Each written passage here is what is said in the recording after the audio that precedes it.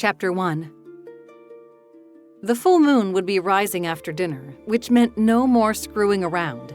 Athena needed out of her prison before anyone confirmed her secret. She'd done well holding tight, not giving in to the anger when they spent hours hosing her down with frigid water. She'd not barked once when they forced her to spend time with cats or someone delivered something to her cell. The sirens they played had tempted her to howl, but she bit her tongue. Pretending to be a normal human being took its toll, but she'd managed thus far. However, Athena couldn't do anything about the blood and tissue samples the various technicians took. At least she could be comforted with the fact that a few weird chromosomes didn't mean shit without proof of what that special twist in her DNA meant. But she wouldn't be able to hide her secret tonight. A week of flirting with her afternoon guard would hopefully pay off. She needed to escape before they trotted her outside and exposed her to moonlight, the one thing she couldn't resist. Simon, the guy on shift, arrived with her meal tray, and Athena offered him a simpering smile as he brought it into her cell. He no longer gave her the daily warning to stand in the far corner.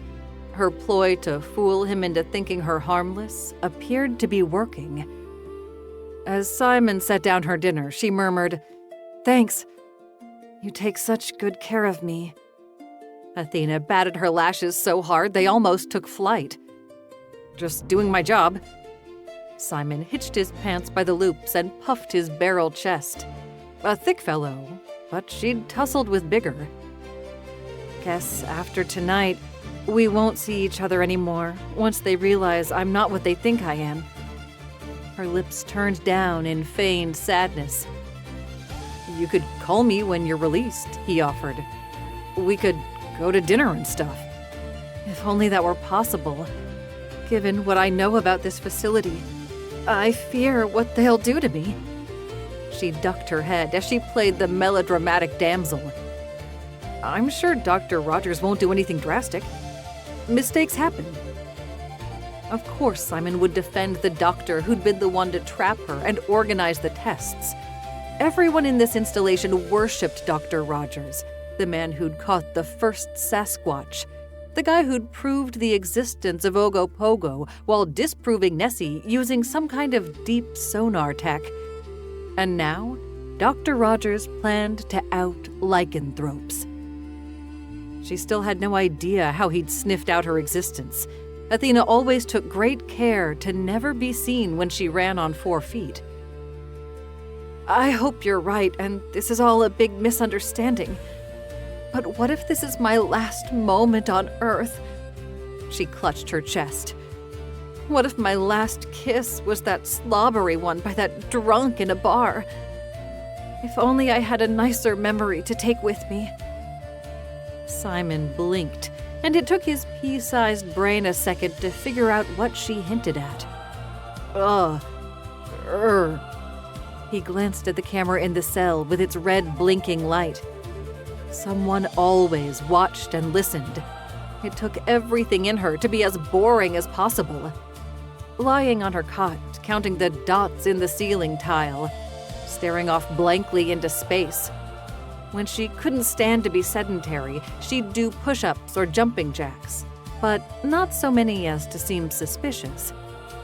They must be wondering by now if they'd assumed wrong, since she'd not once peed in a corner nor wagged her butt in excitement when her dinner came with dessert.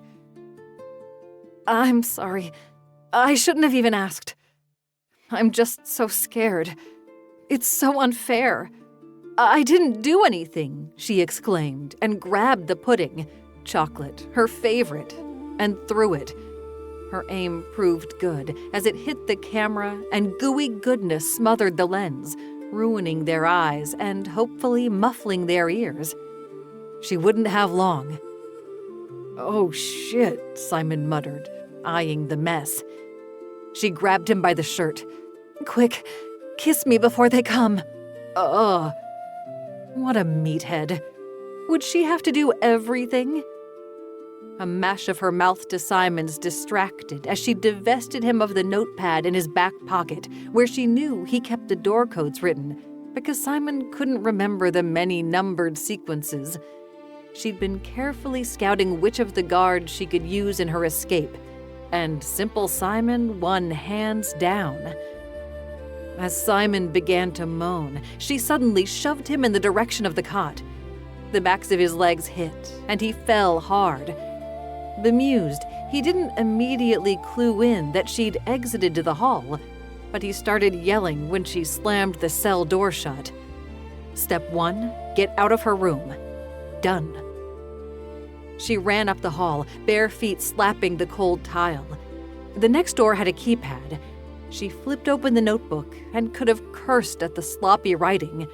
Simon had several entries: Main, pretty girl, ugly dude, hall 1, hall 2, stairs, yard. Which one to use? When hall 1 didn't work, she cursed and quickly punched hall 2. As the door clicked and she yanked it open, an alarm went off. Things were about to get dicey, usually her favorite kind. The next hall held a woman in a lab coat carrying a tablet.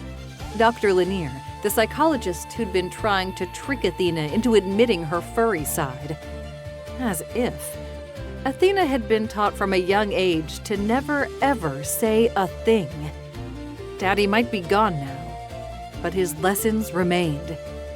"What are you doing out of your cell?" Dr. Lanier squeaked. "Blowing this joint."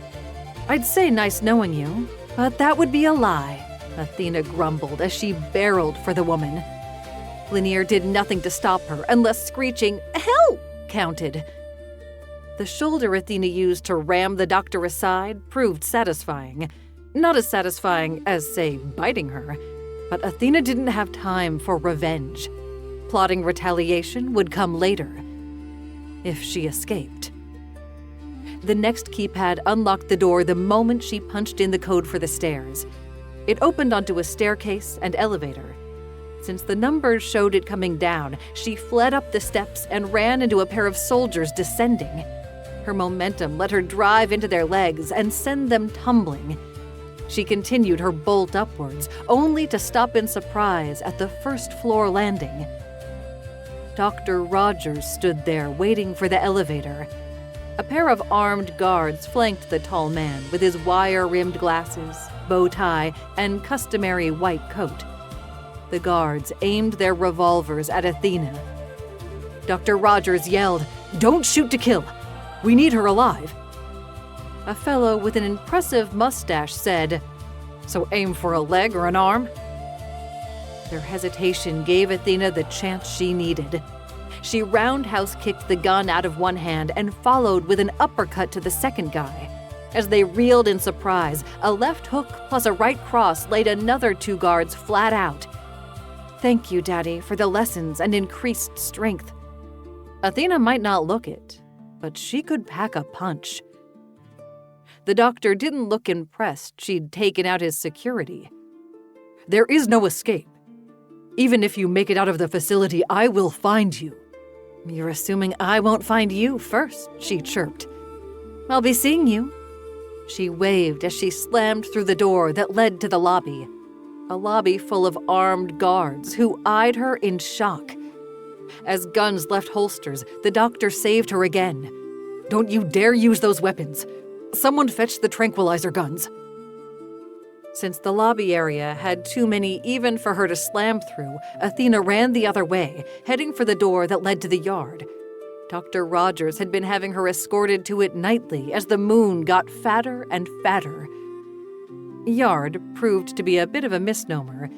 It was a concrete space surrounded by barbed wire fencing. Beyond it, a line of trees thick enough to prevent a casual passerby from spying. Wouldn't the folks in Ottawa be surprised to know the experimental farm wasn't just about testing crops? Their basement level hosted a lab for other things. The fencing with its sharp tines would hurt, but Athena preferred a bit of pain to being incarcerated and outed. However, to give herself the best chance, the shirt came off, and as she ran, she tore the thin fabric of the scrub top to wrap around her hands. The barbed metal still bit her flesh, but she gritted her teeth and climbed, even as she could hear the commotion at her back. Despite expecting to be shot, probably in the ass with her luck, she kept descending. "Shoot the darts," Dr. Rogers screamed. "Quick! She's about to escape!" Indeed she was. Freedom beckoned, but she'd be cutting it close. Blame Simon for arriving later than usual. Twilight would shortly descend, and that meant the pull of the moon was strong as it began to rise in the coming night sky. Athena hit the ground on the other side of the fence with a grunt and a bend of the knees.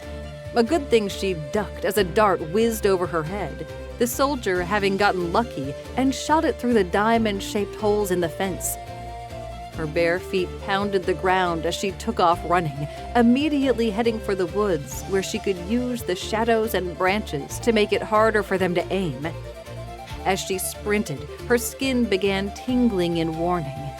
She gritted her teeth against it. Not yet. She needed to be out of sight, not only of human eyes, but electronic ones. As she burst from the tree line, moonlight hit, and she couldn't fight it anymore. No lycanthrope could. The change came quickly, not a magical transition from human to wolf, but also not the violent tearing that Netflix portrayed in Hemlock Grove. More like seconds of joint popping, skin shivering, and senses muffled before she hit the ground on 4 paws. Athena ran faster than the shouting soldiers chasing her. The problem then became where to go. Home was out of the question, as was hitting up her friends or family. She had no money for a motel. So what did that leave? Hours later, she still had no clue, until she saw the jogger being accosted and joined the fight. Chapter 2. Derek browsed his local Reddit for news as he waited for the elevator in his apartment building. Mostly the same old thing. Why are people so rude these days? OMG, rent is outrageous. And then a new one. White wolf sighted along Rideau Canal. And within the last hour, too. He snorted. More likely a large dog or a coyote. Ontario had wolves, but they tended to stay far from big cities like Ottawa. As the bell dinged and the elevator door slid open, he tucked his phone into the armband he wore for jogging. He probably should have taken the stairs down, but the last time, someone had pissed in the stairwell and he'd stepped in it. Those shoes got tossed. It was one thing to piss on his own shoes because he was drunk and lacked aim, and another to slosh around in someone else's urine.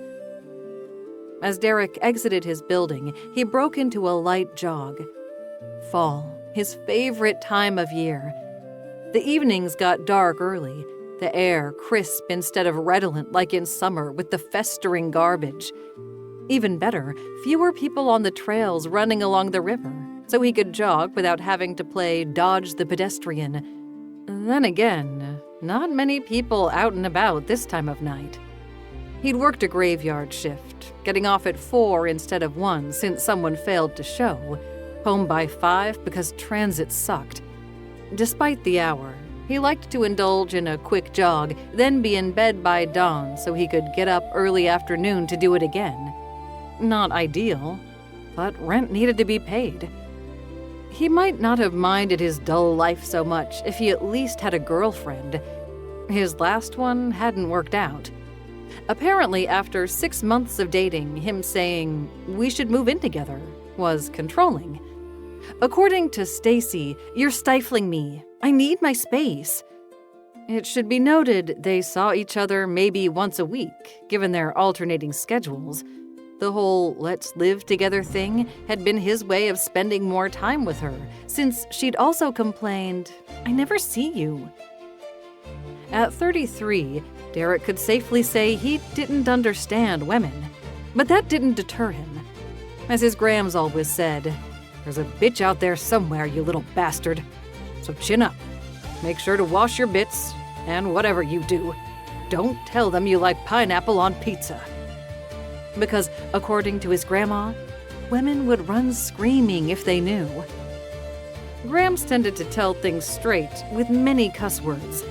It made school concerts growing up entertaining because Grandma had no problem hollering, "Sit your ass down. Some of us want to see something other than your talentless jizz." Also amusing, her ranting as the refs tossed her out of his hockey games for taunting the opposing team. Then there was the grilling of Derek's potential GFs with questions like, "Can you cook? Or is your idea of fine dining opening a can? You going to be true to my grandson? Or am I going to have to take you out to the woodshed for a chat?" His favorite, "So what prepping have you done for the apocalypse?" For some reason, that question sent a few running. Good. Derek didn't need someone who would question his stockpile of water, ramen noodles, and his bug-out bag for when shit hit the fan.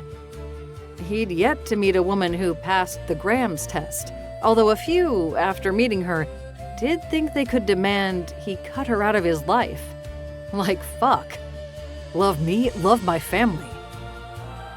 Heavy metal blasted in his AirPods, the heavy beat the perfect accompaniment for the slap of his sneakers on pavement. The lights along the canal lit the path well until a section by a bench overlooking the water. Burnt out or vandalized? Probably the latter. Since the pandemic, crime had gotten worse. Speaking of which, as he entered the dark section, 3 dudes wearing face masks, bulky hoodies, and oozing attitude stepped into his path. Derek slowed his jog and drawled, "Morning, fellas." Because with dawn about to burst, it was no longer night. "Give us your stuff." The skinniest one held out his hand. Derek arched a brow. "I'd rather not. I hate setting up new phones." "Hand it over or else," a second dude ordered, whipping out a switchblade. It led to Derek eyeballing guy number 3. "Let's hear it. Don't let your buddies get all the threatening glory." Guy number 3 apparently didn't have a catchphrase of his own. "Okay, boys, let's get this done." It should be noted, Grams didn't just teach him how to swear more mightily than a trucker, and she could get quite creative when it came to cussing at drivers that should get out of her fucking way. Grams had been in her fair share of bar fights because she did so love her whiskey. But if she mixed it with beer, watch out. To those who might be appalled he'd taken pugilistic lessons from a little old lady, 1, his grandma wasn't little, and 2, she'd never lost a fight. Something Gramps took pride in. Gramps liked to sit back and watch, even wager, and had won more than a few tidy sums that way. "Guess we're doing this the hard way." The guy with the knife took 1 step forward, and Derek almost rolled his eyes. "Dude, did no one ever teach you how to use that thing?" Derek reached out, chopped the wrist, and grabbed the falling blade. "Let's get rid of this before you cut yourself." He pulled back his arm and tossed the flimsy weapon into the flowing water. 3 sets of surprised eyes ogled him before guy number 1 barked, "Get him!" 3 against 1. Looked like he'd be getting a full cardio workout tonight. Sweet. Derek ducked under a clumsy blow and nailed the guy in the diaphragm, bending him over double. He then spun and thumped the dumb one, clocking him in the face and sending him reeling. Number 3 would have turned and run, only a giant white dog stood in their way, growling softly, hackles raised. Must be the wolf they were talking about on Reddit. Derek ignored the pup as he grabbed the men he'd smacked and tossed them into the canal. Let the water wash away their sins, or drown them. Either way, a win for society. Guy number 3 apparently had a knife of his own, and he pulled it out to threaten the big floof. "Out of my way, mutt!" Thief number 3 fainted with his blade, and the big dog looked unimpressed. Derek, however, took exception. "Animal abuse is not cool, dude. Pick on someone human." The guy half turned to snarl, "Fuck off, or I'll stab you too." "Have you learned nothing in the last 2 minutes?" With that, Derek kicked the back of Buddy's knee, and before the guy could recover, chopped the hand with the knife. Plop. The weapon went for a swim and drowned. "What the fuck, man?" whined the dude.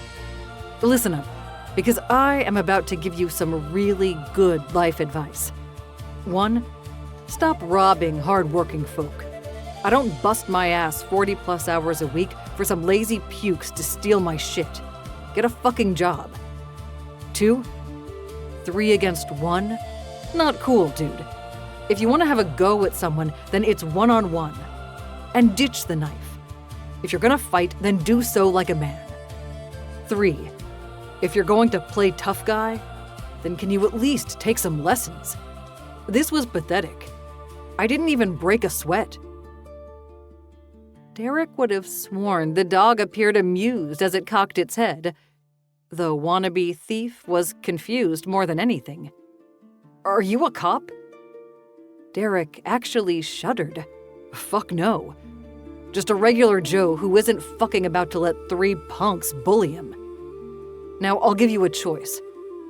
Jump or get tossed." "What?" "Jesus, you're stupid. I blame our public education system." Derek reached over and grabbed the guy, hauling him off his feet before heaving him over the railing to join his friends, who clung to the concrete side of the canal, blubbering about it being cold. He leaned over the rail to give them one final piece of advice. "Don't let me see you again." With that, he turned to the dog. "Hey, puppers. You lost? Hungry?" He didn't see a collar. The dog, a good size, with a fluffy coat of white fur, glanced to the sky, which began to lighten before yipping and running off. Probably had to get home before its owner realized it had gone missing. Derek pressed play on his phone and resumed his jog, only to pause about 100 yards later when a naked woman jumped out from behind a tree. Startled, he just about fell over. He also had to tuck his tongue into his mouth because, holy hot babe.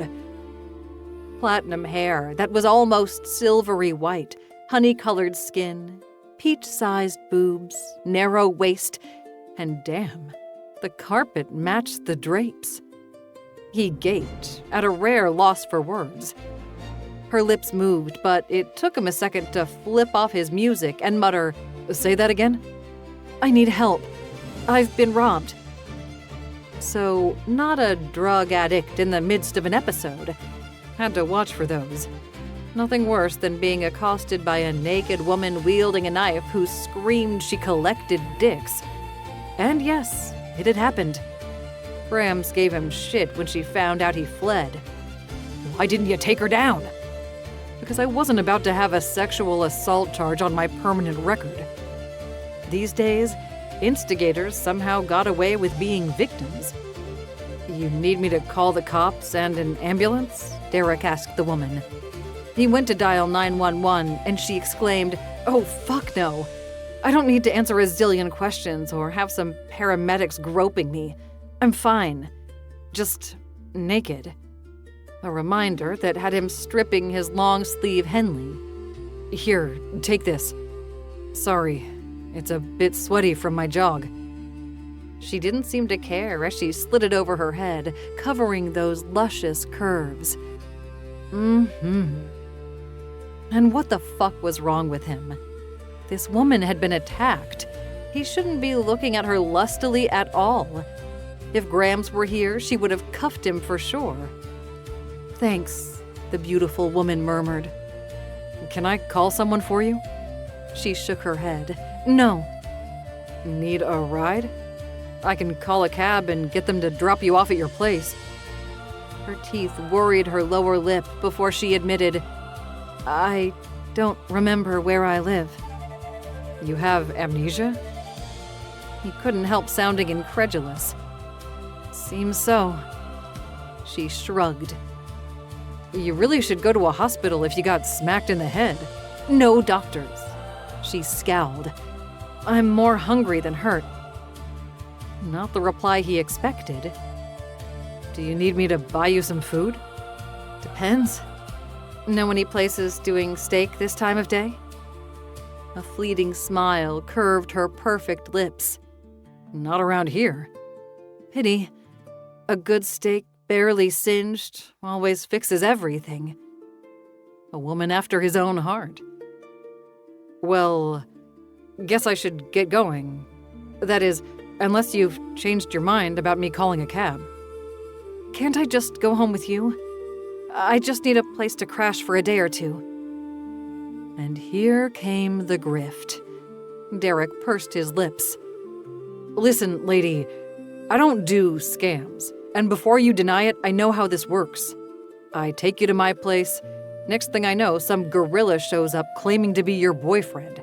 He beats the crap out of me and you rob me blind. Her lips parted. Does that actually happen? Not to me, but I read about it on Reddit. So, that's a no on a place to crash for a few days? Guess you'll have to amnesia scam someone else. She sighed. Bloody hell. As you might have guessed, I don't have amnesia. But I can't go home. It's not safe. Then why not say that in the first place? Derek crossed his arms and gave her a stern look. Because I'm not looking for a hero. Just somewhere to hang while I figure shit out. There are shelters, you know. The second place they'll look, she muttered. What's the first? My apartment? Her answers had him frowning. Who's looking for you? Some bad folks. I need to lie low for a while until I know it's safe. And before you ask, I don't have money for a motel. I can't contact my family or friends. Not if I want to keep them safe. What a fucking clusterfuck. Look at her using Graham's favorite word. While Derek got the impression the naked lady wasn't telling the whole truth, he didn't get a danger vibe from her. On the contrary, he found himself intrigued, and it wasn't as if he couldn't take care of himself. If a goon showed up, he'd show him a lesson about what happened to scum who preyed on good Samaritans. You know what? You can come stay for a few days, but I warn you, I've got only one bed and it's mine. Because his chivalry only went so far.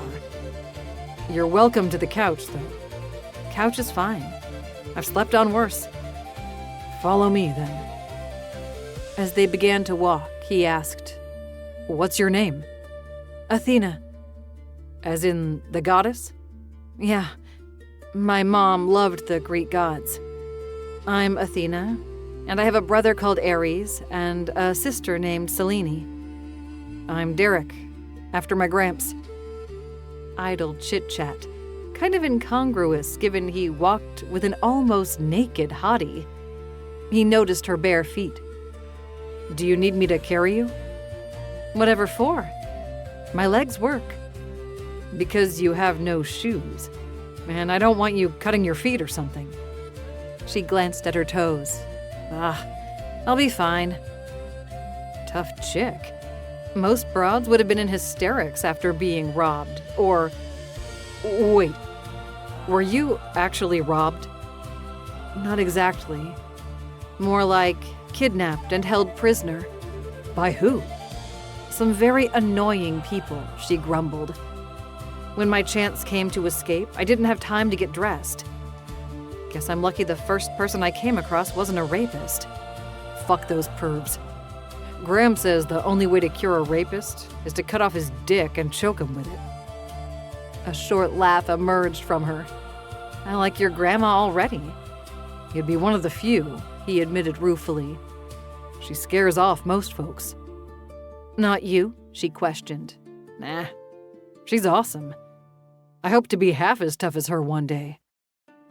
They reached his apartment building, an ugly thing built back in the 70s. Red brick with no character. He unlocked and held open the door for her to enter the vestibule. She angled her head and sniffed before saying, "Is there a building in this city that doesn't have pee in the stairwells?" She could smell it in the lobby. Might be time to ask the superintendent to bleach the stairs again. Yeah, it's getting to be bad in a lot of places. At least the rent isn't horrendous. Oh, don't apologize. Just pointing out a fact. My place had the same problem for a bit. How did you solve it? The pisser had an unfortunate tumble down the stairs and landed face first in it. He couldn't help but laugh. By unfortunate, do you mean pushed? Why, Derek, do I look like the type of girl who would sully her hands? Athena drawled, then winked. He kept chuckling as they entered the elevator. Kind of refreshing to meet someone who doesn't put up with bullshit. Although I gotta wonder, how did you get involved in a bad scene? By not being careful. She leaned against the elevator wall as it rose. And before you ask, I'd never met the folks who snagged me. All I know is, apparently I met some kind of criteria. Given her looks, he could only come to one conclusion. Sex trafficked.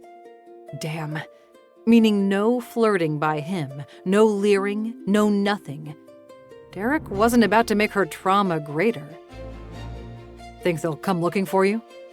Probably. She hesitated before adding, "Don't worry. I'll be gone before they figure out where I am." She kept saying they, as in more than one person. Even if they do show up, I'm not afraid, he quickly stated. More just wondering if I need to be more on guard than usual. You should be fine. It's me they're after. Any way I can help you get them off your back? He offered, because his grandma raised him to be a gentleman who helped people in need. And he hated scum.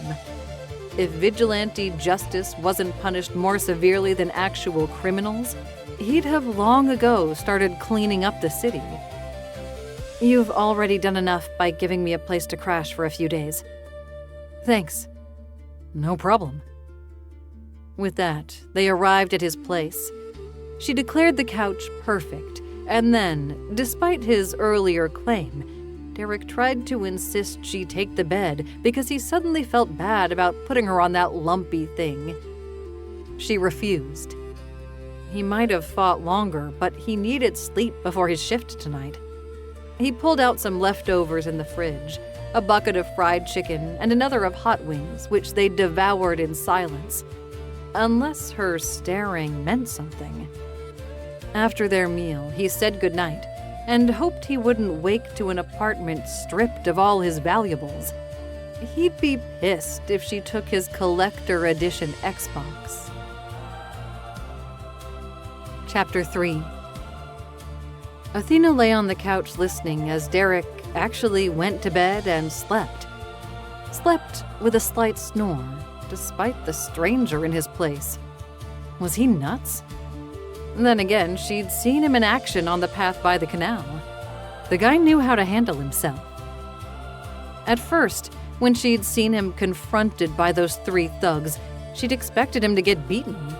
Her plan had been to snag his keys, find out his address by stealing his wallet back from the bullies, along with a shirt, since Dawn wasn't far off, and then head to his place for a few hours of rest while he got handled at the hospital, which these days took upwards of 8 hours, sometimes closer to 24.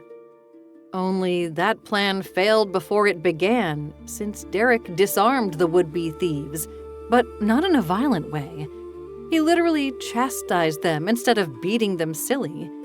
He was much nicer than her. She even tested his nice streak by appearing naked and asking for help. Had he turned into a pig, she would have beaten his ass and kept to her initial plan. But he'd proved to be a gentleman, offering her his shirt, showing caution at her asking to stay, then actually being a nice guy by offering her his bed, and when she said no, a clean t-shirt, boxers, and a blanket with pillow. He'd not once tried to grope her, kept his gaze on her face, and not once made any kind of sexual innuendo. She'd have thought him into men if she'd not seen his expression light up when he'd first seen her. At least now she could stop running and rest for a bit. She'd spent the night racing around the city, muddying any trail she left, hopefully foiling anyone trying to follow. She'd not once thought of popping by her place because Dr. Rogers probably had people watching it the moment she escaped. Asshole. Soon as she could get her hands on a phone, she would need to get in contact with her family, who most likely worried. She tended to talk to them several times a week. That was assuming Rogers hadn't taken them into custody and kept them in a different location, which didn't seem likely given his elaborate lab setup. Good thing they lived about an hour west of the city. It might have kept them safe, at least while Rogers still tried to ascertain her lycanthropy. She couldn't be sure if her wolf was spotted in the escape. In either case, her family needed warning, but she couldn't use Derek's phone. If Rogers already surveilled her family, then he'd trace it the moment she called. She'd have to get a burner phone and run her call through a VPN to make it seem like she was elsewhere. As to how she'd get the money to buy it? Rather than steal from her host, she prepared to offer him a deal when he woke. A yawning Derek emerged from the bedroom at 1 p.m., wearing low-slung track pants, a form-fitting faded tee, and ruffled hair. He waved as he walked by the couch, muttering, "Afternoon." An already awake Athena listened to the news on low. She turned to watch him in the tiny kitchen preparing a coffee. "Good afternoon to you, too." "You slept good?" she asked. "Like a cat." She blinked. "Isn't the expression baby?" "Graham says that's the stupidest thing ever, since they sleep like shit most of the time. Cats, though, they know how to get some shut-eye," he offered with a grin. He held up a mug. "Shot of caffeine?" "Yes, please." He also pulled out a box of cereal and milk, along with 2 bowls, and put them on his small kitchen table. "I gotta go to work around 3. Need anything before I go?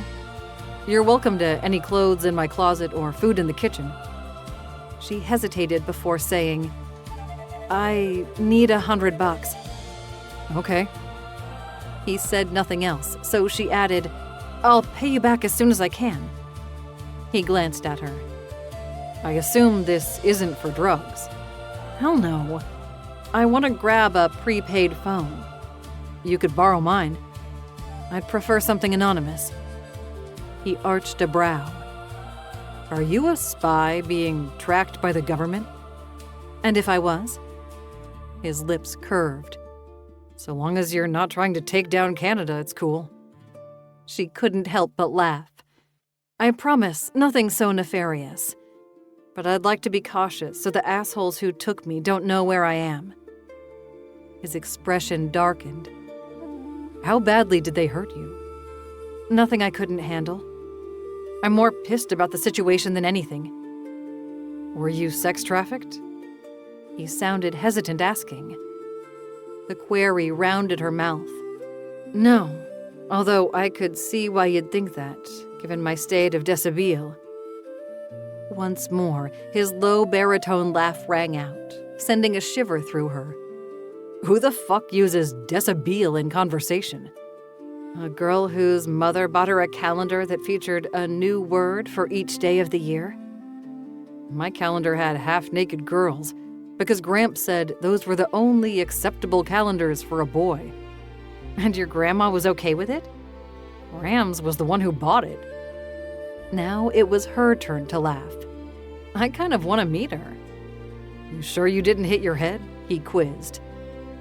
The giggle was so unlike her, and yet this man, he kept surprising her. "My family's a little strange, too." Understatement. Selene, also a wolf, raised rabbits, loved them to death. Literally. She let a few loose each full moon for sport, while selling others to restaurants. Athena's brother Ares had a thing for cheese. made it artisan style from goat's milk. Unlike Cellini, though, his wolf didn't eat the animals he raised. He preferred to go after the coyotes that harassed the family farm. Their mom seemed kind of normal in comparison, given she sold honey and country pies. "Your coffee, milady?" Derek handed her a mug of steaming Java and sat down to eat his cereal. She joined him and studied him over the rim of her mug. "Go on. Ask," he mumbled around a mouthful of honeycomb. "Ask what?" "Whatever question is brewing in your intense stare." "You're being awfully nice, considering you don't know a thing about me." "You were a naked woman asking for help. Only an asshole would have walked away." "Aren't you curious at all about me and my situation?" He eyed her. "Would you tell me the truth if I asked?" "I can't." "Then no point in poking." "How old are you?" she queried. 33. "You?" 29. "I thought you were younger," he replied as he spooned more cereal. "You are single?" She'd seen no sign of a woman at his place, nor smelled any. "Just wondering if I'm going to have someone screaming at me if they come over and find me here. Not seeing anyone, but not by choice. Still waiting for the right chick to come along." "If you call her chick, she might not stay." He leaned back in his chair, which creaked. The mismatched set looked to be on its last legs. "I come from a no-filter family who doesn't do any of this modern woke language shit. Meaning, anyone I do end up with has to be able to handle me using words like fuck, shit, dude, and chick.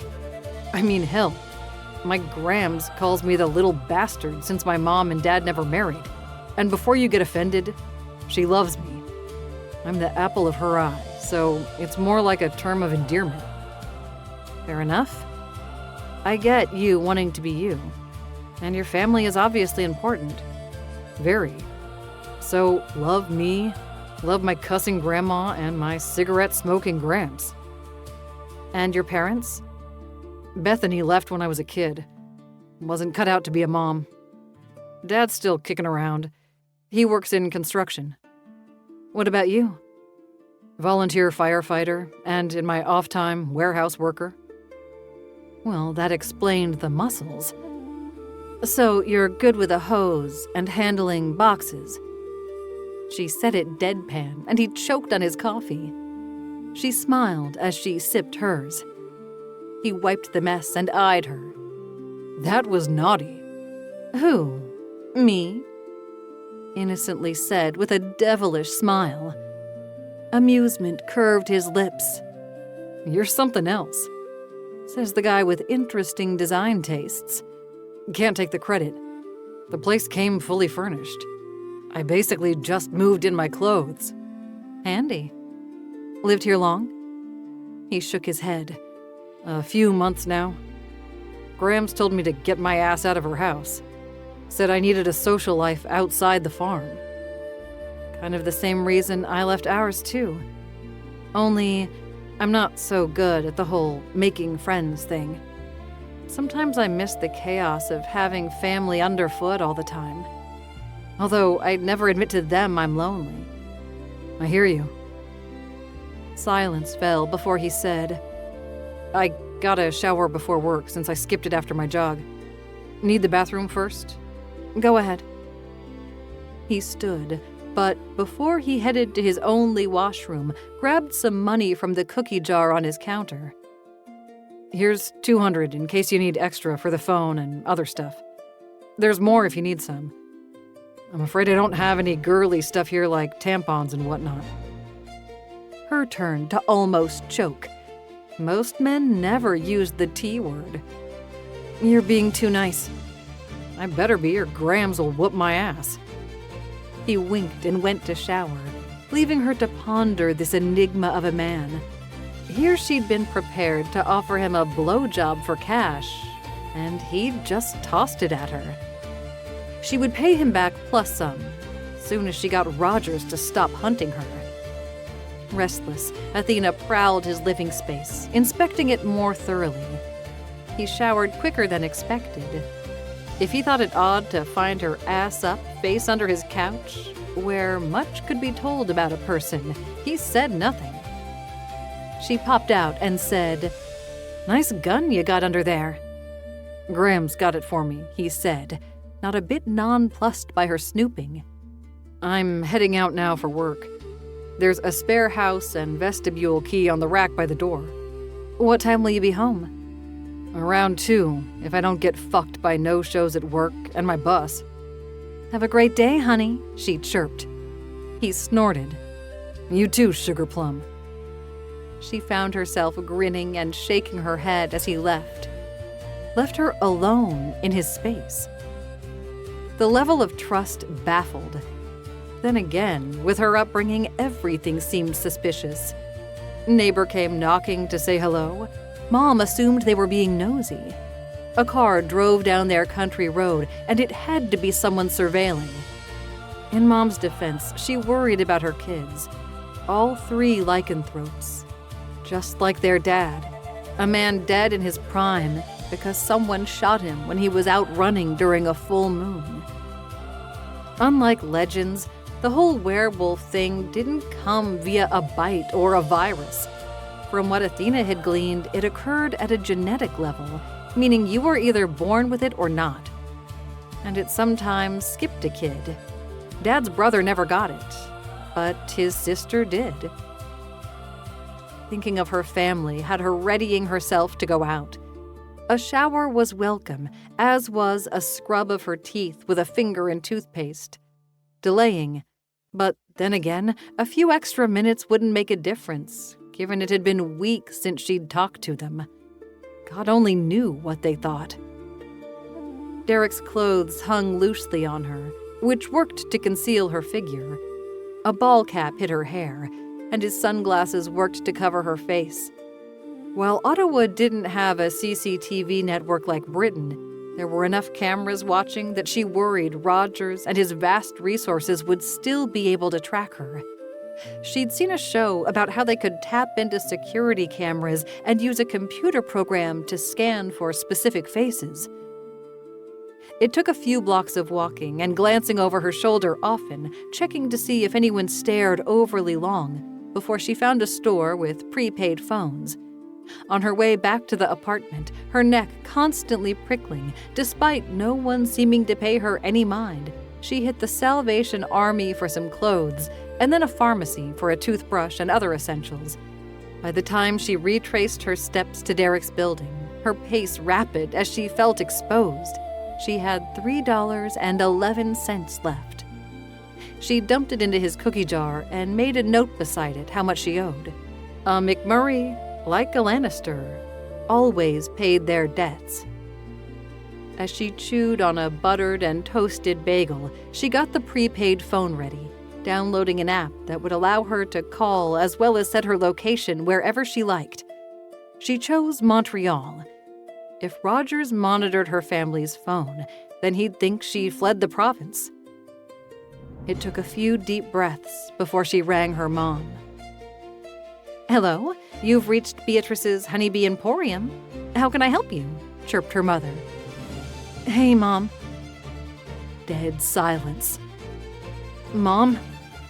"Oh my God," Mom wailed. "I thought you were dead." "I'm not, but I might be deaf," Athena muttered, holding the burner phone away from her head. "Where have you been? Why haven't you called?" Mom kept screeching. "I kind of got kidnapped by an evil doctor who was convinced something was wrong with me." A roundabout, but also to the point way of telling what happened.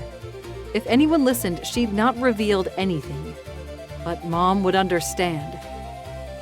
A deep silence ended when her mom whispered, "Shit." For a woman who never swore, it just went to show how hard the news hit. "Are Selene and Aries okay?" Athena closed her eyes as she waited for a reply. "Yes, but Aries says someone's been watching our place the last couple of weeks." The blood in Athena's veins turned cold. Please tell me they've been careful. Both her siblings loved to shift and run in the moonlight. They've barely left the house since you went missing. It was all I could do to keep them here instead of heading into the city to hunt you down. Good thing Barbara June told us you were okay. Barbara June, their closest neighbor and a bit of a psychic. She made money reading people's futures and was one of the few who knew their secret. Knew because the spirits told her. Where are you now? Is it safe? I'm okay for now. I'm staying with a friend. When are you coming home? She closed her eyes and sighed. I don't know. Left unsaid, it would be too dangerous. I miss you, baby girl. Miss you too, Mom. Her throat tightened. She had to protect her family, especially now. With Rogers having lost Athena, would he go after them next?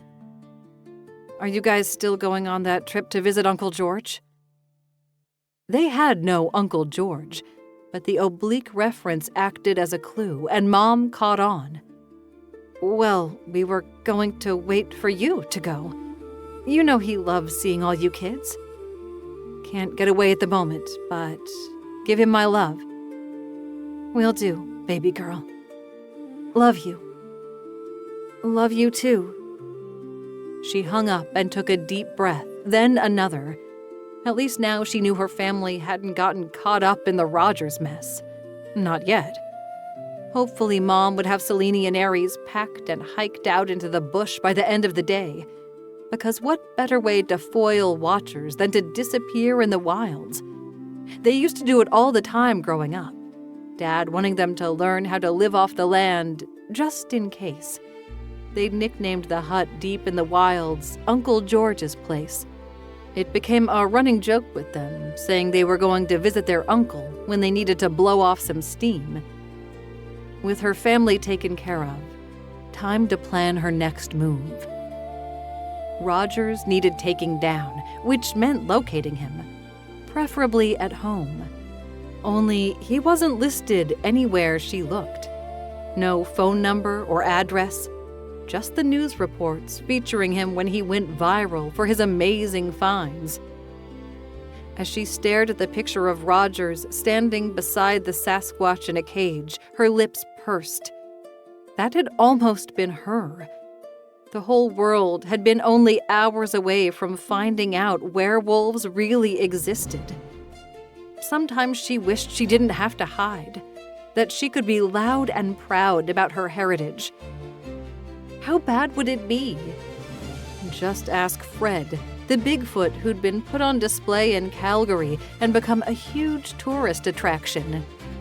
He'd lost weight and hair since his captivity. Poor guy. At least the Ogopogo got to stay in its lake, albeit under guard. Athena would die if they ever served her up like a circus freak. She had to make sure that never happened, even if she had to kill her first human to do so. Chapter 4. Derek hated his job. Monotonous, repetitive, and long. So very long. He kept eyeballing the huge clock over the exit. He didn't usually pay it much mind, but thoughts of Athena kept intruding. Had she left his place? Would he see her again? Would his stuff be there? Had she used his shower? Touched her body with his soap? By the time 1 a.m. hit and he could clock out, he'd convinced himself she'd be gone, most likely with his cash stash. He probably should have been more discreet, but honestly, if she fled with it, then so be it. He kept the bulk of his savings in random spots, a chunk in the bank, more inside his mattress, a few wads tucked in the eaves of his old treehouse. Derek believed in being prepared. The jar held only his fun money. He snoozed on the bus ride home. At his stop, he hit the pizza place that stayed open late, picking up an extra large loaded with meat. He'd skip the jog tonight in favor of push-ups and squats. Maybe watch the highlights of the hockey game. To his surprise, Athena sat on his couch, wearing a soft pink sweater, his boxers, and a smile. "Do I smell pizza?" "Yeah. Meat lovers. Hope that's okay." "Oh, hell yeah." She vaulted off his sofa like a gymnast. "Glad to hear it. So many folks going vegan these days. I tried it, but didn't even last a week." He'd never been so damned hungry. Fucking tofu and veggies and fruits and nuts just weren't a meal to his carnivore brain. "Fuck the rabbit food. Give me meat," she declared, holding up a slice. He'd love to give her his meat. He chewed, lest those words come out of his mouth. As they ate, he asked her about her day. "So, did you have to escape any bad guys?" She snorted. "Nope. Just dealt with my mom, did a bit of shopping, and then proceeded to suck searching stuff up on the internet." His turn to make a noise. "That was your first mistake. Everyone knows the regular net only shows you what the government wants you to see." A pizza slice hovered in the air in front of her mouth. "Hold on. Are you a conspiracy theorist?" "I'm sure some would call me that. I prefer the term well-informed." He shrugged. "I don't take shit at face value. I like to hear both sides before I make an informed opinion." "Fair enough. So, how do you get your news?" "Dark web," he stated before taking a bite of his pizza. "Wait, that's a real thing?" Her eyes widened. "Why would you think it wasn't?" "Because I assumed it was like a thing they invented for movies." She waved a hand. "You know, like for John Wick and the Marvels and stuff." "It's real." "And you can access it?" she asked, leaning forward, the V of her sweater gaping.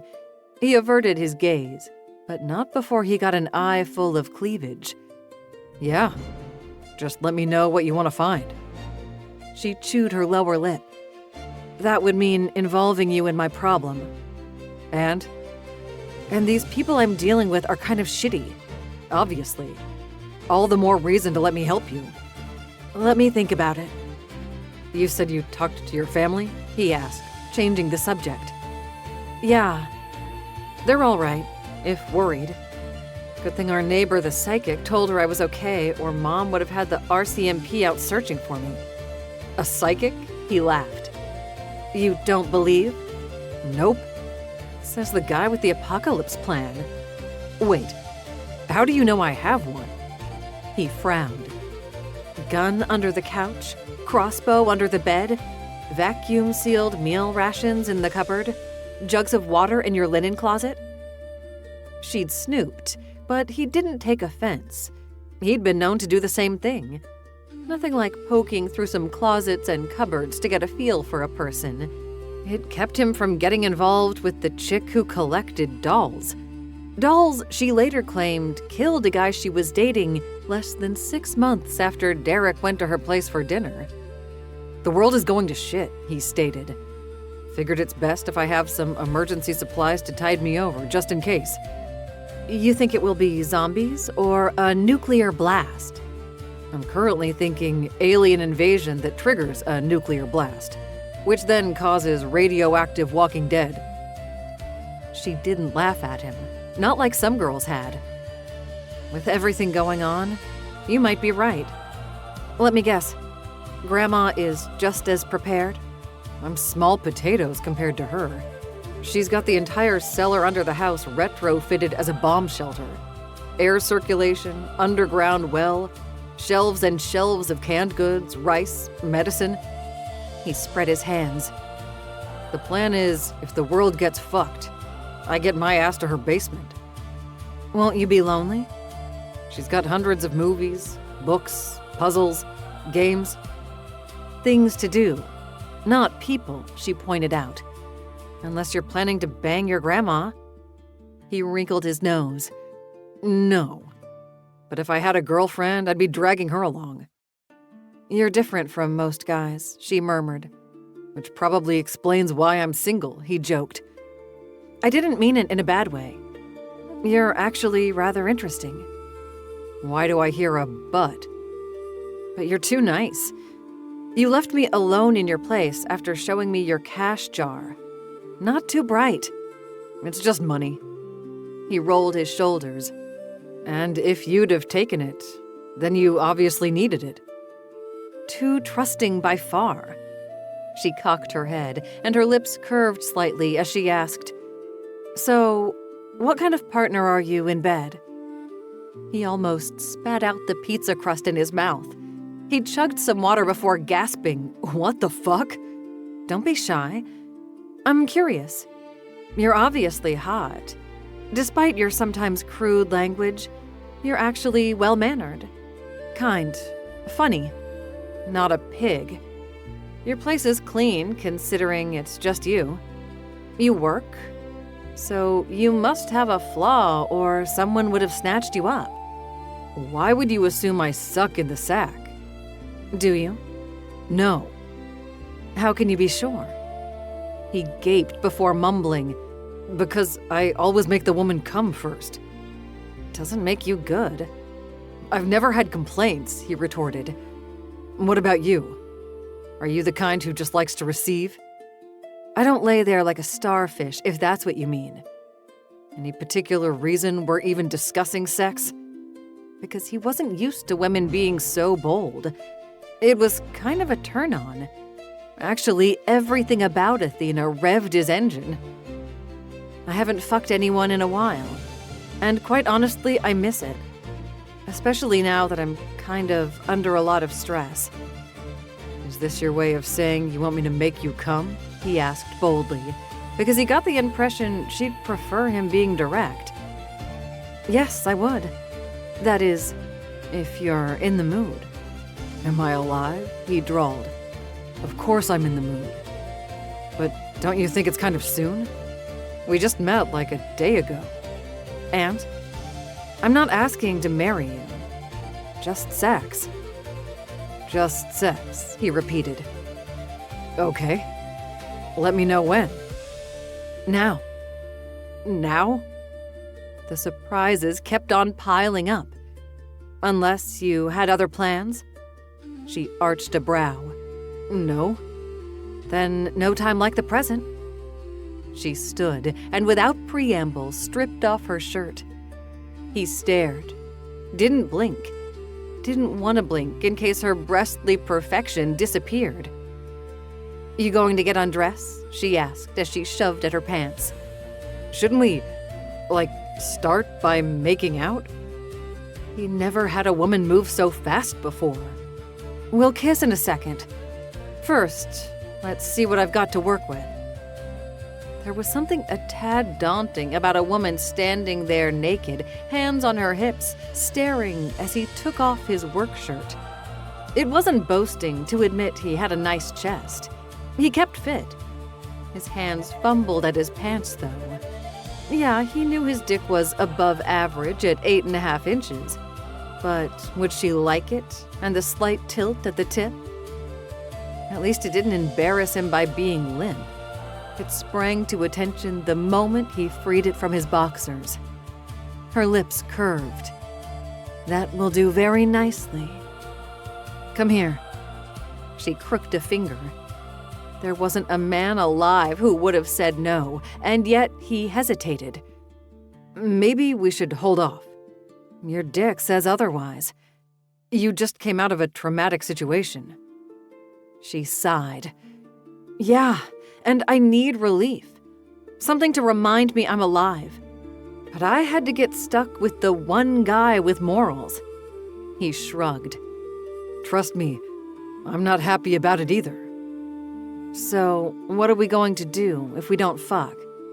"Hang out?" "If we must," she stated dramatically. He grinned as he dressed himself. He wanted to slap himself silly when she hid those gorgeous boobs, but at the same time, he wasn't one to take advantage. She pursed her lips. "You know what? If you're not going to make me sing hallelujah, then maybe you can show off your dark web skills." "My pleasure. But it does mean you'll have to tell me a bit more about what happened and what we're looking for." "More like who?" She paced his living room as he got out his laptop and set it up to crawl beyond the regular internet. Not something most knew how to do, but Derek had always had a curious nature. Combine that with his grandparents muttering about the evil government, and he had a need to look beyond what the media liked to say. "Where do you want me to start?" She sat on the couch beside him, legs tucked up. "The man I need to find is named Dr. Montgomery Rogers." His fingers paused over the keyboard. "Wait, the Dr. Rogers? The guy who debunks myths?" "Yeah." "He kidnapped you?" His voice went a little high-pitched with incredulity. "He did." "But why?" he blurted out, because it made no sense. Athena obviously wasn't a monster. "Because the silly bastard seemed to think I was something I'm not." She laughed. "Like what? An elf?" The first thing that came to mind, because she had an ethereal beauty about her. "Something like that," she murmured. She tilted her head and swept her hair. "No pointy ears, in case you were wondering." "What exactly do you want to know about the doctor? Most of his work is public knowledge." "Not really." She paused before adding, "He has a lab under one of the buildings at the experimental farm." "Like fuck. Seriously?" She nodded. "It's where I escaped from." Jesus fucking Christ. That's insane.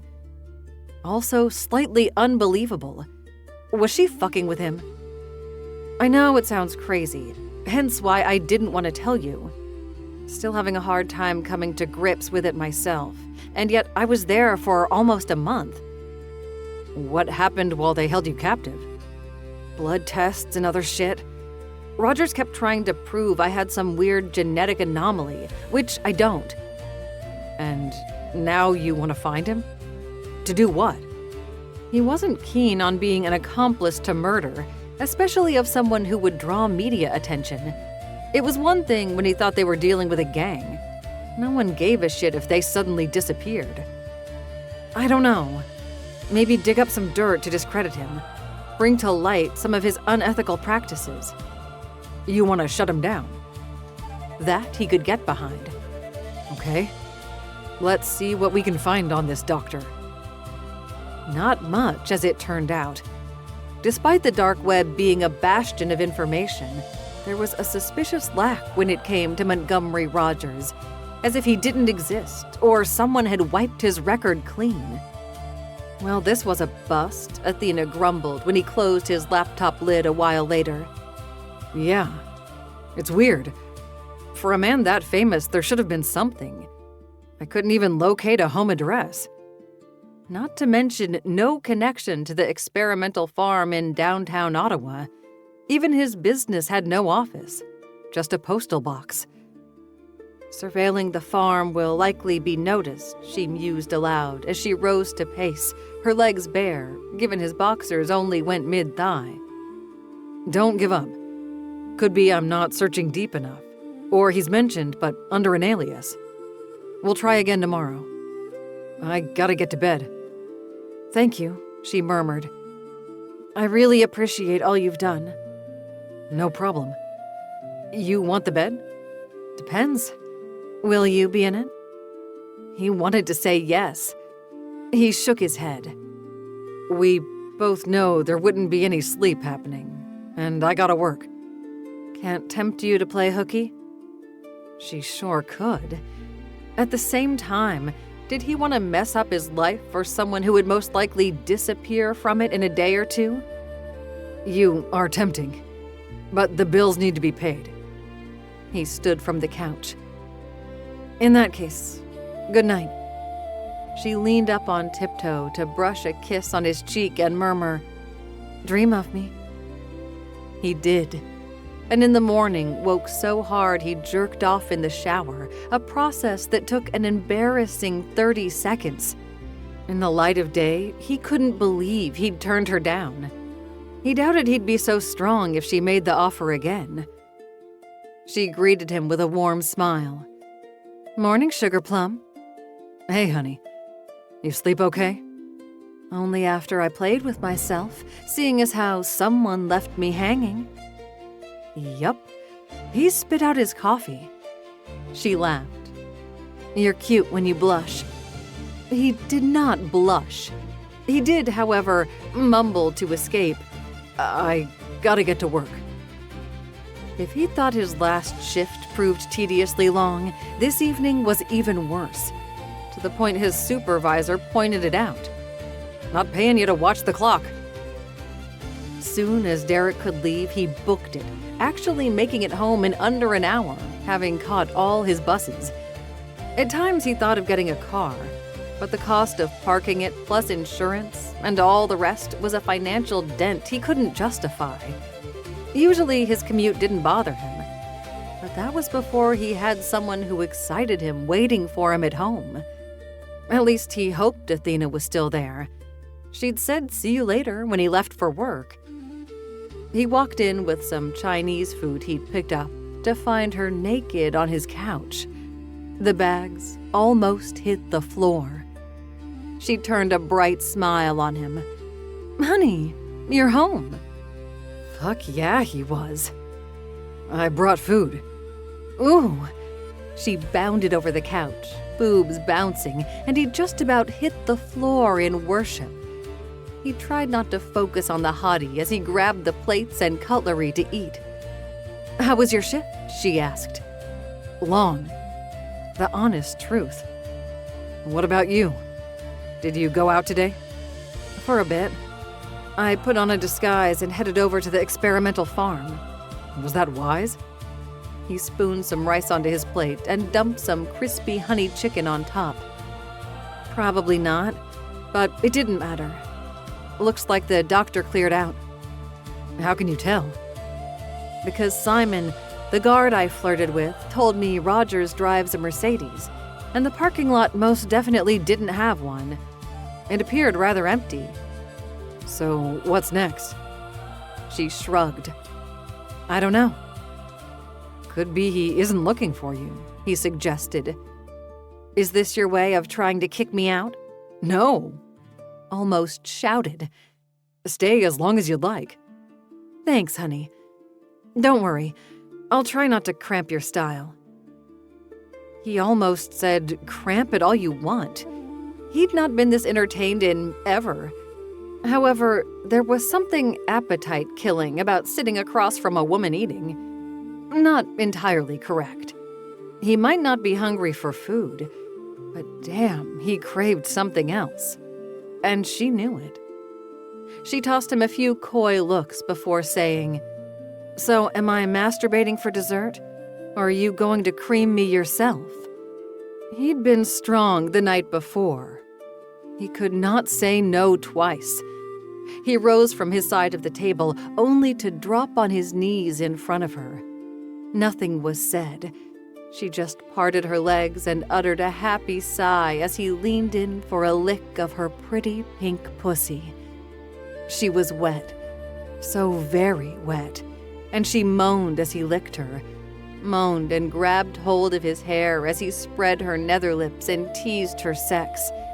He slid his hands under her ass, dragging her partially off the chair, changing the angle of her hips so he could thoroughly devour, tasting her, teasing her. He flicked her clit with his tongue and was rewarded with a shudder. He sucked her button while he thrust a finger into her. She growled, "Give me another." 2 fingers thrust in and out as he plied her clit with attention. Her hands tugged at his hair. Her hips rolled and pushed against his mouth. The heels of her feet drummed his back. Her channel tightened around his fingers, and her breathing emerged short and ragged. When she came, her pussy clenching and pulsing around his fingers, she wasn't quiet about it. She yelled, "Oh, fuck yeah!" and he just about came in his pants. Her eyes opened, and she gazed at him before purring. Now that was what I call epic oral. "Your turn next. Drop those pants, honey." He couldn't stand and unbuckle his belt fast enough. Just as her knees hit the floor and her hand gripped his straining dick, her head cocked as if she listened. He heard nothing, but she whispered, "I think we have company." Not for long, because his tight and very blue balls would kill them for interrupting. Chapter 5. A quite tingly and happy Athena was also annoyed. After getting the most epic oral, she'd been excited to return the favor. But noises in the hall distracted, especially since they seemed out of place at 3 a.m. Poor Derek looked frustrated as he grumbled, "I don't hear anything." Ah yes, his human ears wouldn't. Trust me when I say there's at least 2 people in the hall. He didn't take her word for it and went to the apartment door to peek. He glanced at her and whispered, "Someone's put something over my peephole." That someone probably listened too. Rogers? Seemed most likely and unlikely all at once. No way could he have detected her already. Athena dressed fast and padded to the door just as Derek yanked it open and barked, "What the fuck are you doing?" Lo and behold, it was 2 of the thugs from the other night, still wearing their masks, but she recognized their scent. And they'd come with a gun. Not that Derek cared. "I fucking warned you, Pukes, what would happen if I saw you again. We don't want you. Give us the girl." "Nope." Derek blocked the doorway and crossed his arms. "Are you blind?" said the smaller one. "We've got a gun." "And no brains, apparently," drawled her new lover. "You either hand her over or I'll shoot." The thicker fellow's hand had a slight tremble to it. "Go ahead. And don't miss, because this time I won't be tossing you into a river," Derek snapped. "It's a long fall from the balcony." Sweet, gentle, and kind, unless you messed with him. Was there anything about this guy to hate? "Just give us the girl and we won't put a hole in you," said the big guy. "Yeah, no deal," Derek stated as he lunged. He grabbed the gun of the thicker fellow and yanked it free, which left him one-handed as the guy attacked. The other, knife in hand, wavered, probably not sure where to stab. Athena slipped out and said, "Looking for me?" When the little guy turned his mask toward her, she punched him in the nose. When he didn't go down, she kneed him in the balls, and when he hunched over, she grabbed him by the head and gave him a knee to the face. He hit the floor just as Derek knocked out the other guy. They eyed each other in the hall before both saying, "We should move them." She giggled. "Jinx, let's get them inside before your neighbors wake up and wonder what the hell." He didn't ask why bring them in instead of tossing them out or calling the cops. She grabbed hold of the little guy and dragged him into the apartment while Derek handled the other. Once in the apartment, she pursed her lips. "How long do you think they'll stay knocked out?" "Might not be long, so let's get them secured." Derek pulled some duct tape from a kitchen drawer. They each heaved their respective thug into a kitchen chair and wound the thick, sticky fiber around them. Once done, they stood back and eyed them. "So, that's kind of fucked they came looking for you," Derek murmured. "Apparently. Any idea why?" "I can take a few guesses." "Think they'll tell us who sent them?" "With the right incentive, they might." "I ain't bribing them," he warned. She snickered. "As if I'd want to reward them for being thugs." "Nice jab, by the way. Pretty sure I heard his nose crunch." "My dad wanted us to know how to defend ourselves." Her dad would have liked Derek. They both believed in being prepared for the future. "Remind me not to piss you off." He cupped his balls. "Don't eat off my plate. Always give me the bigger steak, and keep using that tongue like you just did, and we'll get along fine, honey." He laughed. "Deal, Sugar Plum." In the midst of a messed up situation, here they were, both smiling like loons. "I'm going to wake up the big one," Derek stated. "How?" she asked. "Don't tell me you have smelling salts." As if I'd waste any. Salt will be valuable if the world ends. She didn't correct him on the difference in those salts. His apocalypse reply was cute. He headed for the kitchen and ran the water before coming back with a bowl that he dumped on the head of the thick thug. The mask soaked up much of it, making the fabric hard to breathe through. The thug woke, choking and gasping. Only then did Derek pull off the mask. The guy was young, maybe early 20s, with pockmarked skin, a tattoo of a cross over his left eye, and a bad attitude. "Fucker," sputtered Tattoo. "Says the guy who threatened me and my girl." Derek crouched and said softly, "I warned you to choose another path. We weren't coming after you, just the woman." "Why?" "None of your smack." Derek casually smoked the guy before calmly asking again, "Why the fuck are you after my girl?" She kind of liked the "my" part of that statement. A sulking thug replied, "Because of the reward." "What reward?" Her sharp query. The guy's gaze slewed to her, and he licked his lips. "The one posted to the message board." Her brow creased. "What message board?" The guy clammed up, but Derek had a reply. "Judging by his tattoos, he's part of a gang. There's several of them now in town. I assume by message board, he means something on the dark web." "People post those kinds of things?" Derek nodded. "It's quite common, actually." He eyed the thug. "What else did this post say?"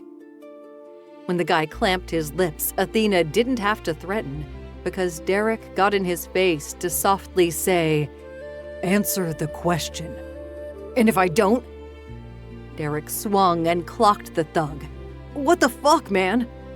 "Here's the deal," Derek stated. "You came to my place looking to cause trouble. Kinda dumb. Especially since I warned you the last time that I never wanted to see your face again.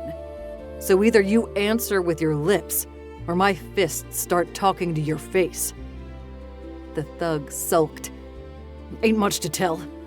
Someone offered $5,000 for the woman. Posting had her face. Said she might be using the name Athena." "Shit," she muttered. Derek glanced at her. "I take it this was a move by your previous acquaintances." "Most likely. $5,000, though? Kind of insulting." His lips curved. "Agreed." His expression hardened as he turned to Tattoo. "Who posted it?" "Dunno." "Well, you must know something. Else, how are you supposed to collect?" "The poster said if we found her to bring her to Bottoms Up and ask for Kyle." "What's Bottoms Up?" she asked. "A bar," Derek muttered. "A seedy one at that." "Who did you tell I was staying here?" she questioned, wondering if they were already too late to flee. "No one," blustered Tattoo. "I wasn't sharing the prize. Just me and Ralph knew you was staying here." "How did you know?" Derek snapped. "Because we happened to see her out shopping and was following. But then she went into this building, and we didn't know what apartment. So we waited, and then we seen you." A comment directed at Derek. "And when you went inside, there was only one window that had light." "And you used your pea-sized brain to figure it out," she murmured. She felt dumb, spotted by idiots, and she'd not even noticed. She'd assumed her sensation of being watched was due to paranoia. Derek had more questions. "Why did you assume she was with me?" "Just a lucky guess." Tattoo tried to shrug, but the tape held him firm. The smaller fellow woke and began thrashing and moaning. "Oh my God, my face! She broke my face!" "I'll rip out your tongue next if you don't shut it," Derek growled. Sexy. He removed Ralph's mask to show a kid barely out of his teens, also sporting the same tattoo over his eye. Derek shook his head. "Fucking idiots. Wasting your life and potential on cheap scores. $5,000 is big bucks," argued Ralph. "How much is your life worth?" Athena's sweet reply. Because here's the problem, boys. Now that you've seen me, I can't exactly let you go tattle. Their mouths rounded. We wouldn't tell, Tattoo hastened to state. Like I'm gonna believe you. Derek paced. Where can we deposit their bodies? Canal won't spit them up for a few days or weeks, but carrying them that far will be a pain. We could dump them in the sewer, she suggested. Keep them bound and the rats can have at them. She was only half serious, but curious where Derek went with this. She'd not gotten the impression he was a killer when he'd last confronted the thugs. The sewer is a good idea, but we'll have to tape their mouths shut, lest they whine too loudly and get discovered with all their parts intact. Dumpster fires are becoming more common, she stated. Give them a joint or some smokes, and the cops will assume they fell asleep with one lid. That's actually a good plan. But we'd have to remove the tape. Derek rubbed his chin. Easy enough to knock them out so they stay put while they burn. The thug's eyes couldn't get any bigger or their fear stink any worse. We won't tell, blubbered Ralph. Promise. As if I'll believe a word out of your mouth, Derek snapped. Swear on my mama's life, sobbed the kid. And on my 3 babies, added Tattoo. Jesus, you're a father? Derek didn't hide his disgust. Nice example you're setting. We'll leave you alone, we swear. The kid sounded sincere. Would Derek actually kill them? Athena was tempted. These two were part of the problem Ottawa had with crime these days. Entitled, lazy assholes who thought they could take from those who worked hard. What do you think, Sugar Plum? Derek asked her. I don't know, honey. The world might be better off without them. Please, sniveled Ralph. I didn't even want to come. Horace made me do it. Did not? Horace exclaimed. Fuck you, you did. You knew I wanted to go straight. And when I said no, you said you'd tell Bethany I had crabs if I didn't. As they argued, Athena sidled closer to Derek to murmur, Sorry I brought trouble to your doorstep. Don't you apologize. I will, because this is my fault. I'll help you deal with these idiots, then be on my way. He whirled to glare. No, you won't. We're sticking together. Why? He gave her a lopsided smile. Because I do believe you're the chick I've been waiting for my whole life. Well, damn. Instant panty wetter. You barely know me, she reminded. Graham's always said your first impression of a person is usually right. Our first meeting, you thought I was scamming you. Nah. My first thought was hubba hubba. She snorted. And now? Hubba hubba. Holy shit, this chick is awesome. She shook her head. Definitely dropped on your noggin as a kid. Only a few times. Daddy says I was slipperier than a fat bass that doesn't want to be eaten. She almost laughed and had to bite her lip. Sudden silence had them both turning to eye the thugs who stared at them. Please don't kill me. I want to do better, whispered Ralph. It's not me you've got to convince, Derek drawled. So, Sugar Plum, what's the verdict? Kill them or set them free? We can always kill them later, she suggested. We're kind of tapped for time right now. I don't know. The chunky one looks like he's got loose lips. No, I don't. Horace pinched them tight. We've got to go if we're going to catch our flight, Derek stated. I say we grab their wallets, take a pic of their IDs so we have their address. Then if they blab, we'll know where to find them. Derek rummaged in their pockets and took images of their health cards and licenses. Only then did he grab a knife, which had Ralph hyperventilating, even though Derek simply sliced through tape. He stepped back and barked, "Get! And don't look back, because if I ever see your faces again, I won't be so nice." The thugs fled, and Athena sighed. I'm really sorry about this. Why? This is the most interesting thing that's happened to me since Grandma sent me some homemade brownies. Must be good brownies. Not really, but the shrooms she adds to them give quite the trip. Her mouth rounded before she laughed. And laughed. Then kissed him because, damn, she might be falling in love. Alas, the kiss went nowhere as Derek set her apart and sternly stated, "No distracting me. We've got to get moving." "Why? You think they'll rat us out?" "Maybe. But I'm more concerned about the fact whoever is looking for you put out a reward. Who knows how many folks have seen you? If Dumb and Dumber can track you down, then I'm worried someone with a little more smarts might too." "Where can we go?" His eyes danced with mirth as he said, "Wanna meet my Grams?" Chapter 6. Derek didn't have a car, nor did he want to waste the funds renting one.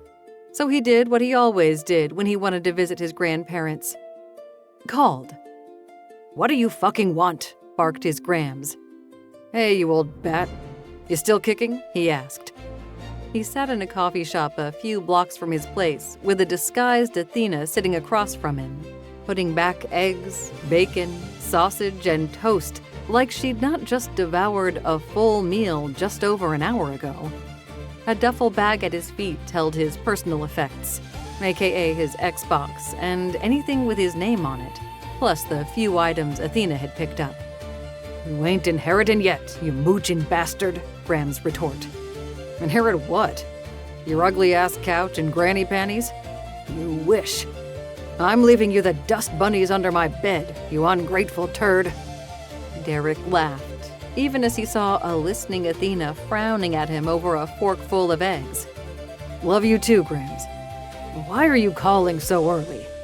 You finally break a few laws and need us to bail you out of the clink?" "Alas, I'm still a good boy. However, I do need a place to crash for a few." "You in trouble?" Grandma asked. "Not exactly, but the friend I'm helping is. She'll be with me." A pause. "I don't like strangers." "Are you sure you won't make an exception for my girlfriend?" he stated, despite it not being exactly true. He could have told Grams the truth. "Hey, I met this chick who's really hot and has some bad shits after her."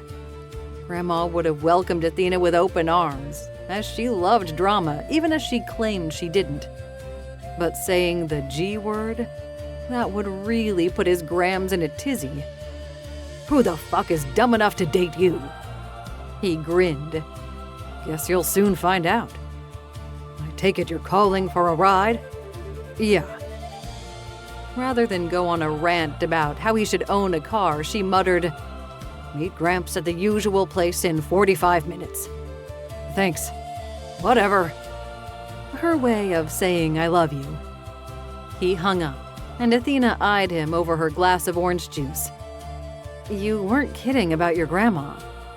"You heard? Kind of hard not to. What was it like growing up being called a bastard?" "No worse than the kid being called Champ or Pumpkin. I always knew she loved me. And words are just that. It's the intent that counts." "Sticks and stones," she murmured in reply. "Exactly. So keep that in mind when she decides on your nickname." Her brow arched. "You mean I'll get one of my own?" "Oh, hell yeah." "What did she call your last girlfriend?" "Nothing, since she never met her. The last one I brought around was like 5 years ago. Cindy Brown. Grandma took one look at her and called her the Harpy on account Cindy had a thing for telling me and others what to do." "I'm surprised you'd date someone like that, since you seem to have a mind of your own." "In my defense, she had a great rack."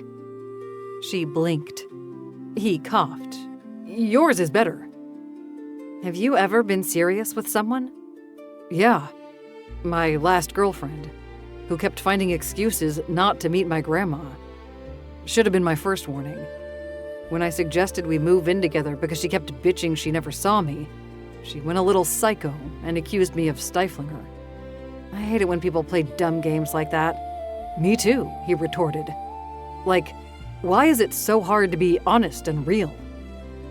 You're an interesting man, she lightly stated, says the queen of mystery. Come on, we've got a bit of a walk to meet Gramps. Why doesn't he grab you at your place? She asked as he dropped cash on the table and they left the diner, the duffel bag slung on his back. Because I'm technically not supposed to be living there. I'm subletting from a guy who's out of the country, but not via legal channels. He needs an address to make it seem like he's there, but didn't want to leave the place vacant. So I rent it for cheap and have all my mail sent to my grandparents' place. That doesn't explain why you get picked up away from your building. Because Grandma is convinced the feds are watching them and doesn't want to lead them to my apartment. And why are the feds watching her? Because of the pot and shrooms she grows. Pot is legal now. Now, yes, but it didn't used to be. And old habits die hard. He glanced at her, and to his surprise, she didn't laugh or act shocked. Most women took issue with the family business. A business he wasn't involved in, but still. Folks heard the words marijuana crop and got weird. I'm assuming with the pot and fed thing, your grandma's got security at her place? Yep. Cameras, dogs, traps. Traps? Yeah. I wouldn't recommend wandering through the woods alone.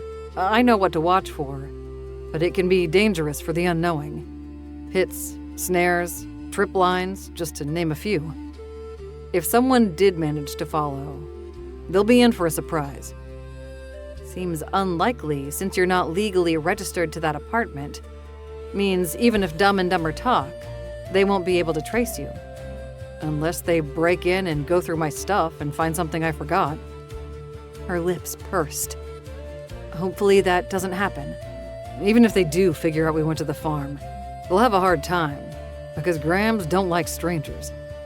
Maybe I shouldn't go. I wouldn't want to bring trouble to them. He snorted. Don't say that to Grams. She'd be insulted. We should warn her, though. I was planning to. She's always looking for a reason to buy more guns. She blinked. How many does she own? Let's just say she could outfit a militia. Athena shook her head. I feel like I'm in the Twilight Zone. I promise, she and Gramps are good people, despite some of their beliefs. Oh, I believe you. My family is different than most as well. We just don't collect weapons or set booby traps. Her lips twitched. Although, I'll bet Aries would be interested. Older or younger brother? He asked. Middle child. Selene is the baby. Must have been cool having siblings growing up. Sometimes. Other times we were screaming and yelling and fighting. Dad used to let us go at it. But Mom had this thing about us talking it out, hugging, and apologizing. Which was better? He asked. Honestly, when Aries tore the head off my favorite Barbie, I took great pleasure in hiding his video games and making him beg for their return. I sometimes wished I had siblings growing up. But when Mom left, Dad wasn't interested in dating. Still isn't. My mother broke him. And my mom never recovered from my father dying. She paused before adding, I think the hardest part was his death was preventable. He was shot while hiking in the forest.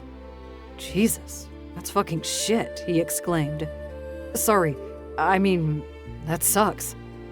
Yeah, it does. For a while, she wouldn't let us leave the yard. She was so terrified we'd be taken from her too. He spotted the gas station up ahead. Almost there. Gramps should be along any minute. Athena cocked her head as if listening, and yet, once more, he heard nothing. What is it? Sounds like someone lost their muffler. Her hearing must be good. That's Gramps. He drives an old Ford and does most of the repairs himself. He's patched the exhaust system I don't know how many times, but he won't replace the baffles. Says a truck should growl. I'm surprised the cops haven't given him a ticket. They have. But he's got a friend who's good at making them go away. Useful. He pointed. There he is. The forest green truck, with a white stripe down each side, rumbled into view. Gramps pulled up alongside them, and Derek opened the passenger door. Hey, Gramps. Thanks for the ride. Sorry for the early wake-up call. The old man, fit for his age, if thick, grunted. I was already up. I was about to hit the blind when you called. Derek glanced at Athena. Hunting blind. Deer season just opened. Your grandma has said I better snag at least 3 since the price of beef went up again. Let's go. I should still have time to hike it before dawn. While Derek stood, ready to boost Athena into the truck, she required no aid, swinging herself into the cab and scooching over the bench seat that spanned the front. Derek clambered in and no sooner shut the door than Gramps was speeding away, but not before saying, "Don't know what you're thinking, bringing this sweet thing to see your Grams. She's gonna eat her alive." To which Athena replied, "I can't wait." Neither could Derek, because he might have finally met the one woman who could hold her own with his family. Chapter 7. Athena wondered why she'd let Derek talk her into going to his grandparents'. The right thing to do when those thugs showed up looking for her would have been to hightail it. She could have asked to borrow some more cash and taken off into the great big unknown. Instead, she was squished between 2 large men on her way to a booby-trapped farm with an outspoken old lady. Admittedly, despite her trepidation involving them, she was kind of excited. Derek kept fascinating her, from his great attitude to his sense of humor. And that body. Damn, that body was hot, and his tongue even better. She couldn't wait for some alone time to finish what they began. But first, time to play nice with Grandpa. "So, you got a name?" Grandpa asked. "Athena. And you are?" "The young'uns all call me Gramps. Where are you from?" "Calabogie area. My mom has a farm." "You don't say. Ours is down in the Richmond area. Wonder if we know your place." "You might. Beatrice's Honeybee Emporium." "No shit." Grandpa took his eyes from the road for a second. "Graham swears by your shit. Says you can tell they pay attention to the flowers they're letting the bees feed on." "Mom takes her flavors very seriously." Athena paused before saying, "I hear you grow weed and mushrooms." Gramps snorted. "Yup, we do. Surprised the boy told you." She glanced at Derek. "He's pretty honest. One of the things I like about him." "He'd better not be a liar, or the belt will be kissing his ass." A growled threat. Derek didn't cringe, but he did laugh. "You still got that thing?" He nudged Athena. "I was raised with the spare the rod, spoil the child mantra." "Did you get whooped often?" "Not too much, but enough. I could be a little shit." "Little? Your Gram still hasn't forgiven you for using her fine china for target practice." "In my defense, she never used them. Complained they needed constant dusting, and they exploded really cool when shot." Grandpa snorted. "Never said you didn't do us a favor." "How long have you and your wife been married?" Athena asked. "Coming up on 55 years. We married young, 18 years old." "High school sweethearts?" she queried. "Of sorts. I accidentally knocked her up and had to make an honest woman out of her." "Graham says you did it on purpose," Derek interjected. "And if I did? She was the hottest girl in school. Smart, too. Too smart for a dumb farmer like me. So I put a bun in her oven to make her mine." Athena's mouth rounded. "You intentionally impregnated her?" "Yup." Gramps sounded proud. "Best thing I ever did." "Does she agree?" "I'm still alive, ain't I?" Derek muttered. "It's a wonder given how much you smoke." "I'm more likely to croak if I stop at this point." Gramps skewed a gaze at her. "So? What do you do for a living? I was a lab technician. Was? Did you quit? Kids nowadays never stick into stuff, grumbled Gramps. More like fired since I stopped showing up. Not on purpose, I should add. I ran into some trouble. What kind of trouble? She eyed Derek, who murmured, Up to you what you want to divulge. But you should know Gramps is cool. She hesitated before murmuring, kidnapped and held hostage by a doctor who thought I had interesting genetics for his experiments. Gramps stiffened beside her. Wait, you're hiding from a doctor? Yeah. Did you report him and have him arrested? If only it were that simple, she muttered. Let's just say he's got friends in high places. It wouldn't go well for me if I came forward. Bloody quacks with their pills. Don't you worry, little sweetie. If that doc comes sniffing around the farm, we'll make him wish he'd become a car salesman, Gramps declared. Derek leaned close to whisper, One down, one to go. Wait, did that mean his grandpa liked her? The ride didn't take long, and soon they were pulling into a long drive. Very long, lined with trees, the asphalt only wide enough for one vehicle. The rising sun bathed the forest and then the fields that followed with warm rays. The crops had all been mown and the ground churned, ready for winter. She saw some goats grazing and pointed. I didn't know you had animals. We have a couple. A few goats for weed control and poison ivy. Chickens for eggs and meat. 2 pigs, a handful of cows. Some horses, a few dogs, some barn cats. She interrupted. That's more than a couple. He grinned. Maybe more accurate to say a couple of each. Any problems with wildlife? Coyotes? Wolves? She threw that in casually, wondering if another lycanthrope had a claim on this area. Wolves don't stray this close to the city. As for coyotes, Gramps chuckled. You should see the carpet I made from their fur in my den. They pulled up in front of a large farmhouse, painted white clapboard siding, the roof gray metal, the shutters a dark blue that matched the front door. A hound lay on the porch and didn't move as Derek jumped out of the truck, but it lifted its head and growled when Athena appeared.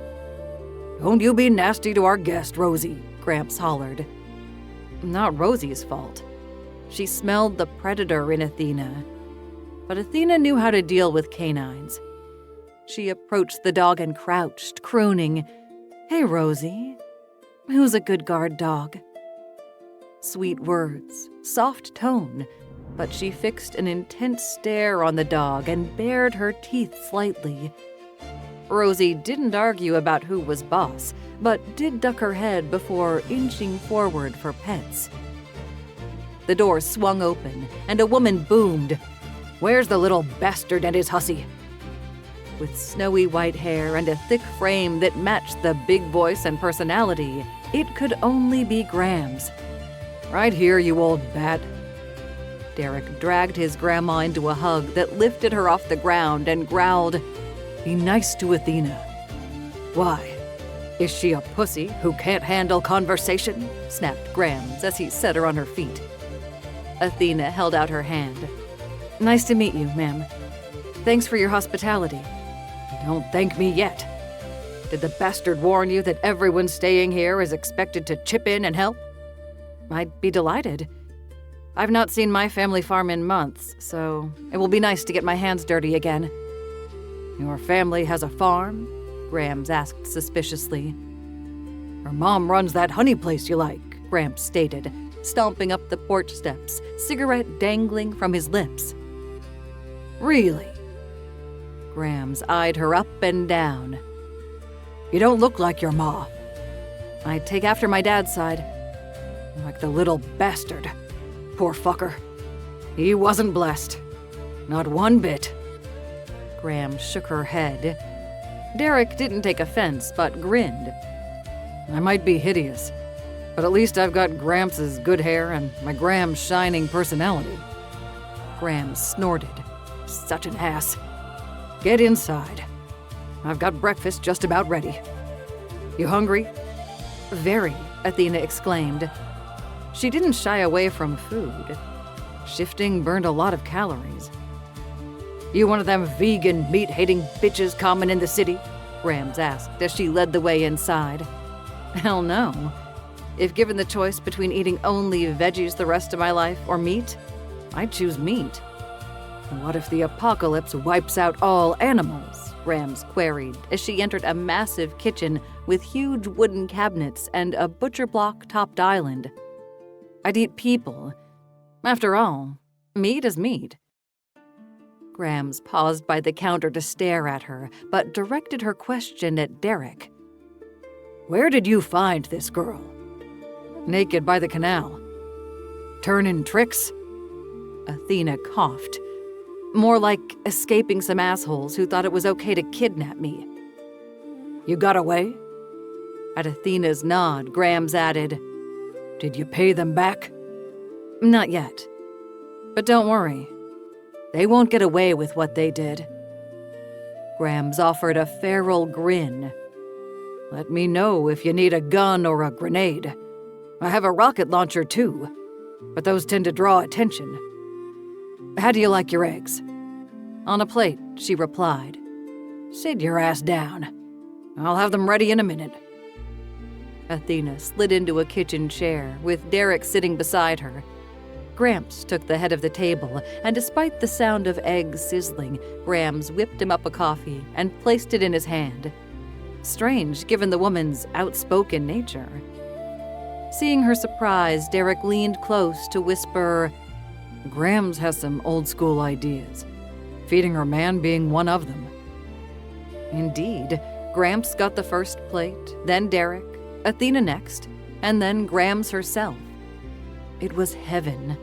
Fat sausages drizzled in maple syrup, crispy bacon, potato hash, and toasted bread she had the feeling wasn't store-bought. The orange juice tasted fresh squeezed. She cleared her plate using a fourth piece of toast to sop up the runny yolk of her over-easy egg.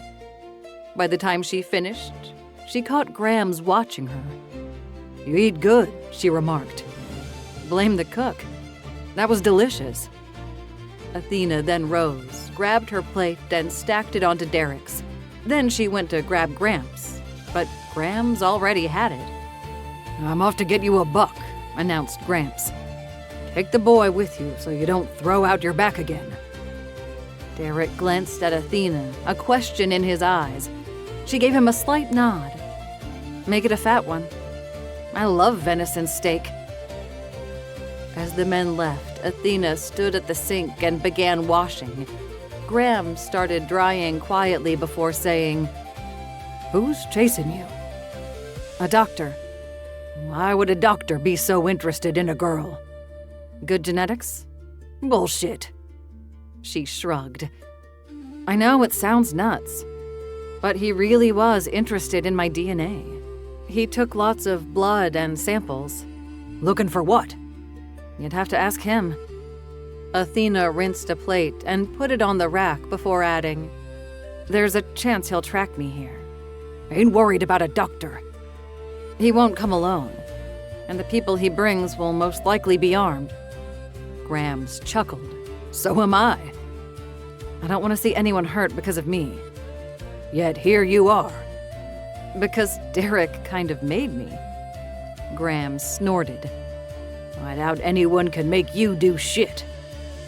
Fine. I'll admit I was curious. He talks about you a lot. Of course he does. We're his family. They finished the dishes, and Athena rinsed out the sink before asking, What can I do to help? You afraid of messing up your nails? Grams had a sly expression that probably didn't bode well, but Athena accepted the challenge. What do you need? Apparently, Athena needed to pass some kind of test, which was why Derek found her mucking out the pig pen. Chapter 8. Fuck me. Why didn't you tell Grams to fuck off? Derek exclaimed when he saw his pretty Athena sweaty from shoveling shit. He knew Grams was behind it because no one ever volunteered to do it. Pig shit stank.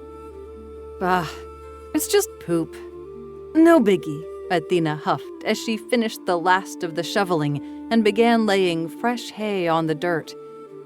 It's usually my job, and she knew I would get to it once I finished helping Gramps hang the buck, he growled. Then I guess I saved you some work. She climbed over the fence to stand by him. You seem to forget I'm not some fragile damsel incapable of work. I was raised on a farm, remember? You're a guest who might be bringing trouble to your family's doorstep. Least I can do is be useful. You're being too nice. His dark expression didn't detract from his handsomeness, although she did prefer his smiles. I don't mind. After being cooped up for a month, it's nice to get some real exercise. I can't believe they had you for that long. What he wouldn't do to get his hands on the sick fucks who took her. It took me a bit before I figured out a way to escape. How did you get out? Pretended I was going to bang a guard? Stole his access codes instead and bolted. A pretend seduction explained why she was naked when they met. I'm glad you found a way. So what's next on the chore list? You can sit your ass down while I handle the chimney. It needs some bricks reset, and Grams doesn't want Gramps up on the ladder. I'll give you a hand. You good with heights? I'm good at all kinds of things, she purred. Instant erection.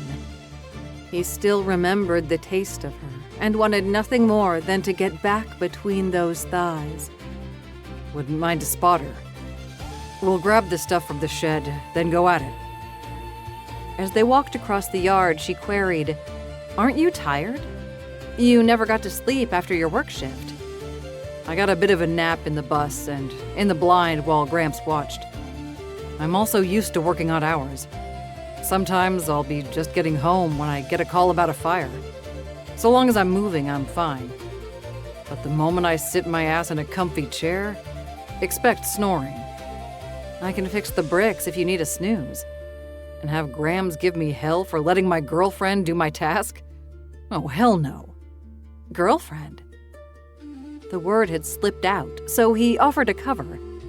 Calling you my girlfriend might keep Grams from going too hard on you. Seems to me she'll be more likely to test my limits to make sure I'm good enough for you. Astute observation. As my girlfriend, we can share a bed.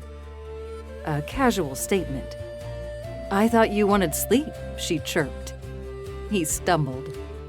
Maybe I will sneak another nap later, in that case. She laughed. You'd better be ready to go, because we have some unfinished business. Hell yeah, they did. And he couldn't wait. As they worked on the chimney, then some fencing that needed new wire, Derek found himself watching Athena. How the tip of her tongue peaked when she concentrated. How she casually pulled back her long hair and twisted it into a knot to keep it out of her face. How she had this habit of turning her head left and right and sniffing. She scented almost as much as the dog did. Her free spirit had him laughing a few times, especially when they took a break and she spotted a rabbit and took off after it, legs pumping as if she fully intended to catch it barehanded.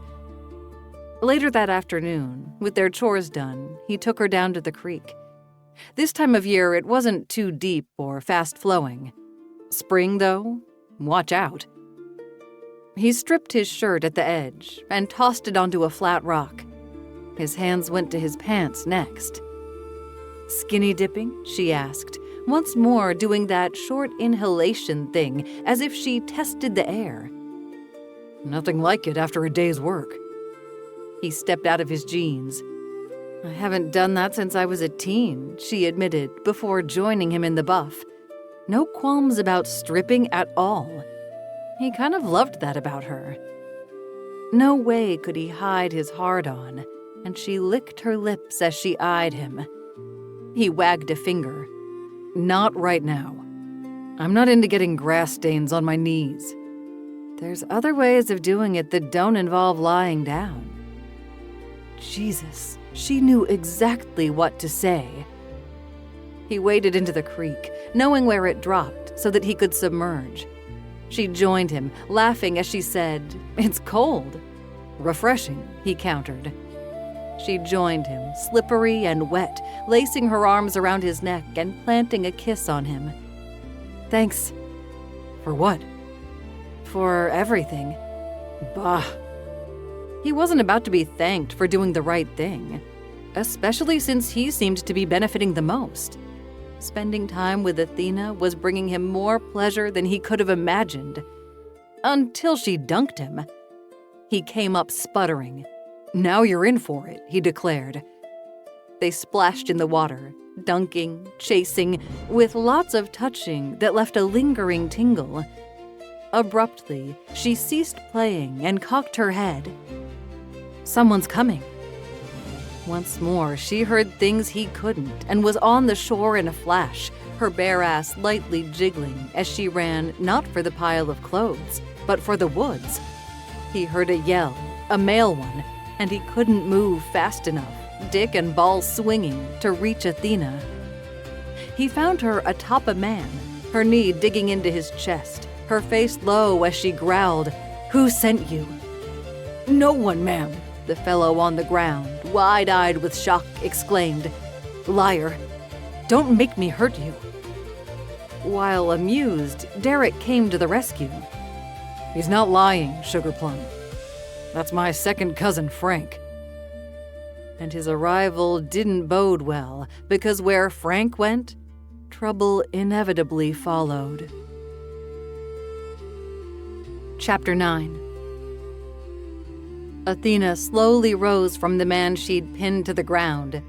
His gaze followed, lingering on her girly bits, and Derek noticed. He shifted his position to block her from view before snapping, "What the fuck, Frank?" "Sorry, cuz. Graham sent me out to find you. Something about Gramps needing a hand checking Conan's shoe." "Fine, message delivered. Tell them I'll be along in a few." Dismissed, but Frank didn't leave. He rose from the ground and held out his hand. "We haven't been properly introduced. I'm Frank Kennedy." "And you are?"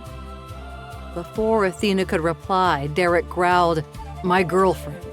So you can stop leering." The claim arched Frank's brows. "Didn't know you were dating."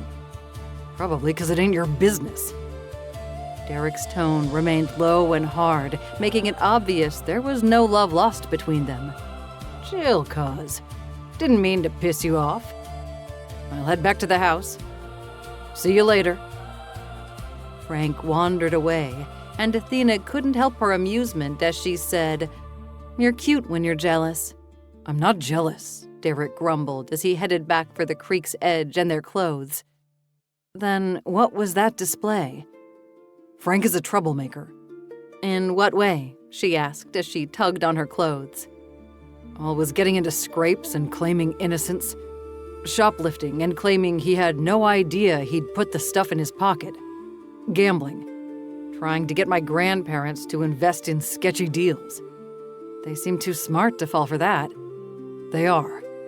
But that doesn't stop Frank from trying. Last year, he tried to convince them to sell the farm. Even brought by a buyer. I thought Grams was going to kill him. I'm surprised she allows him to set foot on her property. She tried to ban him, but Gramps feels sorry for Frank on account he lost his parents in a car crash.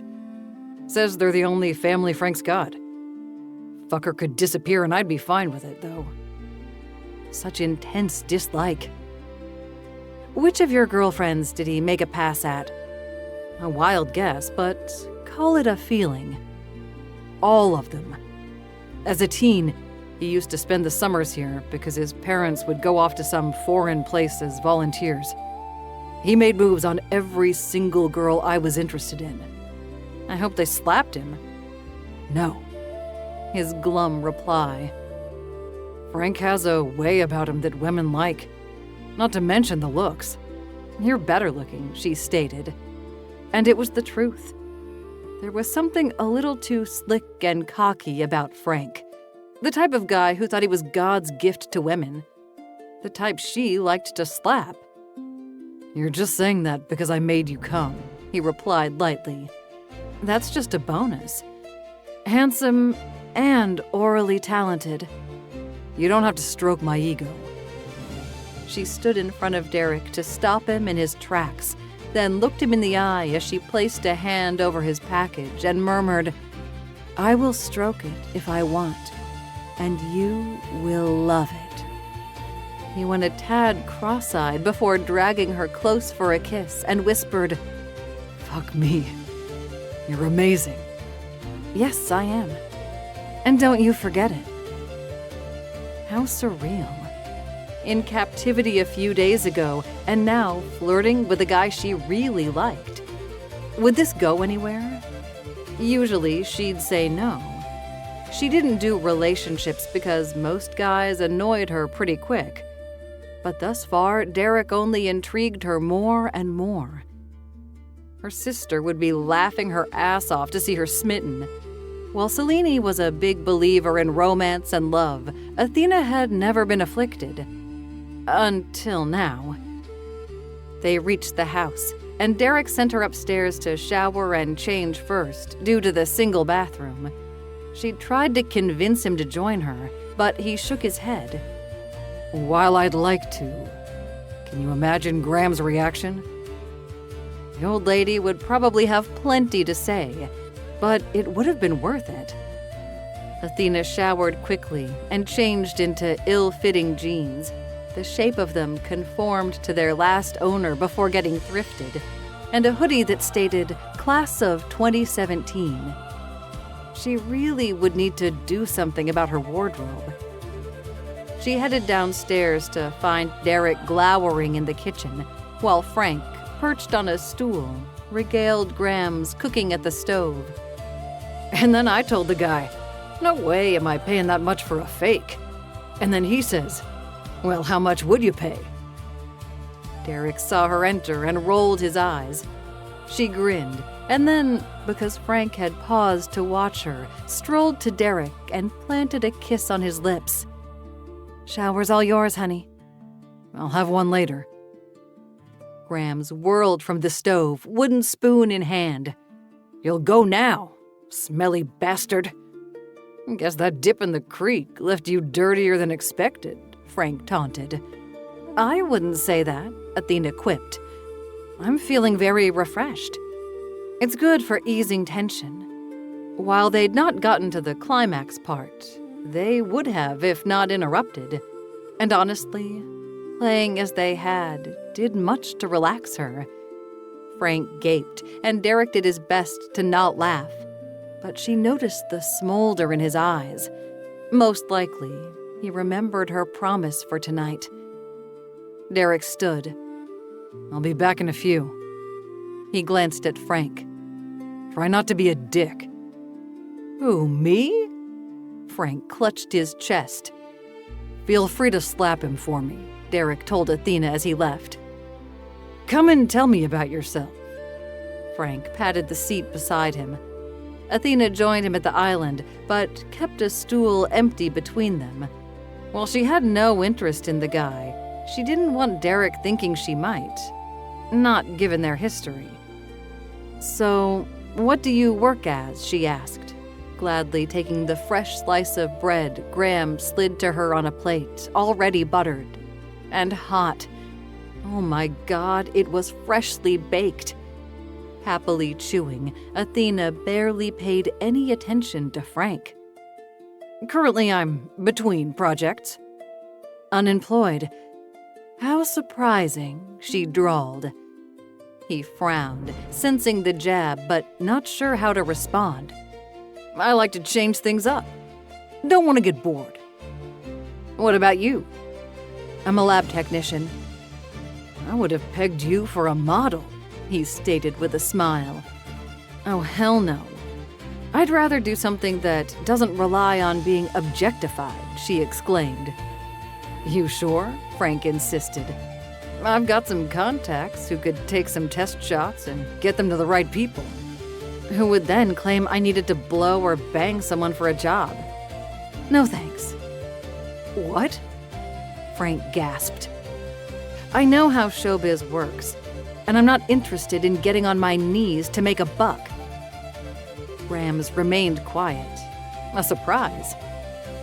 Frank no longer had the smarmy smirk. Well, excuse me for trying to help.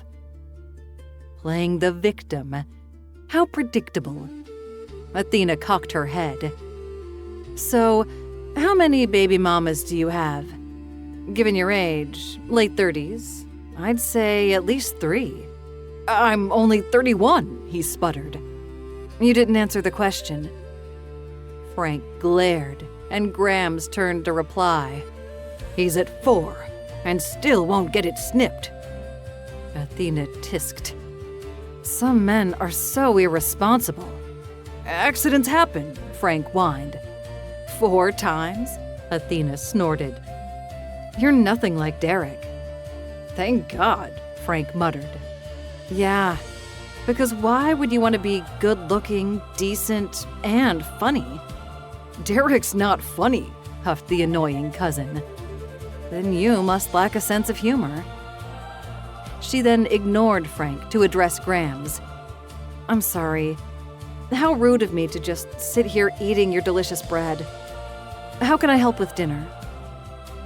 For a second, Grams appeared ready to refuse her offer, then pointed. Cutlery is in the drawer. Glasses and plates above it in the cupboard. Athena set the table, ignoring the sulking Frank, which was how Derek found them. Hair wet and slick, his skin still dewy from his shower. He eyed her and appeared surprised. What? Did he not think her capable of basic manners? Mama would have kicked her ass if she caught Athena being a rude guest. Dinner proved interesting. Grams mostly spoke to Athena and Derek. Gramps shoveled food. Frank kept trying to dominate the conversation, but Athena more or less ignored him. The apple pie for dessert filled her belly nicely, and when Graham shooed her and Derek to the porch, refusing her offer to help with dishes, Athena leaned against him in the 2-seater swing. Your grandparents are nice, she murmured. Only because they like you. How can you tell? She asked. Because Grams never lets anyone help her in the kitchen. Which explained his expression when he caught her setting the table. Your cousin, though, is an ass. Told you, he chirped. I can't believe anyone in their right mind would choose him over you. Guess they weren't as smart as my sugar plum, he teased. Blind, too. You're way hotter. Let's go to bed, he suddenly said. I thought you'd never ask. They headed up to his room, the queen-sized bed big enough for 2. But they didn't fuck. Fatigue, along with a food coma, set in, and Athena found herself being cuddled. Yes, spooned by a man, and she didn't mind it one bit. Although she could have killed the rooster that woke her at the crack of dawn. But then forgave it when Derek began kissing her neck. She rolled over in the bed and reached beneath the covers to grip him. I wouldn't if I were you. Afraid you'll blow? Yes, he hissed. She kept stroking, and he growled, Brat, now be quiet. Athena was about to ask why, when he disappeared under the blanket. My turn again? She whispered. Rather than reply, he positioned himself between her thighs. At the first lick of his tongue across her pussy, she shoved a fist in her mouth. Even then, she made noise. How could she not when he pleasured her, spreading her lips to lap and tease? He delved with his tongue, then flicked her clit. When her hips started rocking, he pinched it with his lips and almost got knocked out as she bucked. she managed to gasp, "I want you in me before I come." Hold on, need a condom. He grabbed one from the nightstand and had it on in seconds. He crawled up her body until his lips met hers. As they kissed, his hard cock pressed against her pussy. She wiggled until the head went where she wanted it, inside her.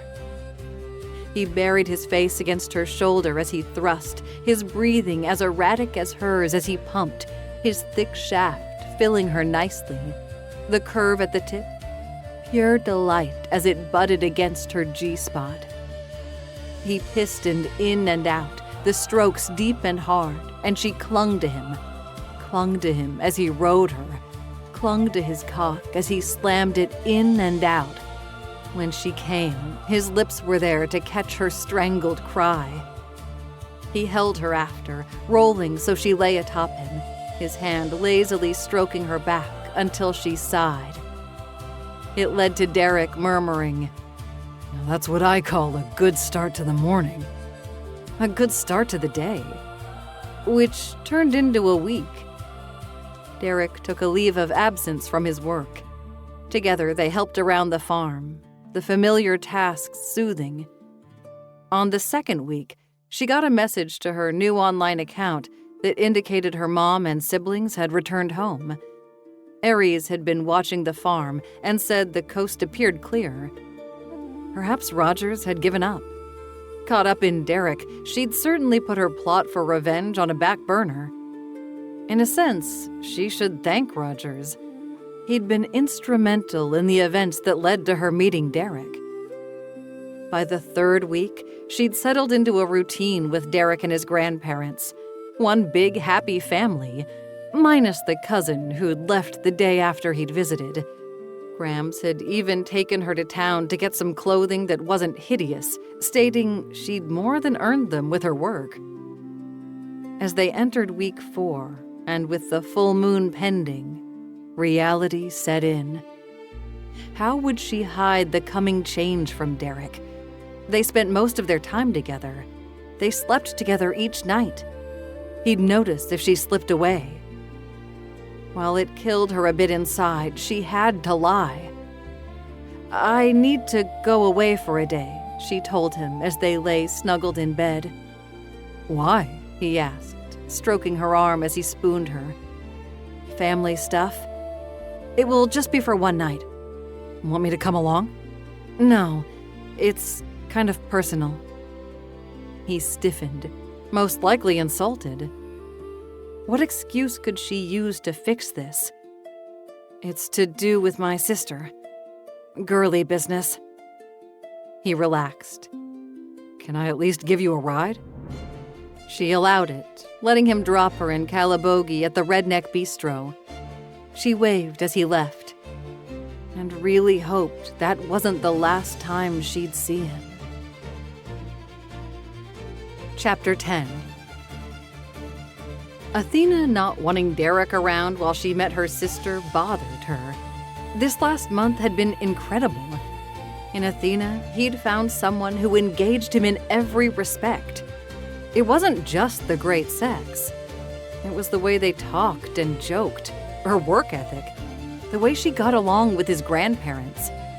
Even his dad had been by the farm a few times and declared to Derek in private, "She's a keeper." He agreed, but for one thing. Athena had a secret, and he got the feeling it involved the reason why she'd been kidnapped and held prisoner, an event she still wouldn't discuss in detail. He'd tried prodding and outright asking, but she lied and said she didn't know why they'd picked her. "Guess I fit a profile," was her reply. But he had to wonder. Could it be because of her insanely good hearing? She'd gone hunting with him and always knew well before him when a turkey or buck headed for the blind. Her sense of smell?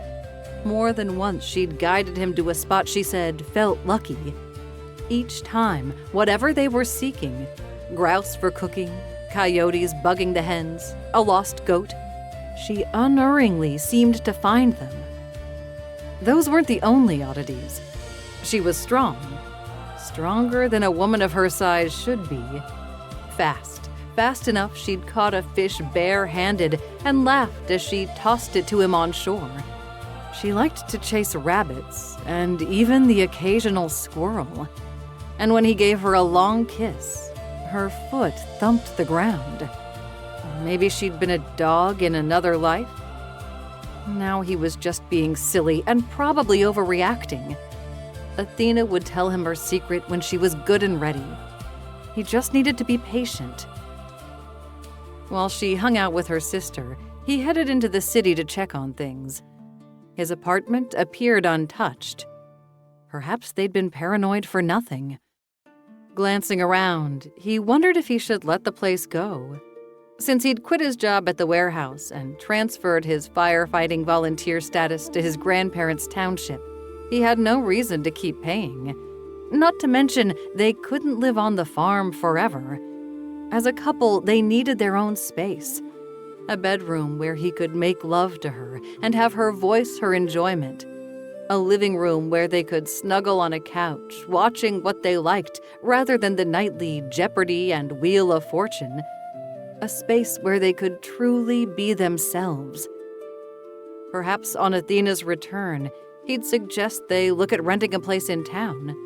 Then they could still be close enough to do chores and get paid. His grandparents believed in paying for a job well done. As Gramps said, "Pay you or pay that idiot who takes twice as long? You're cheaper." Derek left his apartment after grabbing a few things and headed out to the street where he'd parked Gramps' truck.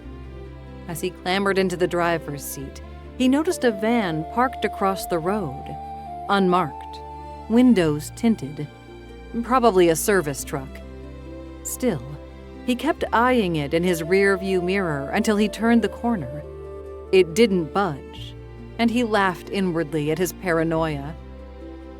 It had been weeks since Athena escaped. More than likely, the doctor who took her had ceased his search and moved on to his next victim. Which led to his other concern. Why wouldn't Athena go to the cops? Why didn't she want this doctor and his associates arrested? When he'd asked, she'd simply said, "They're too smart to get caught. Even if they did listen, it would be my word against his." Derek returned to the farm and kept busy the rest of that day and night. Athena had asked him to fetch her in the morning at the same place. He half expected her not to show, but to his delight, when he entered the restaurant, she sat at a table and smiled in welcome. She rose to greet him with a kiss before sitting again. "Breakfast?" He'd already eaten, but still sat and nodded. "How's your sister?" "Good. Whole family is doing well." She paused. "I told them about you." "Oh? And what did you say?" "That I met a hot firefighter with an awesome dick, and we've been fucking like bunnies." He snorted. "Sounds about right." "Actually, I said you were a really good guy, and that we'd be over soon so you could meet them." "Really?" He must have sounded surprised. She appeared almost shy as she said, "Yeah, they were a bit shocked. I've never brought a guy over before. You'll be the first." He just about burst hearing that. "Whenever you're ready, Sugar Plum. No rush." Her lips curved. "You're always so understanding. And that makes me feel even worse for sending you away yesterday." "I get it. You're protective of your family." "And yet, you had me meeting yours right away." "Because of circumstances. Trust me, I usually would have kept you far from Grams. I adore her, and she likes you, which is a miracle." "My family will love you as well. I guess I don't want you to think I was ashamed of you or something." "Ashamed of the hot firefighter with an epic dick?" Her laughter always warmed him. "I'm so glad we met." Him too. But Derek couldn't get rid of a niggling fear. A fear she'd leave, and he'd have to go back to his dull existence. They ate and headed back for the farm, with him broaching the idea of them moving out. What do you think of us getting our own place? Move back to the city? An option. Or we could stick close to the farm. I do love working out there. And I never thought I'd say this, but I kind of miss the city. Your Gram's cooking is awesome, don't get me wrong. But sometimes a girl craves surf and turf or some hand-rolled sushi, and Richmond isn't exactly a hotspot for takeout. Which explains in a nutshell why I moved out in the first place. He laughed. If you want city, then while my apartment isn't huge, we could make it work until we found a bigger place. She bit her lip. You think it's safe? Time to come clean. I popped in yesterday to check on it. You what? She exclaimed. It's okay. Nothing was touched, and I didn't see anyone watching it. She drummed her fingers on her leg. You took a risk. We can't live in hiding forever. His soft reply. I know. She sighed. But it's been so nice. It had. So why was he trying to ruin it? We don't have to decide right away. Can I think about it? Take all the time you need, he offered. As he pulled into his grandparents' place, he noticed his cousin's car parked and groaned. Not again. Are you kidding? Yay! I wonder what I can do to needle him this time. Athena took pleasure in taunting Frank.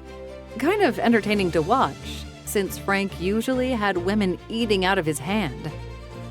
As Derek hit the first porch step, his phone pinged. He glanced at it. Shit. I've got to go. There's a fire and I'm being called into service.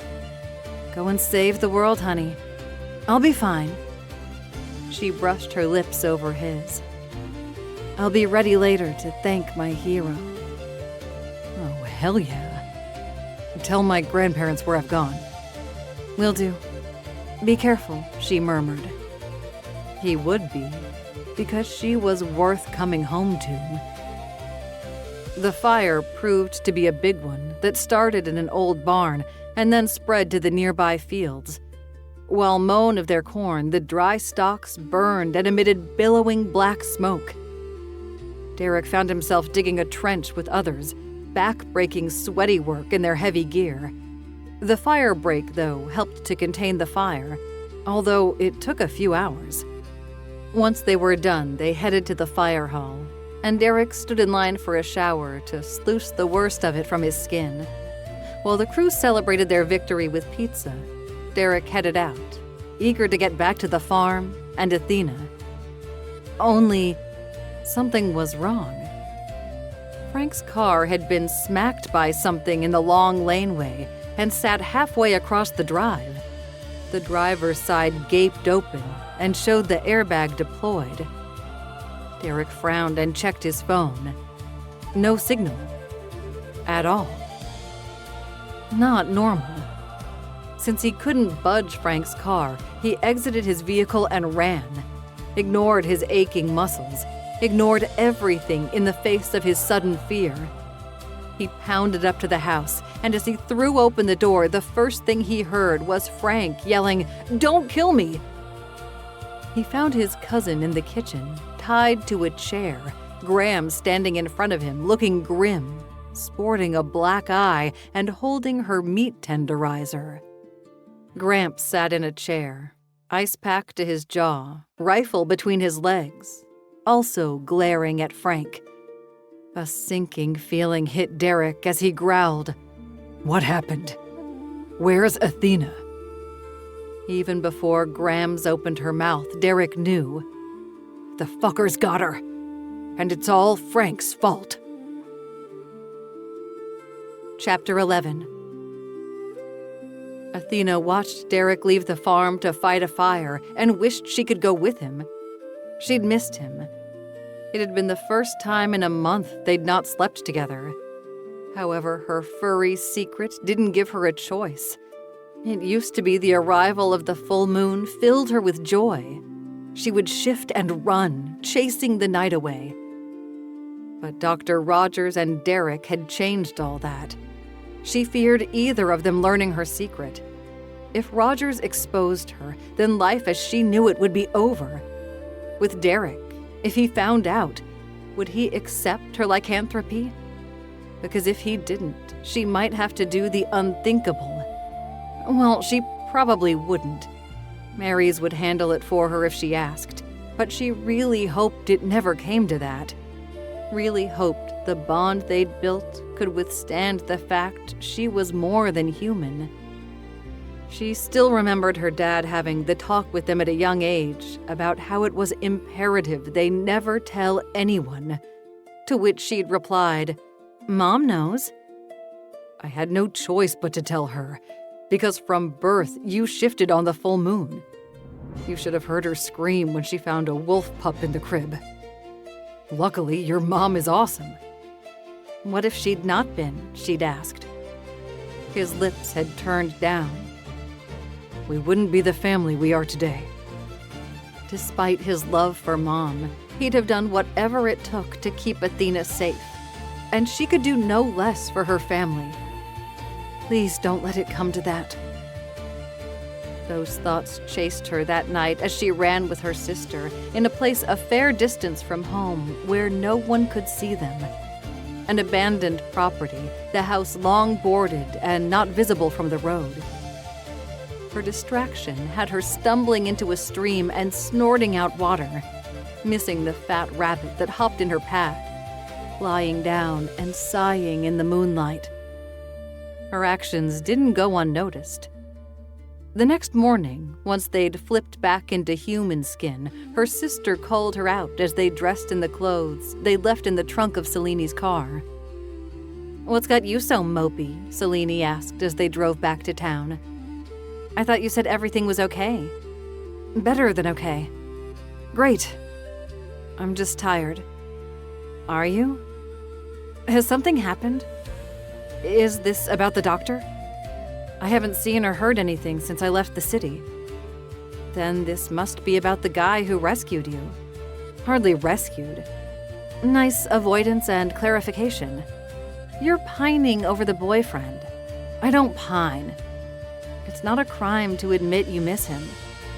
"How can I miss him when we've only been apart a day?" "In that case, since it's no big deal, spend the day at the farm. We can sneak you in. That tiny visit with Mom yesterday was barely enough to catch up. And you missed Aries entirely since he was at work until dinner." They'd left late afternoon to ensure they didn't have a tail for their nocturnal jaunt.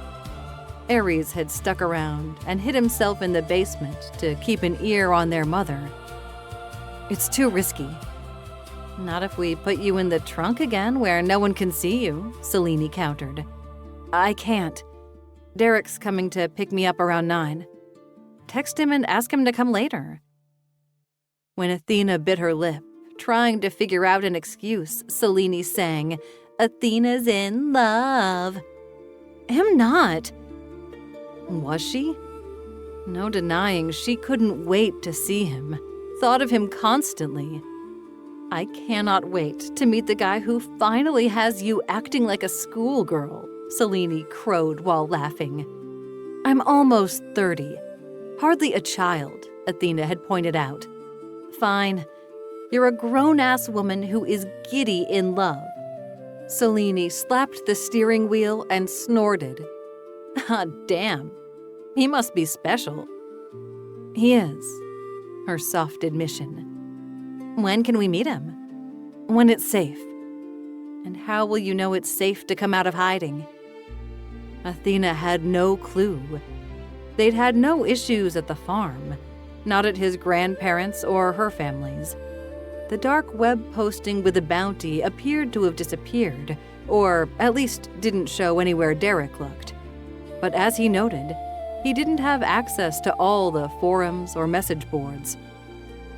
Could it be that Dr. Rogers gave up? He didn't seem the type. But then again, she'd chosen not to go after him. Her plans for revenge evaporated in the face of her burgeoning relationship with Derek. Derek. You're doing it again, Selene had accused. Doing what? Getting that doe-eyed look on your face. You were thinking of him.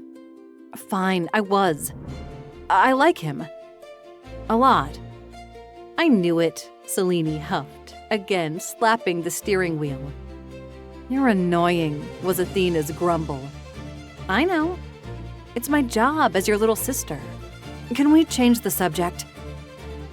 They talked about minor stuff. Selene's frustration with the dating world. Aries having broken the heart of yet another woman. Mom's upcoming trip to Mexico. Their hug had been tight when Selene dropped Athena off not far from the restaurant. Athena had chosen a window seat so she could see him pull in. The smile that stretched her lips at the sight of Derek was tempered by the trepidation on his face. Was he mad? His expression flipped to pure joy when he saw her. He'd missed her too. Not just missed her. On the drive back, he'd broached them moving in together. For the first time in her life, Athena wanted to take that big step.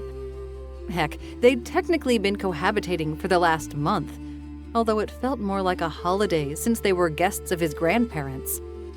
Might be time for them to truly take a shot at this. She'd tell him when he got back from fighting his fire. The rumble of his departing truck faded, and she eyed the house. Her melancholy would probably be improved by needling his cousin. Athena entered the farmhouse to find Frank sitting in the kitchen with Gramps having a coffee. Graham stood at the counter, stiff-lipped as she rolled out some dough. There you are. Frank's greeting with a smile much too bright. I was hoping to see you. Athena ignored him to address Gramps. Derek told me to let you know he got called in for a fire and took the truck. Guess we won't be going to the yarn store, Gramps announced with fake chagrin. Grams glared. I swear you do on purpose each time I want to go. Hey, this wasn't my fault. Frank dangled his keys. You're welcome to borrow my wheels. I'll hang with Athena while you go. I ain't driving that foreign car, Gramps declared. Hybrid bullshit. In the apocalypse, there won't be any charging stations. Gas vehicles will be key, especially the kind without all those fancy bullshit electronics. If you change your mind. Frank tossed the keys to the table. Never. Athena bit her lip lest she ruin Gramps' indignation. I'll go check on the horses since Derek's out this afternoon, Athena offered. Gramps nodded. You know where the feed is. I'll be out in a minute to give you a hand. Just waiting for the pot brownie to kick in. His idea of pain management being of the herbal variety. As Athena went to leave, Frank suddenly joined her. I'll give you a hand. I don't need one, she muttered. Then company, he insisted, tagging along to the barn. Don't you have better things to do? I thought we could get to know each other better. Why? She rudely asked. Well, you are dating my cousin. A sound reason, yet something niggled. Frank appeared smug and nervous at the same time. As they strode into the barn, she reached for the light switch and flipped it.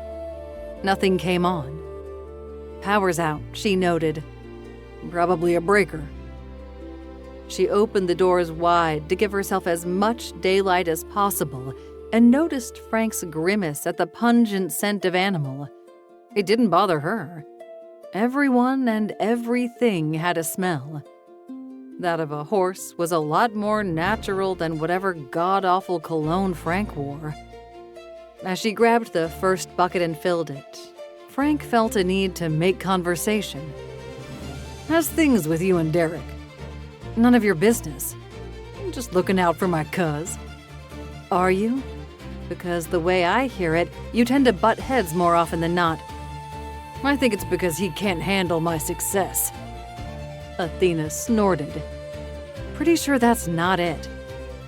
Then, because she hoped to make him leave, added, "I hear it's because you have a thing for making passes at his girlfriends. Is it my fault they throw themselves at me?" "I highly doubt that," she muttered. "Not my fault I'm so good-looking and well-endowed." Wait, had he actually said that? She couldn't help but laugh.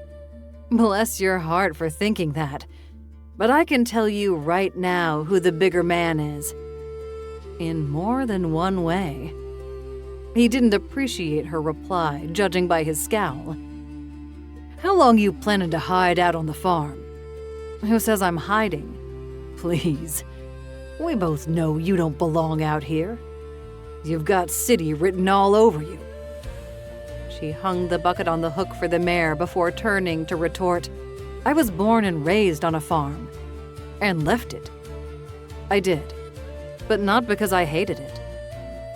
She couldn't have said why she wanted to argue with Frank, other than he just grated on every single one of her nerves. "So, you're not hiding?" he insisted. "Why would you think I am?" "Because a little birdie might have told me there's a bounty out on your head." Athena froze in the act of filling the next bucket with oats and a few apples. "Seems unlikely, as I've committed no crime." "Never said it was a police bounty. There are people interested in you, and they're offering a pretty penny." She took a second to compose her features before she turned to face him. "Why don't you spit out what you think you know?" "I know that we're supposed to keep your presence a secret. Derek made that very clear," said on a sour note.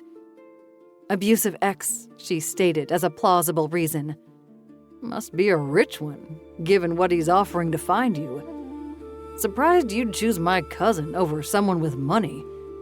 Or is he just a temporary fling? Trying to make the old flame jealous? Maybe up the price so you and Derek can cash in." Athena had had enough of Frank's mouth and attitude.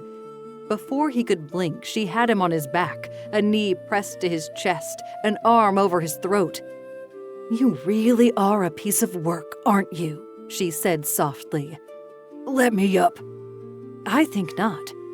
You came here for a reason, and I'm going to guess it's because you saw an easy payday." "Maybe I'm concerned about my family," he huffed. "I don't believe it's an ex-boyfriend looking for you. You're hiding here because you're a wanted woman. You can't deny it.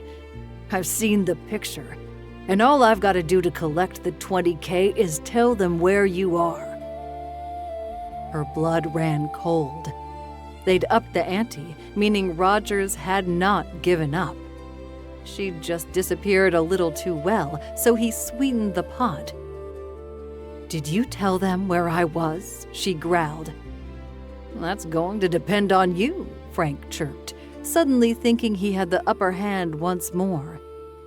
"I'm not fucking you," she stated flatly. "As if your pussy is worth 20 grand, he scoffed. "More like giving you a chance to outbid. Make it worth my while, and I'll keep my mouth shut." "Or I could shut it for you," she offered. "I hear a broken jaw takes about 6 months to heal. How do you feel about slurping shakes for that long?" "Threatening me? Wait until I tell Grams. She'll kick your ass off the farm." "Go ahead." She rose from Frank and waved a hand. "Why don't you go tell Grams and Gramps how you're blackmailing me? Or better yet, why not tattle to Derek? He's itching for a reason to knock your teeth out. It's not blackmail, just offering you the chance to make a better deal." She arched a brow. "I'm not some dummy you can gaslight. You are blackmailing me, and I'm telling you right now it won't fly. Not to mention you'll have nothing to tell, since I won't be where you say I am. Going to leave my cousin in the lurch? Derek. Fuck." She couldn't flee without talking to him. Then again, he'd insist on joining her, which might not be bad. Running wouldn't suck as much with her lover by her side. How about you? She paused mid-sentence as she heard a vehicle coming up the drive. She glanced at Frank. Did you already open your fat mouth? No. A long, drawn-out syllable. She pursed her lips. Why does it sound like you're lying? I didn't tell them where you were, he whined, but she noticed the perspiration at his temples. What did you say? What have you told them? She hissed. Nothing. Just asked if there was a bonus if I brought you in myself. As if you could take me, she muttered. But more worrisome, he'd implied to the person posting the bounty that he knew where to find her. Had that led to them following Frank? Could be whoever parked out front was unrelated to her situation. Not a chance she could take. She glanced at Frank, who'd risen to his feet and appeared pale. You stay here, she ordered. You can't tell me what... Smack. She hit hard enough he reeled. Another good hook to the jaw and he was out cold. One less idiot to handle. She exited the barn and snuck up to the house via the rear, the driveway out of her line of sight. Several car doors slammed, but she'd only heard one car. Could be visitors. Should she take a peek to see if she panicked for nothing? A male voice spoke, but she couldn't quite make out the words at this distance. Hearing the crunch of gravel, she ducked behind the chicken coop as a guy in combats with no badging sauntered into the yard. The guy scanned the area before his lips moved, obviously reporting. So, not a friendly visitor. Fuck and double fuck. The options were limited. She could run, take off on foot with no supplies, not even her phone, which she left in the house, or confront whoever waited inside. Or, she remembered the keys Frank had tossed on the kitchen table. If she could get her hands on those, she'd have wheels. Her phone was charging on the kitchen counter as well. She'd have no cash, but she could at least send Derek and her family messages. However, that plan required her taking out the guy guarding the yard. She couldn't sneak up on him. He'd see her coming the moment she popped out from behind the coop. How to distract him, and quickly. The front door had slammed shut, meaning whoever visited had gone inside with Grams and Gramps. She could only hope they weren't all talk and could handle themselves. It helped that she already knew they wanted her and not them. The clucking of the hens gave her an idea. Ronnie the rooster sat atop the coop, not allowed in with his ladies, but that didn't stop him from keeping an eye on them as they pecked away. Sorry, Grams, she muttered as she waited for the guy to look the opposite way before unlatching the side gate. It swung open, and she ducked away just in time. A glance showed the guy frowning at the coop, most likely wondering if he'd missed its open door. Out strutted a chicken, a scrawny one who liked to peck if she saw you going for her eggs. Another followed. They spread out from the coop, necks bobbing, looking for food. Ronnie fluttered down to watch over his flock, which moved toward the back door, sensing or smelling the bucket of grain kept just inside. The guy shooed at the hen that waddled too close. Ronnie took exception. The rooster let out a sound and flapped his stubby wings as he went after the guy. The fellow could have shot it or probably even given it a good kick, but like most people, had a brain fart when confronted by something small, feathery, and hostile. He stepped away. Ronnie darted in. The guy retreated some more and shouted into his mic, "There's a fucking bird attacking me!"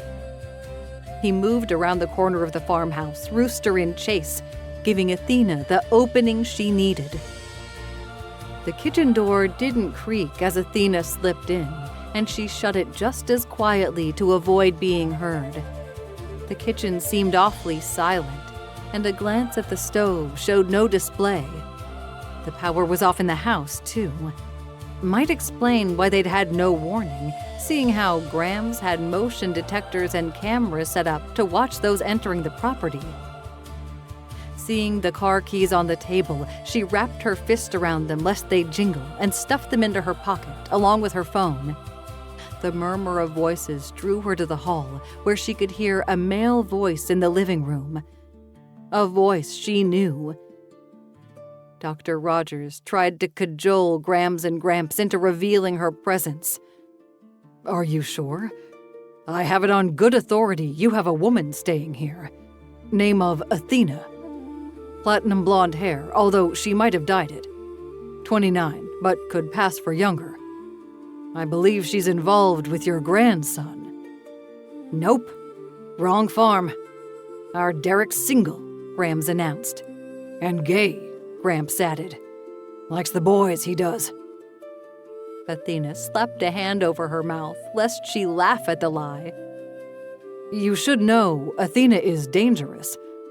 Not the type of person you want around." Rogers changed tactics. "And who are you?" Grams asked. "Barging into our home, being rude." "I'm someone you don't want to mess with." Rogers' flat reply. "What are you, a cop?" Gramps barked. "Let's see a badge. Or better yet, a warrant." "I don't need those, because the people I work for don't officially exist. But let me assure you, they have clout. Enough clout to seize this farm from under you." "Doubt a judge would go along with it," Gramps argued. "Did I mention they buy judges all the time? Is Athena really worth losing your livelihood and home? If I knew her, which I don't, I'd say she's probably worth saving if it pisses off the likes of you. Rude little fucker, coming into my home and making threats after calling me a liar. Get," Grams spat. "Get before I load you full of buckshot." "It's like you want me to hurt you." Dr. Rogers sighed. "I take no pleasure in it, just so you know. However, my work is too important to have a pair of hillbillies standing in my way. So either tell me where to find Athena, or this conversation is about to get ugly." "Fucking prick." Gramps' chair creaked. "You've got a lot of nerve. Now get your ass and that of your goon off my property before I put a hole in them." So not just Rogers in the living room. "I'm not leaving without Athena." Click, click. Someone was armed. "You don't want to do that," Rogers replied softly. "Try me, asshole." Zap. A taser went off, a sound she knew well since they'd used it on her a few times while in captivity. The sounds of a scuffle erupted, grunting, the smacking of flesh, an exhalation of pain, and Grams yelling, "Motherfucker!"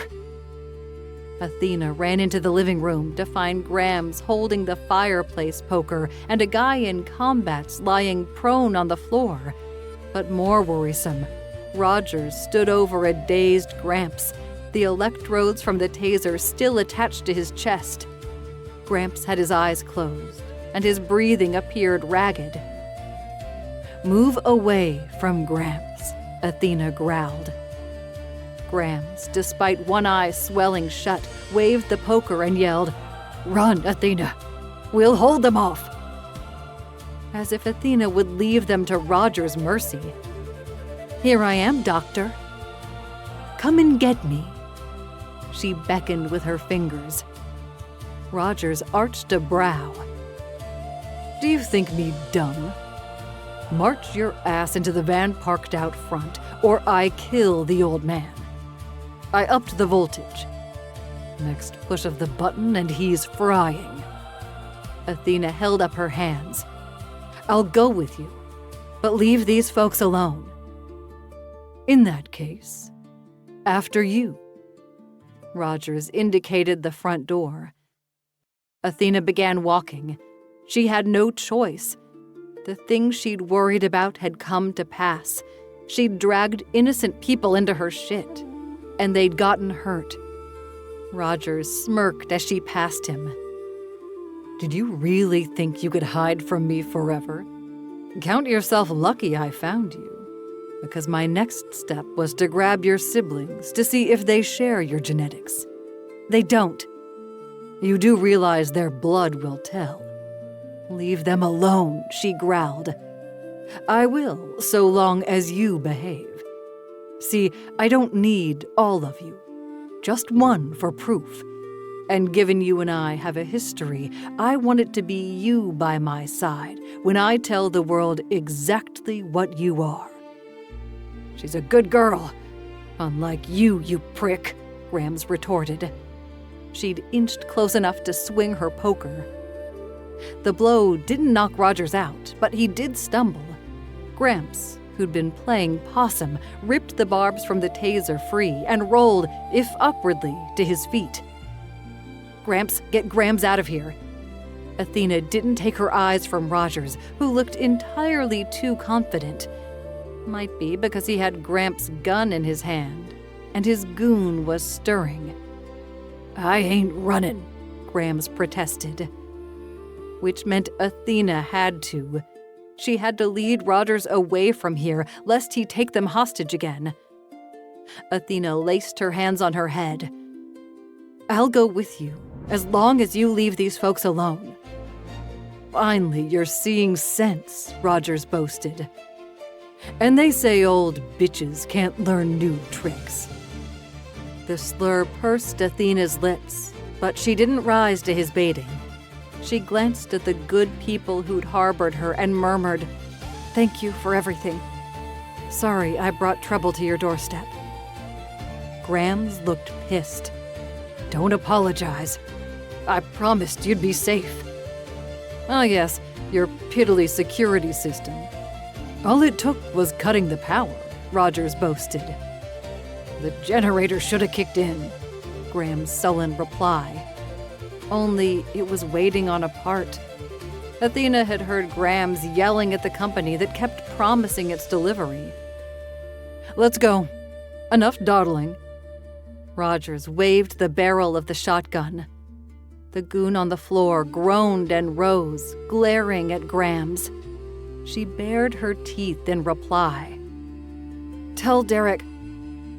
What message could Athena give? None. He'd be crushed, pissed, and the last thing she needed was for him to come looking for her. Tell him I'm sorry, she whispered as she headed out the door. Out front, an unmarked van sat waiting with its side door open. Frank's car sat parked beside it. A guy sat in the driver's seat of the van. A glance to her left showed the other one farther away, still trying to escape the angry cock. Move it, Rogers barked. If you insist, she muttered, suddenly whirling and shoving at Rogers on the step behind her. He reeled and fell into his goon, the pair of them tumbling in a heap of limbs and yelling. Athena bolted for Frank's car, the door unlocked. The push-start button responded to the remote in her pocket, and the engine roared to life. She gunned the car and spun the wheel, flipping it around before tearing up the driveway, kicking up dust and gravel. A peek in the rear view showed a cloud of dust, but also movement. The dull glow of headlights showed Rogers coming after Athena. Good. At this point, it was less about her getting away than ensuring Grams and Gramps' safety. She raced the narrow track to the road, only to curse as she saw another vehicle heading at her. Another unmarked van, and no room for them both. She couldn't go back. She couldn't turn. She closed her eyes and pressed the gas, hoping, praying, the other driver would chicken out first. Wham! The impact deployed the airbags, punching her in the face, hard enough her dazed butt didn't fight when the door got yanked open. Rough hands yanked her out and had her cuffed before she could focus her eyes. She got tossed into a van, and the sedative injected into her arm knocked her out before they'd slammed the door shut. When she woke, it was to find herself in a cell. Afraid, yes, but not for herself. Because she wasn't here alone. Her family was with her. Chapter 12. Athena grabbed the bars to her cage and stared at her sister imprisoned across from her, beside Selene in her own locked box, Mom. No. Oh no, Athena cried. What happened? Mom's lips turned down.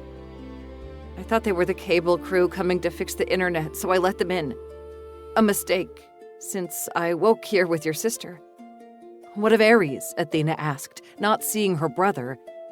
He wasn't home, so I'm hoping they didn't nab him.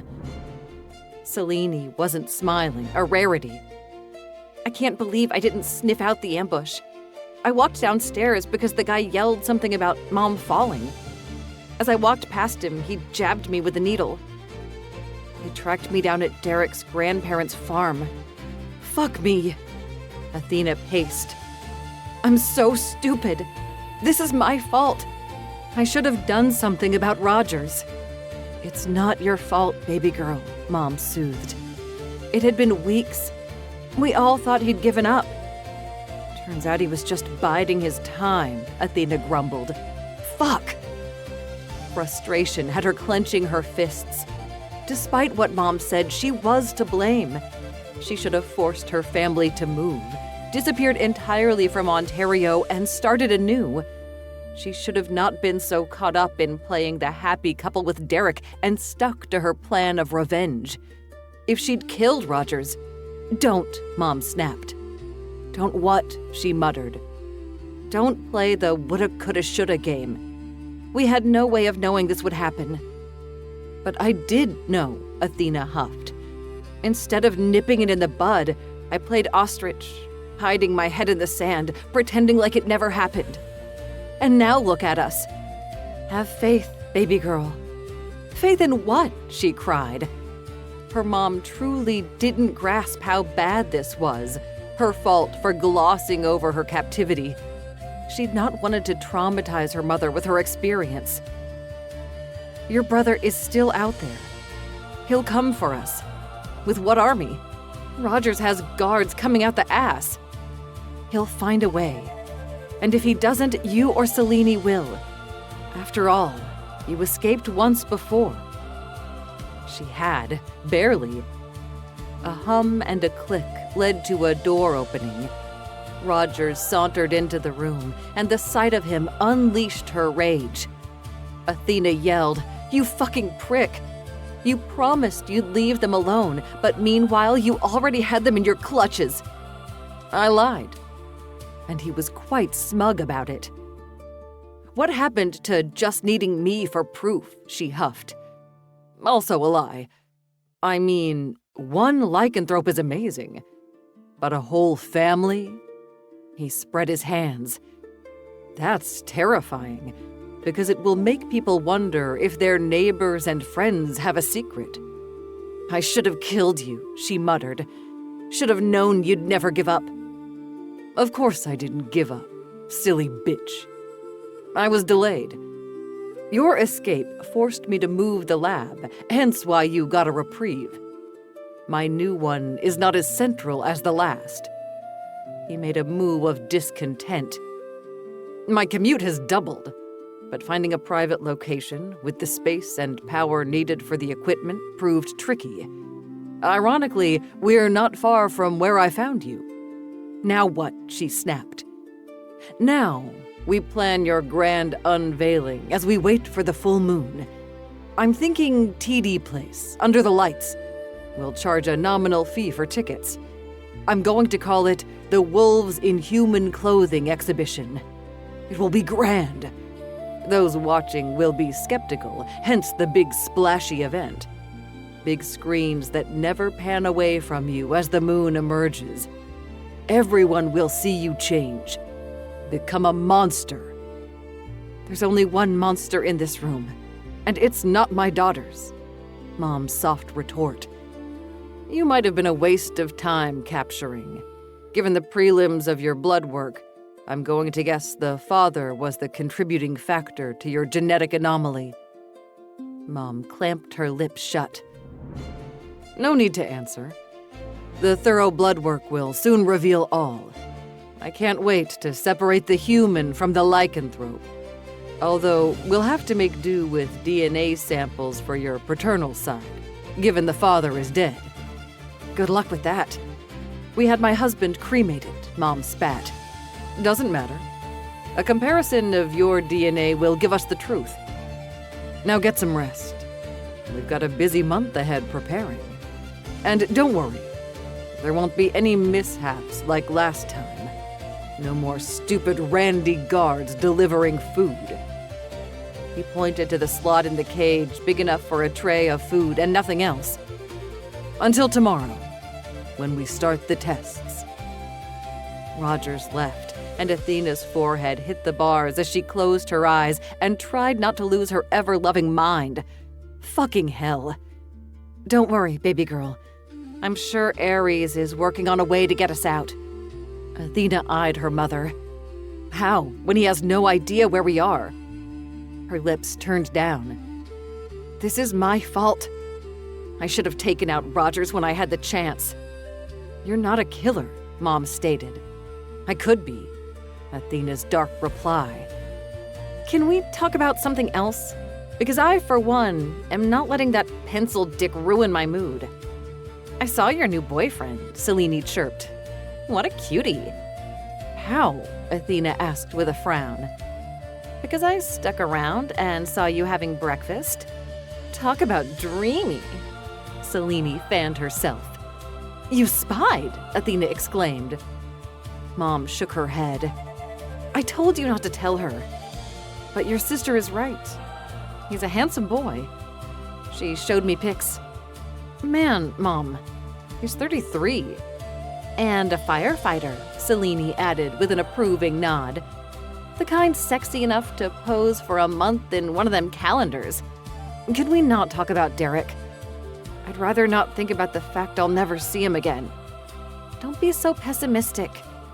We're in a cage, Athena reminded her Pollyanna sister. A locked cage, under surveillance. She waved a hand to the camera watching. In a place crawling with guards. Have a little faith, Selene declared. Faith in my ability to screw things up? Athena sighed.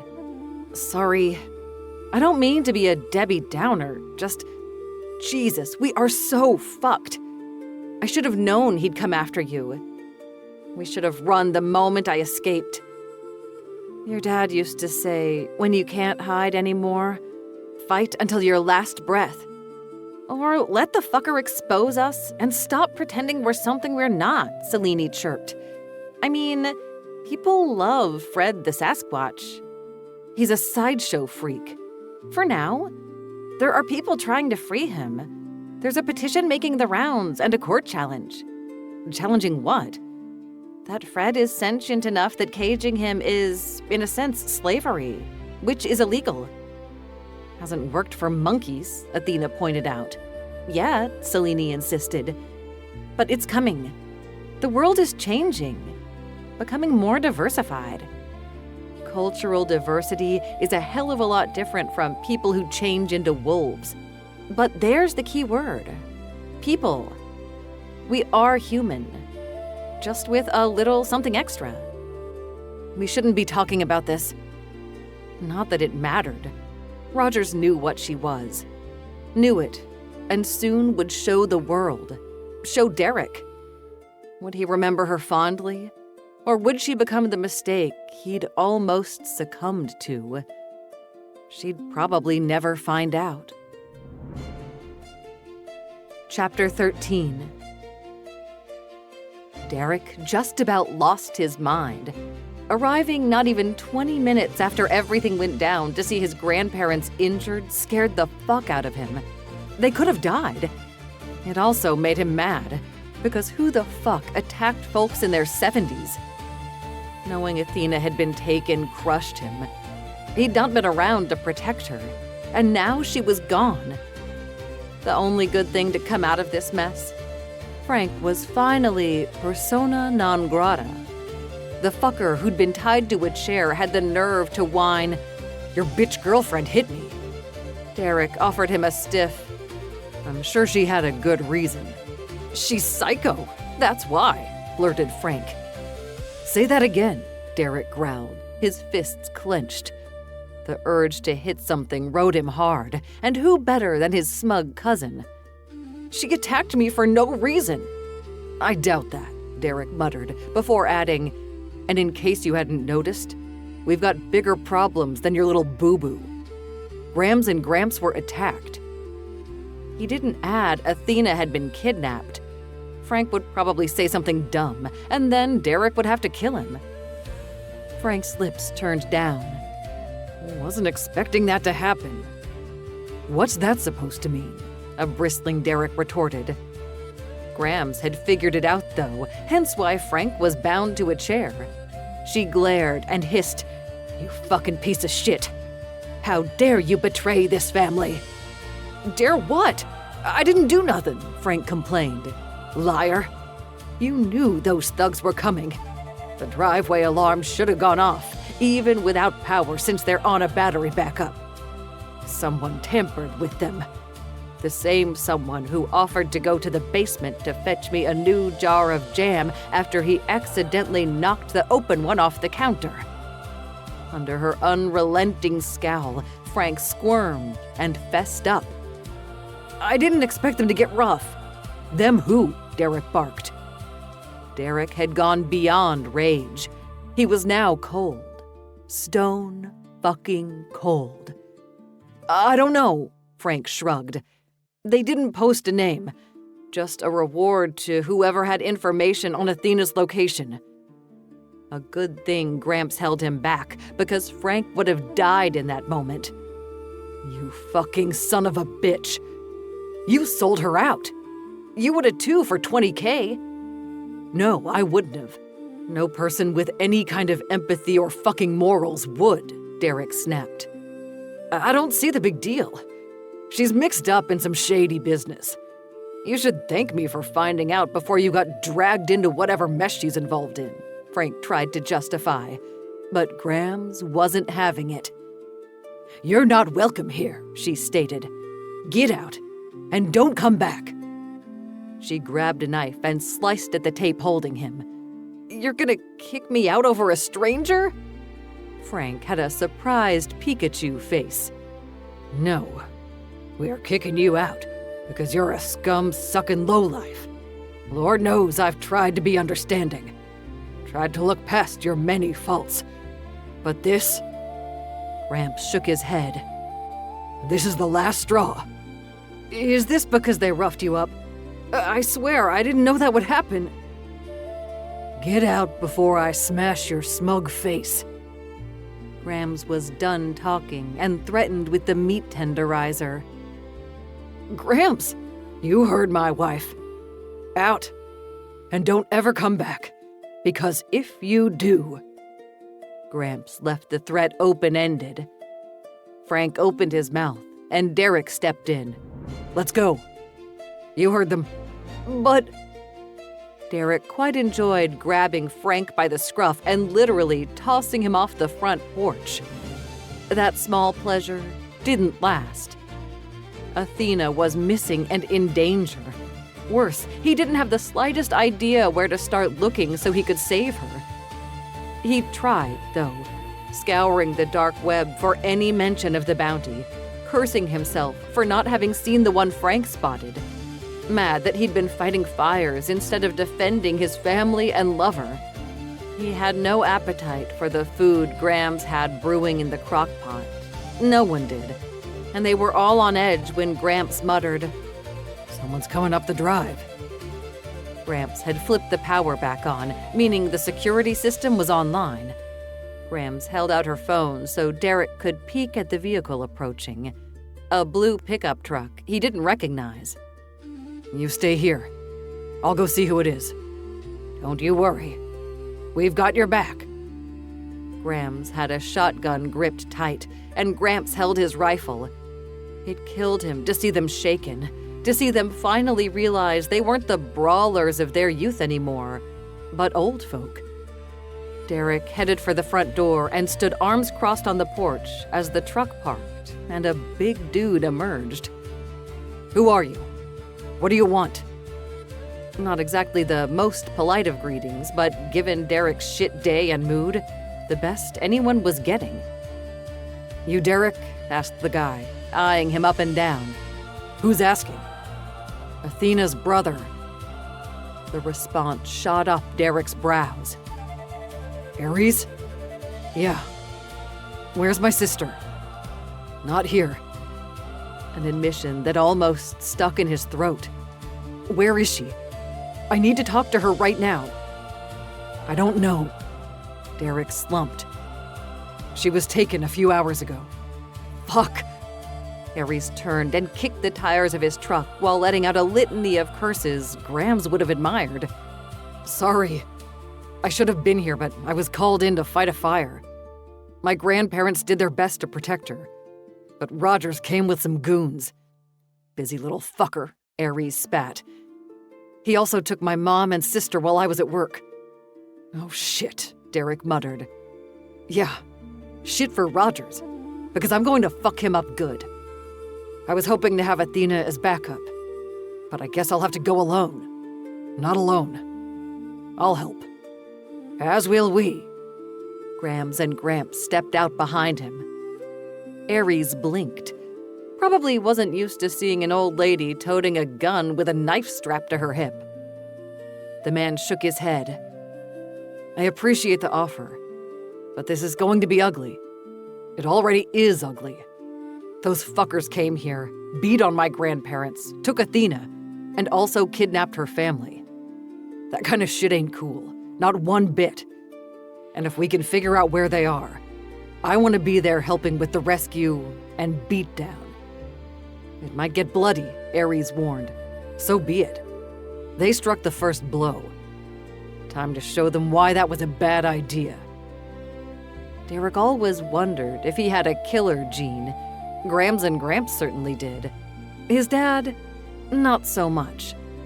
But apparently, Derek just needed the right motivation. "I could use the help. I ain't exactly Rambo." Ares raked his fingers through his hair. "We'll need a plan. The place they're in, while remote, is guarded."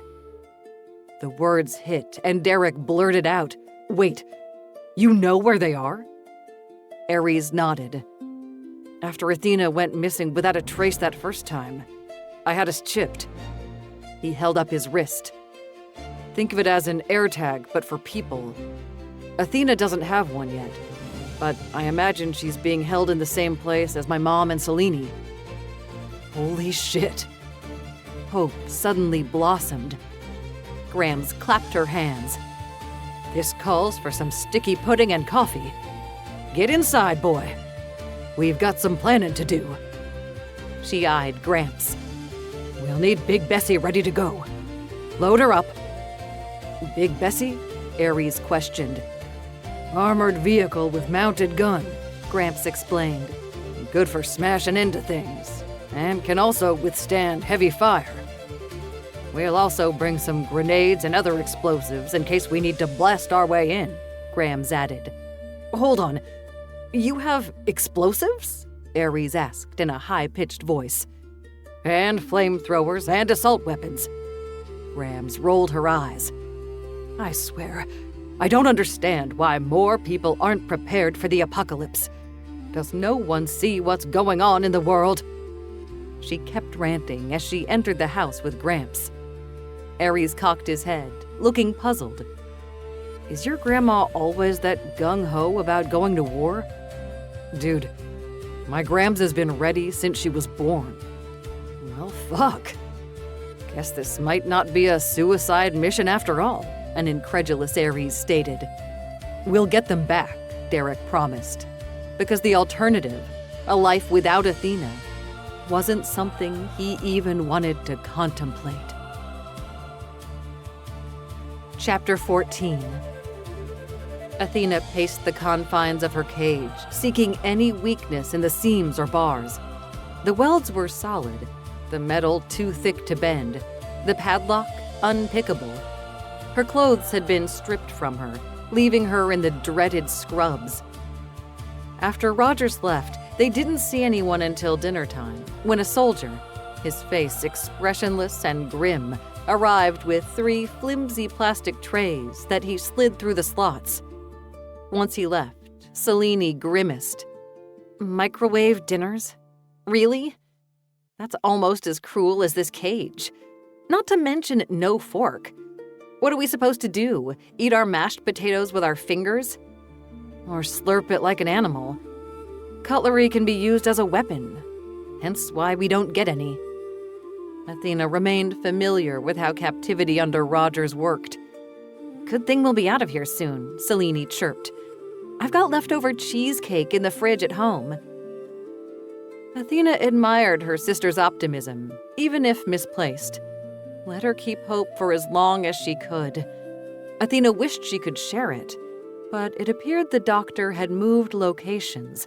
The stone cellar older and more rustic than that at the experimental farm. Large, too, the pillars of wood and stacked cinder blocks rising as sentinels to break up the space. She saw no sign of whatever used to be in the place before, unless the ductwork counted. There were cameras pointed at the cages, watching every move and listening to their every word. Other than the cages, there was a staircase, the treads of each riser thick wood, a few stacked crates, and the dreaded contraption Rogers used to call the rack. It was as bad as it sounded. A 4th cage remained empty, and she prayed it stayed that way. I hope Ares was smart enough to hide once he found out you were gone, Athena stated, poking at the meat that looked nothing like turkey, more like a hunk of rubber smothered in a thick brown sauce. He wouldn't have found out until dinner time when he got off work. I wish we could have found a way to warn him. Mom ignored her tray and instead sat huddled. I don't know how you did it, Selene declared. A whole month of this? I'd have been skin and bones, not to mention completely bonkers by the time I escaped. It wasn't easy, Athena admitted. Did it hurt much? Selene asked, her tone more somber than usual. I mean, whatever stuff they did while they had you. Depended on the test. The needles and skin scrapings were easy to handle, but Rogers also kept doing stuff to see how I'd react. Like exposing me to hot and cold extremes, intentionally bruising me to test my healing speed. He had me running on a treadmill like a hamster for hours on end. Ugh, I wouldn't last 5 minutes. Selene, while slim, hated exercise. She preferred to simply eat right to maintain her body weight. Were you molested? Mom's stark question, one she'd shied from asking before. No. That's the one thing he didn't subject me to. Although he did harvest some of my eggs. Bragged about how much they'd be worth once he proved her lycanthropy. The lights went out abruptly, and Selene squeaked. It's okay, Athene soothed. It's our signal to go to sleep. Sleep how? No mattress or even a blanket. Athena could practically see Selene's pout. Try. We'll most likely have a long day tomorrow. A day of being treated like lab rats. Like Selene, Athena struggled to rest. She blamed herself for the situation. Missed Derek. Worried about him. Fretted about Ares. Wanted to cry for her mom and sister. If only she'd tried harder to locate Rogers. Without him, perhaps they would have been safe. She must have fallen asleep at some point, since she had to blink bleary eyes as the light suddenly illuminated, shining through her eyelids with stark brilliance. A different guard, his expression just as blank as the last, brought them each a cardboard bowl of porridge, thick paste that she'd choked down. She needed to keep up her strength. Selene complained, "No brown sugar or berries? What kind of torture is this?" "Are the accommodations not to your liking?" Roger's sudden appearance at the bottom of the stairs had Athena tensing. This isn't fit for a dog, Selene declared, pointing to it. Would you prefer raw meat? Ew, no. Although some bacon would be nice, along with some eggs. Home fries, too, if you have them. This is not a hotel, Rogers barked. Obviously, or you'd have better amenities. Right now, I rate you 0 stars. Selene kept poking Rogers. Mouthy little thing, aren't you? Tell you what, you want better food and other things to improve your stay, then you simply need to cooperate. Shift. Selene purposely ignored his request and pointed to the corner. This plastic bucket you've left us won't do at all. I demand a proper bathroom. Change into your wolf, Rogers snapped. Show me your furry side, and we'll see about improving your situation. Me? A wolf?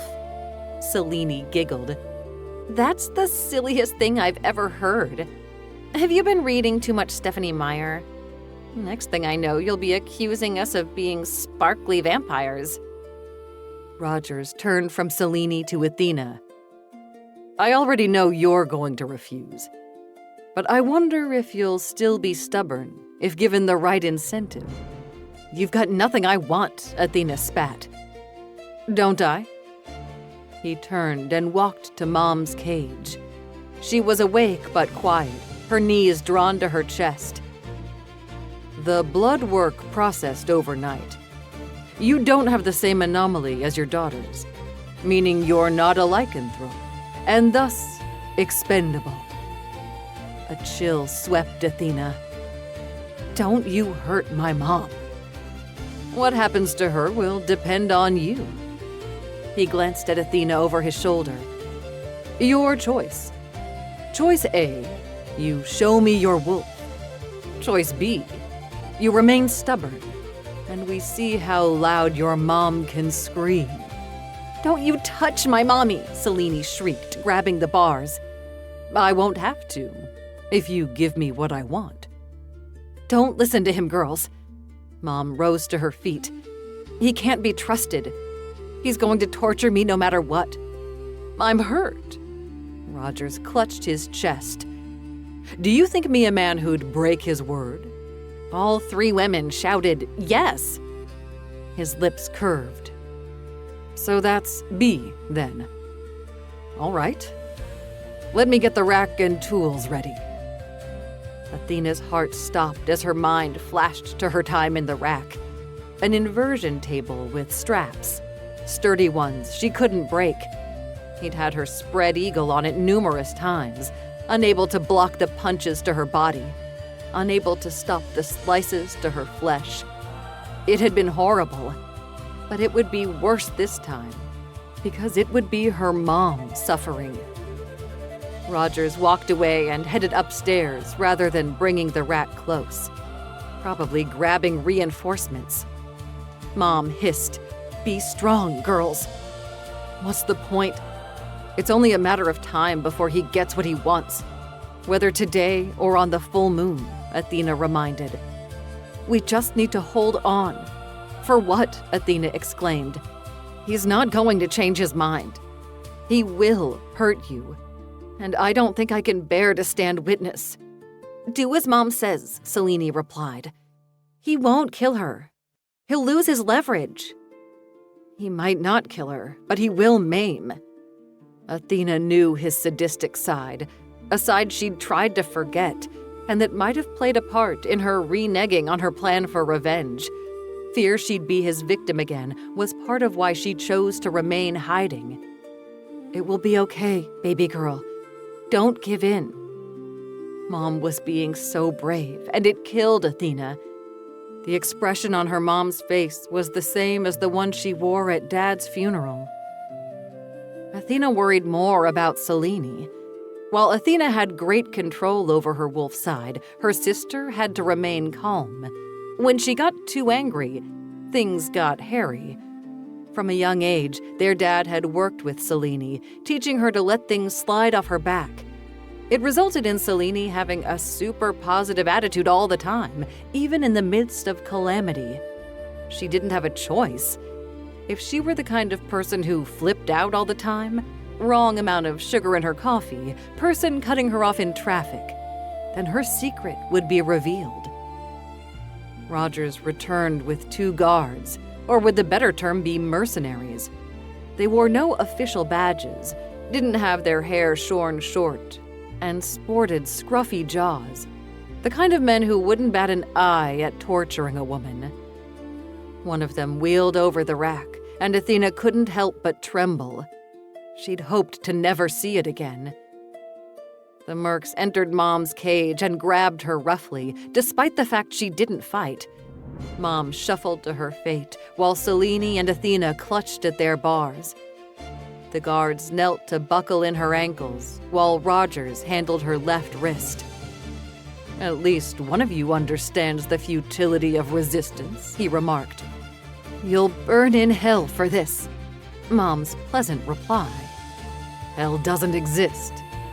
"Neither do werewolves," Mom countered. "Still sticking to the lie, I see." Rogers went to work on her other hand. Distant shouting drew Athena's attention. It led to Rogers frowning. He turned to the stocky merc by his side. "Go see what's happening upstairs." Selene glanced at Athena and mouthed, "Do you hear that?" Indeed, Athena could hear the distinct pops of gunfire. A shootout? By who? Ares had only 1 rifle, and surely he wouldn't have come alone to such a guarded place.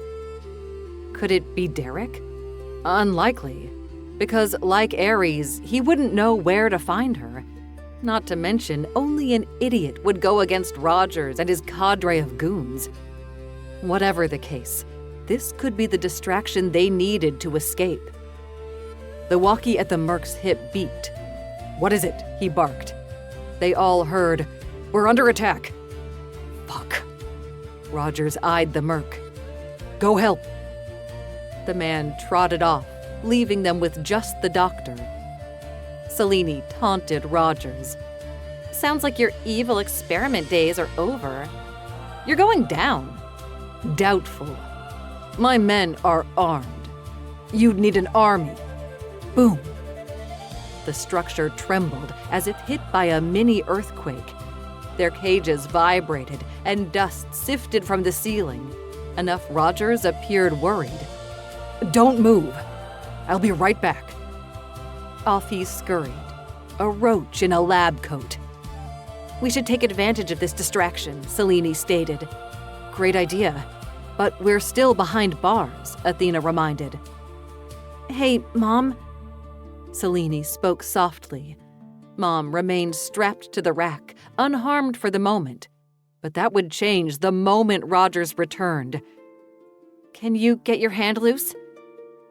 Rogers hadn't quite finished buckling her in, the flap of the restraint not tucked into the metal loop.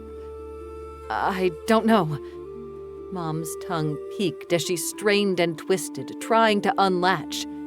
Selene grabbed her bars and shook. "The tremor didn't loosen mine." "Mine either," Athena stated, giving them a good tug. "Hold on, babies. I think I've... Aha!" Mom's hand popped free. "Give me a sec." Mom went to work on her other hand while Athena listened to occasional yell and gunshot. A mini war was being waged, and she could only wonder who had the balls to come after Rogers. Could be rescue, or someone worse. As Mom bent over to work on her ankles, it seemed like perhaps they'd actually managed to get free. And then, the lights went out. Chapter 15. The planning to rescue Athena, her mom, and sister took hours, despite the location being only 20 minutes from them. According to Ares' tracking of their chips, they were being kept in an old church, long abandoned, but its stone edifice still standing. "The basement is most likely where they're holding them." Ares pointed to an image he'd found on the internet taken by a drone. Websites that featured abandoned buildings had pictures of the church, inside and out.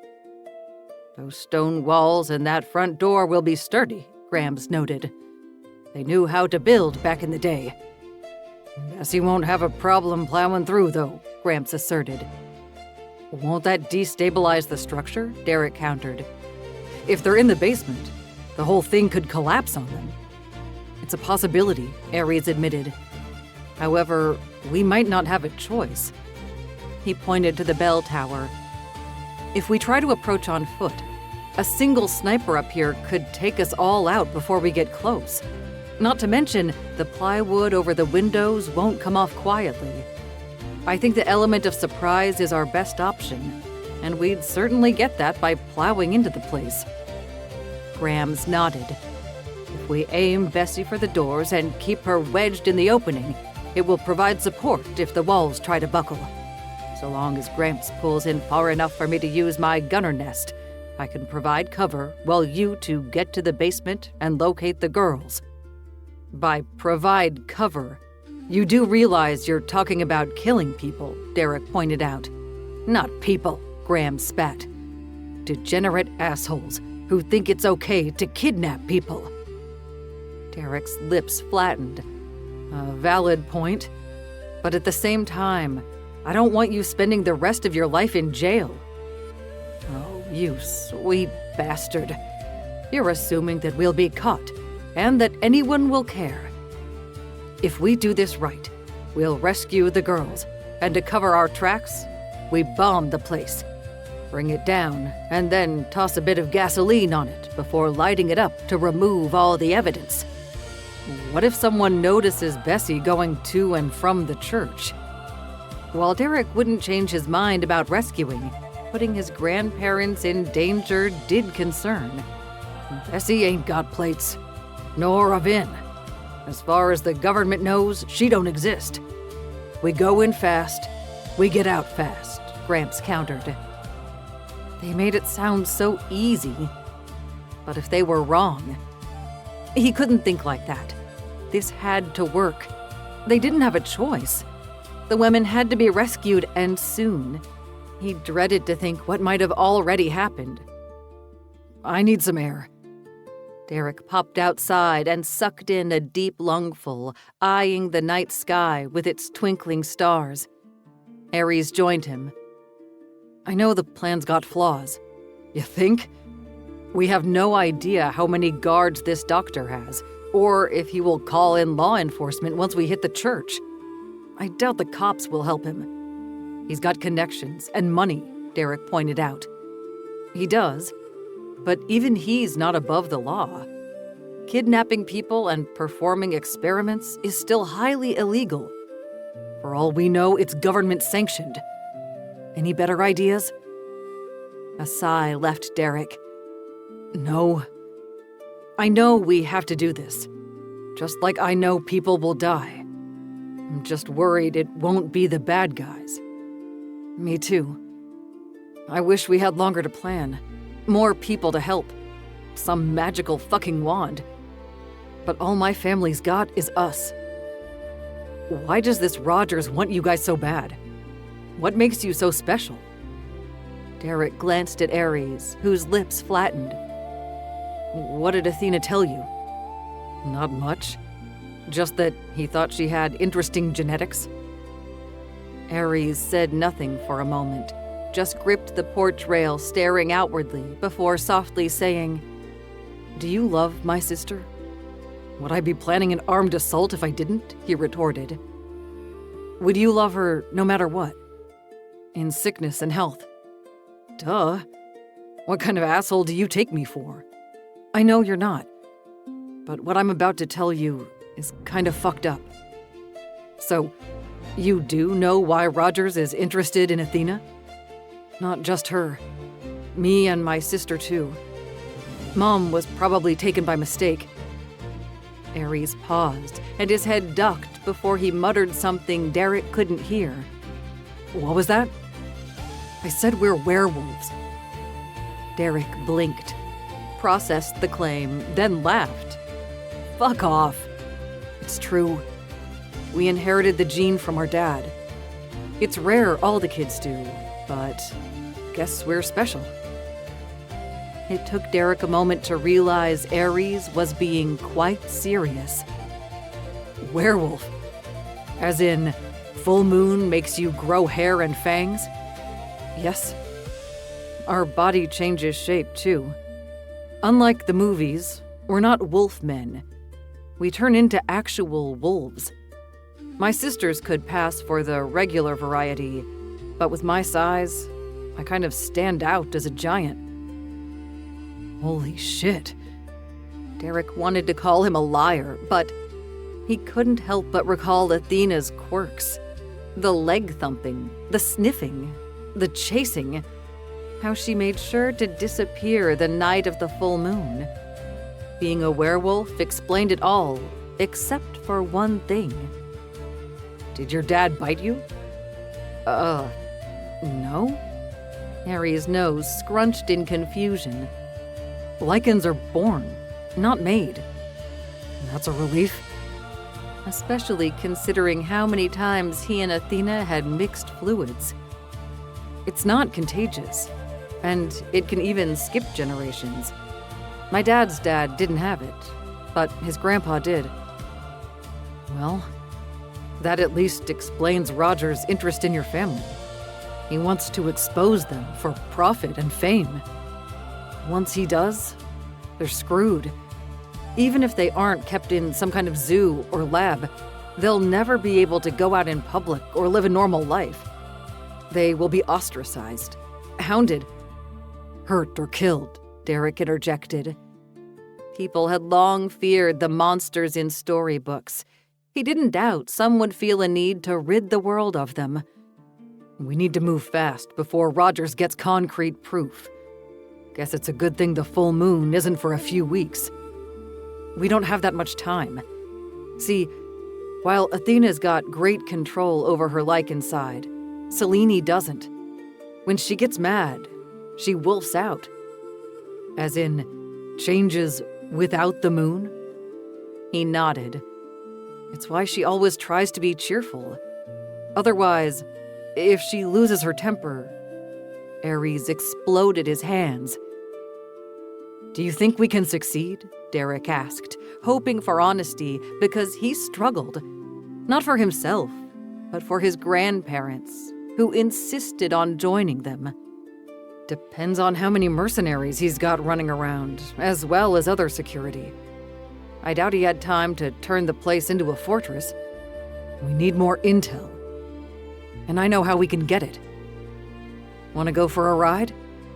Where to? To do what? I've got a drone in my truck. We can use it to scout the area. Maybe even get a head count. They might spot it, Derek cautioned.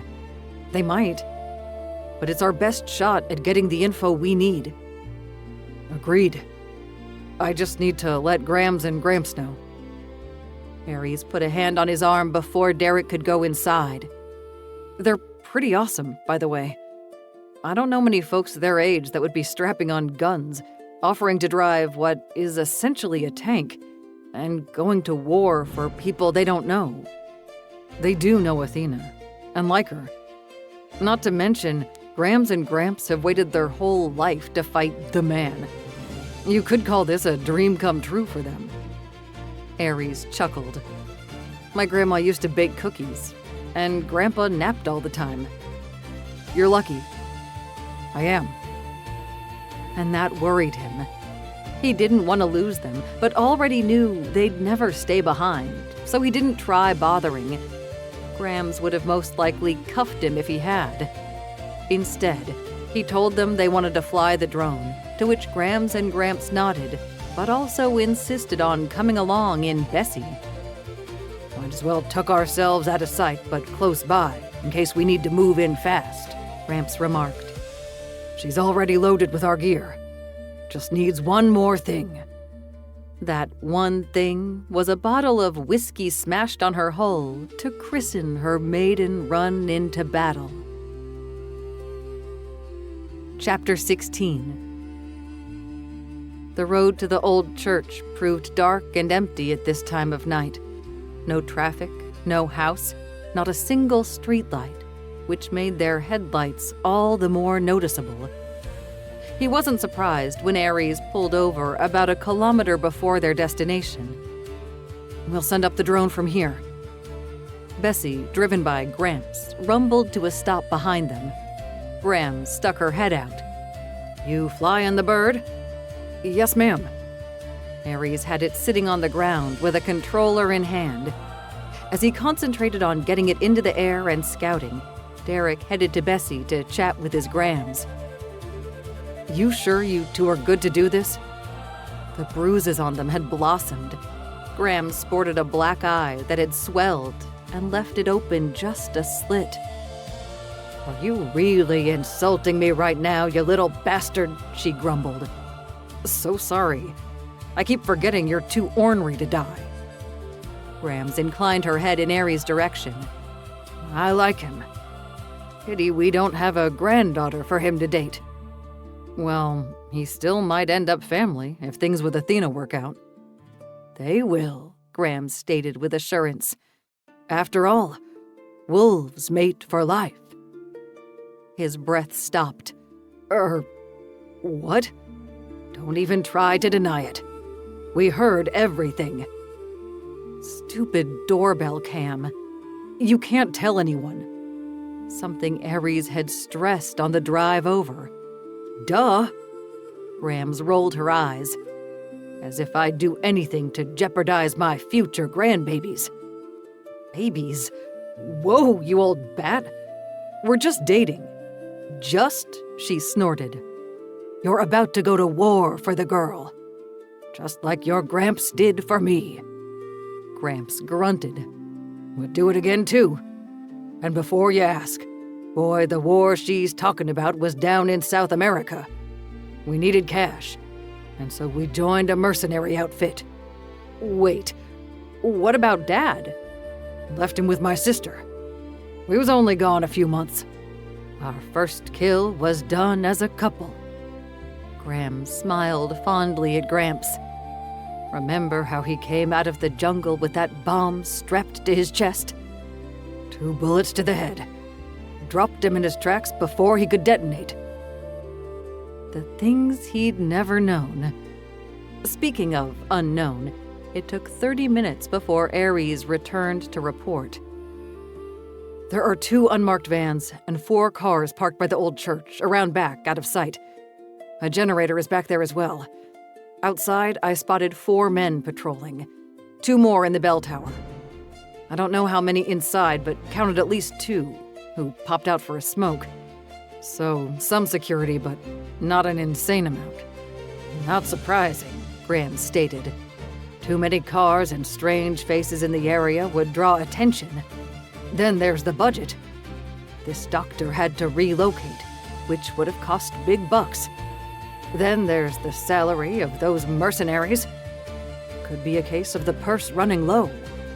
"Let's hope so, because a dozen men would be a cinch for us to handle, especially if we pick some of them off ahead of time." Aries glanced at Gramps. "How's your aim?" "You'll want Grams for any sniping. Still has the best shot of the 2 of us." "Then why isn't she the one hunting?" Derek asked. "Because these bones hate the cold and damp. Speaking of, I've got hot cocoa in a thermos and cookies in a tin. Anyone want a snack?" Grams had a thing about feeding people, apparently even in times of intense stress. They ate and drank while reviewing the footage. Despite Derek's trepidation, it really did seem as if slamming Bessie through the front door would be their best option for getting inside. As dawn approached, they readied themselves and ate yet again, as Grams insisted they fill their bellies. She might have been right, since he felt wide awake after, which led to him eyeing her with suspicion. "What was in those muffins and that protein shake? Why do you ask?" "Grams?" He injected a warning tone. "Just a few vitamins and some caffeine. Oh, and something that I'm not allowed to talk about, because it's technically not on the market." "What the fuck?" he exclaimed. "I just told you I can't tell you what the fuck it is. Suffice it to say, it acts as a bit of an upper. Think of it as a jolt of adrenaline that doesn't wear off for a few hours." Grams grinned. Is it safe?" he exclaimed. "Seemed to work fine for a certain elderly politician." And that was all she'd say. With the lights turned off, Derek rode once more with Aries, as they would be the ones rushing in after Bessie smashed her way through. Grams had her rifle and scope and sat in the gunner's seat, the safety already off the mini-mounted machine gun, ready to mow down any opposition, while Gramps drove. They would only exit the vehicle if they had no other choice. Derek had made them promise. Bessie was bulletproof. They weren't. When Grams pointed out he was made of meat as well, he growled, "If you get killed, I will piss on your grave daily. And if you die, you little bastard, I'll never bake cookies again." Their version of "I love you." As prepared as they could be, they went to war. Or so it felt. He and Aries were grim-faced as they neared the old church, rolling slowly in the dark, hoping for the element of surprise, if that was even possible given the growl of the pickup and the even more intense rumble of Bessie. Soon as they pulled into the church parking lot, overgrown with weeds and even a few saplings pushing through the pavement, bright lights turned on, projecting from the bell tower, highlighting them. A voice barked, "You are in a restricted area." Derek eyed Aries. "If I don't make it, tell Athena I love her, even if she's hairier than me." Aries' lips quirked. "You'd better make it out alive, or I have a feeling I'll be just as dead as you because my sister will kill me." The guy on the megaphone still shouted, "Step out of the vehicles with your hands up." Apparently, they were no longer being allowed to leave. "Showtime," Aries announced, hopping out without a qualm. Derek moved slower, convinced he'd be shot, wondering at their madness in thinking they could act as an extraction team. They didn't have the experience or... Pop. The guy in the bell tower fired first, the slug embedding in the door of the truck, dropping Derek's jaw. These guys weren't messing around. Graham shouted, "Fucker! How dare you shoot at my grandson? Surrender now or..." Whoever bellowed in the megaphone cut off mid-sentence as Grams took him out. Either the guy had nerves of steel and didn't scream from his injury, or Grams killed them. Killed a man. This was happening. Holy shit. Derek remained ducked behind the truck's door. He glanced through the cab to Aries, crouched on the other side. Bessie went from idling to moving. Graham's head and shoulders peeked from the hatch in the top as she took aim with her rifle, rather than mowing them down with the mounted machine gun. Pop. This time someone did yell as they fell from the bell tower. One sniper taken out, but that still left possibly one more and the patrolling guards, who took notice. They hid where they could and began shooting. No one came out of the church, though. So Bessie went to them. Crunch! The armored vehicle slammed into the wooden doors and they tore open, along with part of the stonework. Grams had ducked back into Bessie, but that didn't prevent her from firing with the mounted artillery. Ticka, ticka, ticka. She shot at whoever she saw inside. Hopefully not innocents. Please, not Athena. They had assumed them stashed in the basement. But what if they were wrong? Too late now. Hearing the bang of a gun followed by a grunt, he glanced at Aries. The man had a hand slapped to his shoulder. Blood seeped from under it. "Fucker shot me!" With that, Aries took off running, and Derek cursed. He couldn't leave the guy alone at the same time his grandparents were inside. Within a bulletproof truck, shooting the bad guys. Aries needed him more. Derek sprinted around the truck. Of the man, there was no sign, unless the clothes on the ground wreathed in a rising mist counted. The snarl preceded a high-pitched scream, and it took Derek only a second to pinpoint where and then gape. Despite the fog beginning to swirl, he saw the wolf that savaged a man on the ground. A big fucking wolf. Like, huge. Fuck me. He's a werewolf. Hearing Ares claim it and seeing it, two different things. It also drove home how important it was to get Athena and her family out of here. The wolf swung his head and yipped.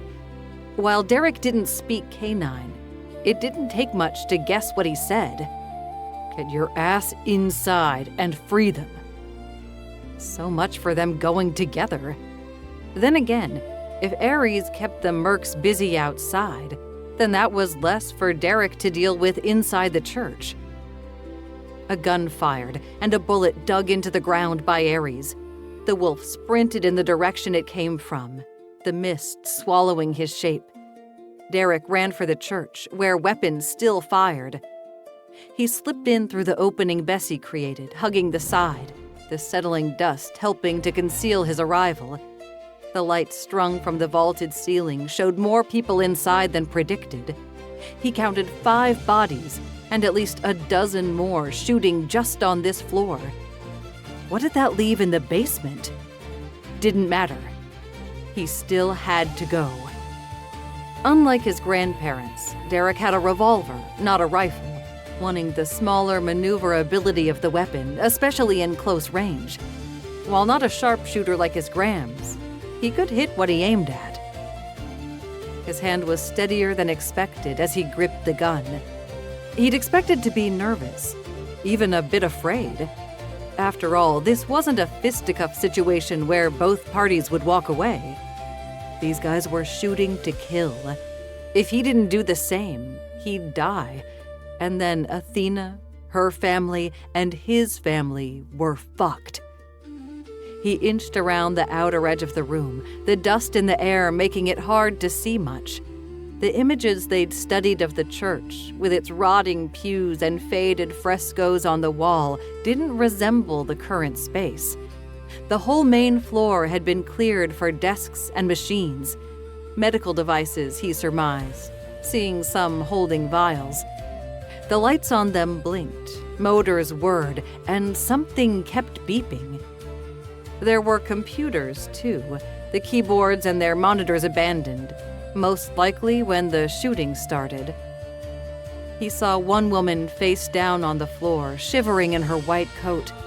Not a mercenary, just someone working for Rogers. As he crept past, she turned her head and saw him. Her eyes widened. He tried to give her a reassuring look. She pushed herself to a sitting position and, to his disbelieving gaze, pulled a gun. He didn't think. He fired, his shot slightly wild but still hitting, striking her in the shoulder. She shouted in pain and dropped her weapon. Grams would probably yell at him, but he didn't fire a finishing bullet. Instead, he moved faster, heading to the stairs, and ran into his first mercenary. The guy held a gun and stood guard at the top of the staircase, his goggles hiding his eyes, a gaiter covering the lower half of his face. He looked a lot like a bad guy in one of his video games, making it easier this time to take aim and fire. The merc went down without firing his gun, and a moment later, Derek had his foot on the first step, which was when the lights went out. Chapter 17. The lights went out, and with the lack of humming machinery, the silence deafened. The shooting also stopped for the moment. "Mom?" Athena called out to her. "Still here, baby girl. Almost got my feet untied." A hiss, and Mom exclaimed, "I'm loose, but I can't see a darned thing." "Follow my voice," Athena began talking. "Just walk slow, hands in front of you so you don't smash your face into anything." "What's happening?" Mom asked. "Ares came for us," Selene replied. "How did he know where to find us?" Athena asked. I couldn't say anything before because of the cameras, but he GPS chipped us when you went missing. Thought he was a little nuts at the time, but turned out he had the right idea. Chipped? Athena didn't even know that was possible. Think of it as an AirTag for humans, only it's inside our bodies. Well, damn. No wonder Selene appeared so confident about rescue. Athena? Mom sounded close, and Athena murmured, "Not far now, Mom. Just a few more steps." She heard rather than saw the hand that slapped into her bars. "You found me. Now feel for the lock." The doctor hadn't used electronic ones this time, but rather good old-fashioned padlocks. How am I supposed to open it? I don't have a key. Fuck. For some reason, Athena had forgotten that crucial component. Maybe you can smash it. With what? Her mother huffed. Damn it. I wish I could see. Let me go groping and see what I can find. Mom wandered off, her feet sliding on the floor. Selene sighed. You're so dumb. Rogers has the key. I'm aware. Her ears caught a sound. Someone's coming. Hide, Mom. Kind of an oxymoron, since none of them could see shit. The person coming down had a heavy step, but it wasn't until she heard, "Athena," that she relaxed, and her heart burst. "Derek!" "Thank fuck. Are you all right?" he exclaimed. "Yes, but me and my sister are stuck in a cage." "What about your mom? Is she here too?" he asked. "I'm here," Mom chirped. "You must be the man Athena was blushing about." "Mom!" Athena felt her cheeks heating and was glad Derek couldn't see. "What? It's true." "Never seen you do that before," Mom retorted. "Hello, ma'am. What do you say we get out of here so we can actually meet?" Amusement hued Derek's words. "I was looking for something to smash the locks," Mom explained. "Rogers has the key."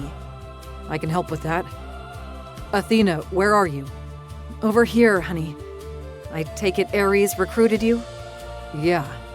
He showed up at the farm looking for you and told us what happened to your sister and mom. Sorry we didn't get here sooner. We had to scout the situation first to make sure we didn't fail in our rescue." "Are your grandparents okay? Rogers and his goons attacked them." "They're fine and in their glory. I've never seen them so excited. Gramps has been hoping he'd have a chance to use Bessie before he died." "Bessie?" "Bessie is an armored vehicle he's been tinkering on for years. Think of it as a Mad Max truck made for the apocalypse." "Hold on. He's here?" "Grams, too." His voice sounded close. "Who do you think is holding off Rogers' men?" Selene started laughing. "Oh my God. You didn't mention how cool his family was." "Very cool. With the exception of his ass of a cousin," Athena muttered. "Grams almost killed Frank. She still might after this," Derek replied from right in front, close enough that when she ran her fingers over the bars, she found his hands. He clasped them tight and whispered, "I'm so sorry I wasn't there, Sugarplum." "You're here now. You couldn't have known." "You sure you're okay?" "I'll be better once I'm out of this fucking cage," she grumbled. "Stand back while I shoot the lock." Athena shuffled to the back of the cage, and her ears vibrated when he fired. "Hold on while I..." "Got it. Come on," Derek ordered. "Coming. Help my sister. She's right across from me." He slipped away, and she aimed for the front of her cage, her hands feeling to find the opening and stepping out. Bang! Selene crowed, "Freedom!" "You in that movie," Athena huffed, but good-naturedly. Maybe they would escape this place alive. Maybe. They'd yet to see the situation outside the basement. While no guns fired, that didn't mean shit. "Mom, right here, baby girl." She sensed her mom a second before her hands clutched her arm. "Selene? Derek?" "I've got your sister," Derek replied. "Let's head back upstairs. Stay behind me." "Chivalrous too. Lucky girl," Selene murmured. "Paws off, my man," Athena muttered, to which her sister laughed. Her sister clung to Mom, who shuffled between them as they made their way to the stairs, Derek leading the way and cursing when he bumped his foot. "Shift left. There's something in the way." They followed his instructions and made it across the room. "Where are we?" Athena whispered. "Abandoned church basement. Watch your step. The stairs are straight ahead." He crept up first, while Athena hung back with her mom and sister, even as she itched to be by his side. This wasn't his fight, yet he'd volunteered, him and his grandparents. It boggled the mind the way they would risk themselves for her, a person they'd known a month. It took a moment to realize she could see. The lightning proved gradual, pitch black turning gray, and moist. "The fog's rolled in," he murmured. The morning mist was common in fall when the warmer ground hit the cooler air. They emerged from the stairwell into what she assumed to be a cavernous space from feeling alone, not one she could truly see with the lights off and the moist air kissing her skin. It was quiet, too quiet, and Derek muttered, "Bessie's not running." "Is that bad?" she whispered back. "Hope not. Stick close. Everyone hold on to each other. I'm going to bring us in the direction of the door." She hooked her fingers to the loops of his pants, leaving his hands free, even as she wanted to clutch one. Mom grabbed hold of the hem of Athena's shirt, and she assumed Selene did the same to her mom. They shuffled, their feet sliding and sounding much too loud. Every so often, her foot would nudge something soft and squishy. A body. But the kicking of something that rattled as it rolled had Derek hissing, "Fuck." "Is that you, little bastard?" Graham suddenly yelled. "Yeah, it's me, you old coot. I've got Athena and family. What's the situation?" "I think the church is empty. Hard to tell with the lights out and this fucking fog," Grams complained. "Should have brought the goggles." "Did you get Rogers?" Athena called out.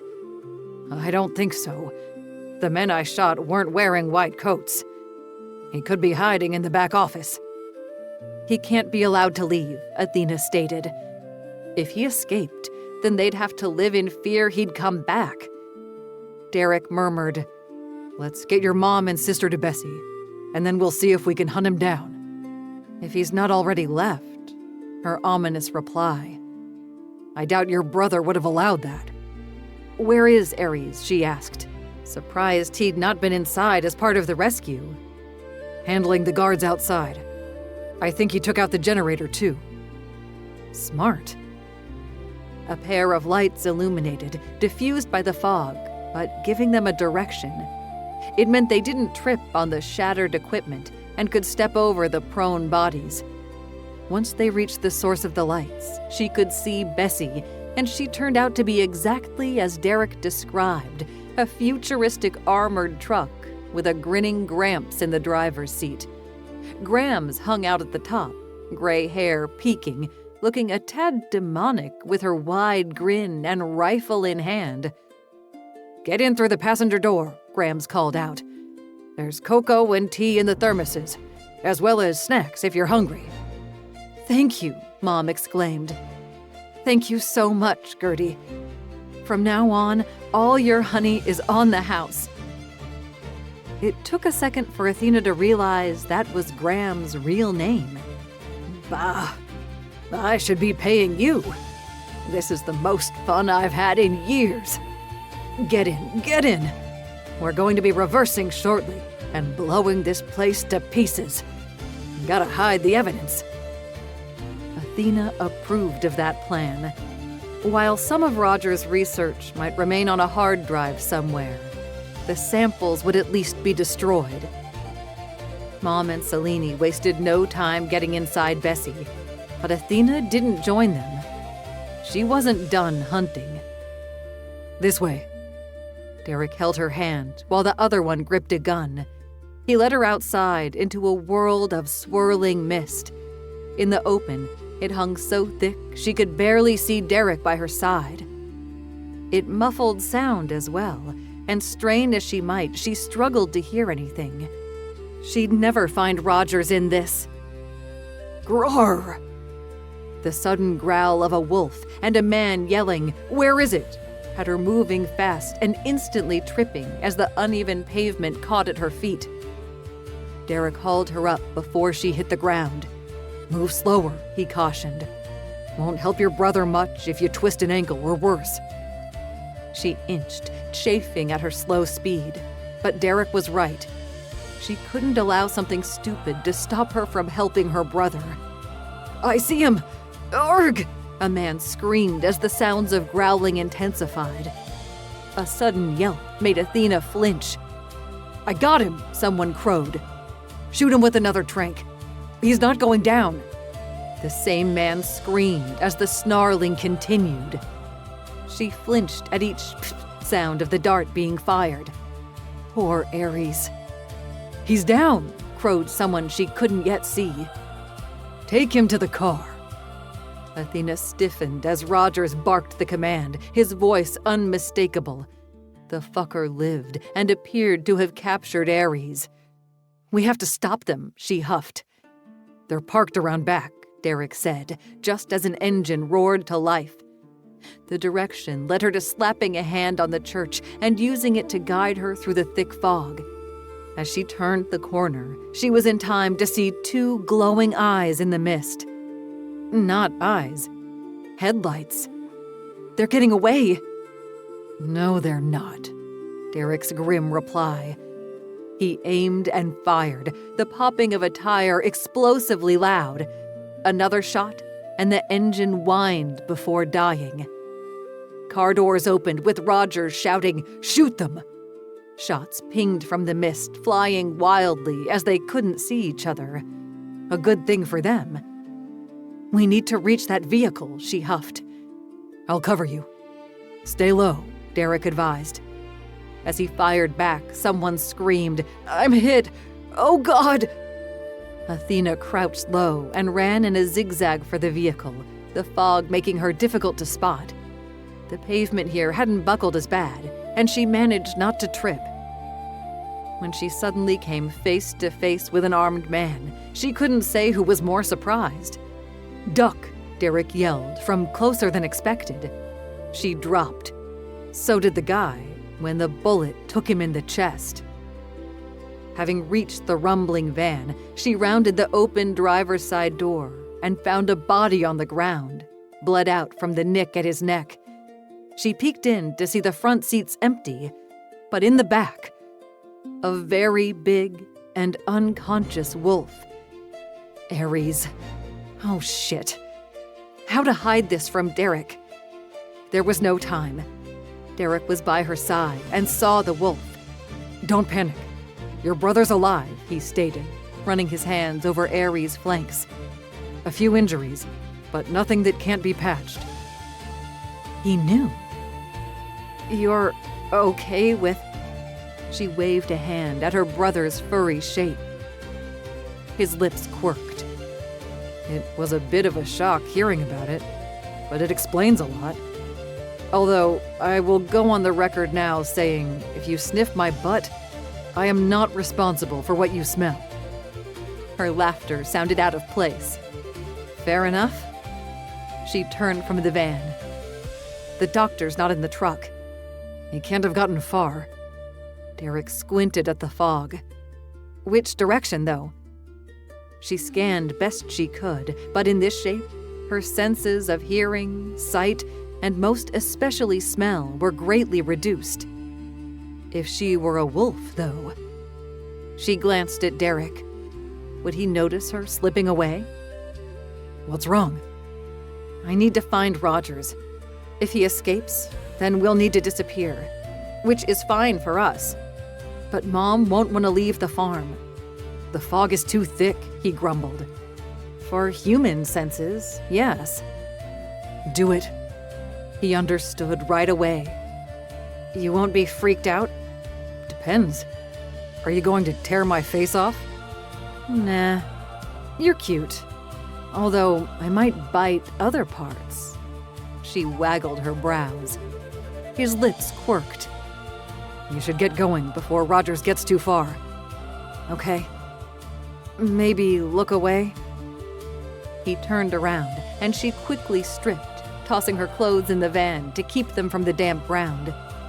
Then she had to concentrate.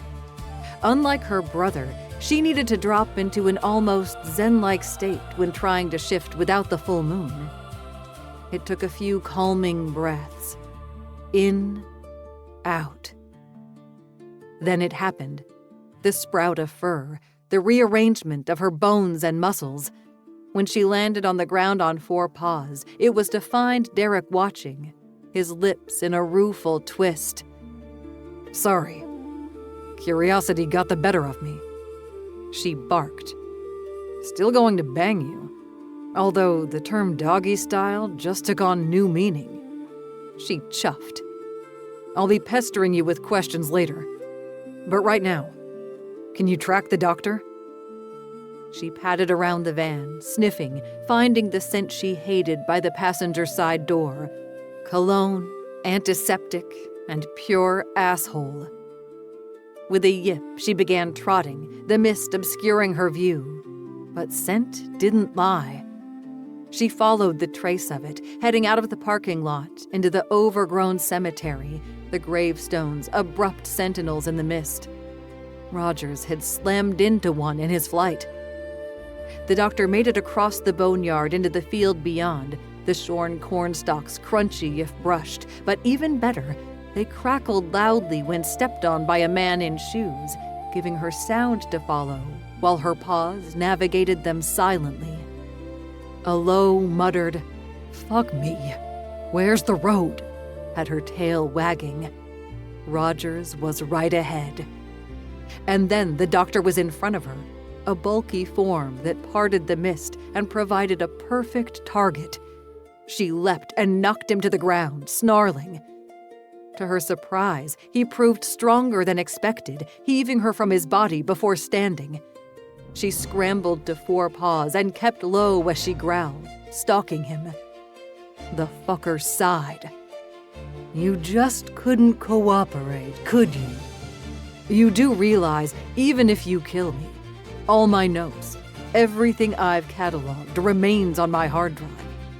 This won't save you. No, but she'd sure feel good about it. Why not collaborate with me instead? I could make you famous. In a cage? Derek appeared from the mist, gun cradled in his hands. She's not an animal, says the guy willfully ignoring what's in front of him, Rogers scoffed. She and her siblings are monsters. I only see one monster here, and it's not wearing fur, Derek snapped. How can you be so blind? Look at her, a savage beast. Do you really want a dog as the mother of your children? Whoa, we're not even engaged yet. And even if we were having kids, do you really think I'd care? Happy and healthy. That's all that matters. Until they hurt someone. Hurt who? Derek scoffed. The only one causing harm is you. While Derek talked, Athena inched closer. Might have even gotten a clean kill if Rogers didn't suddenly lunge, a dart in hand, which he used to jab down.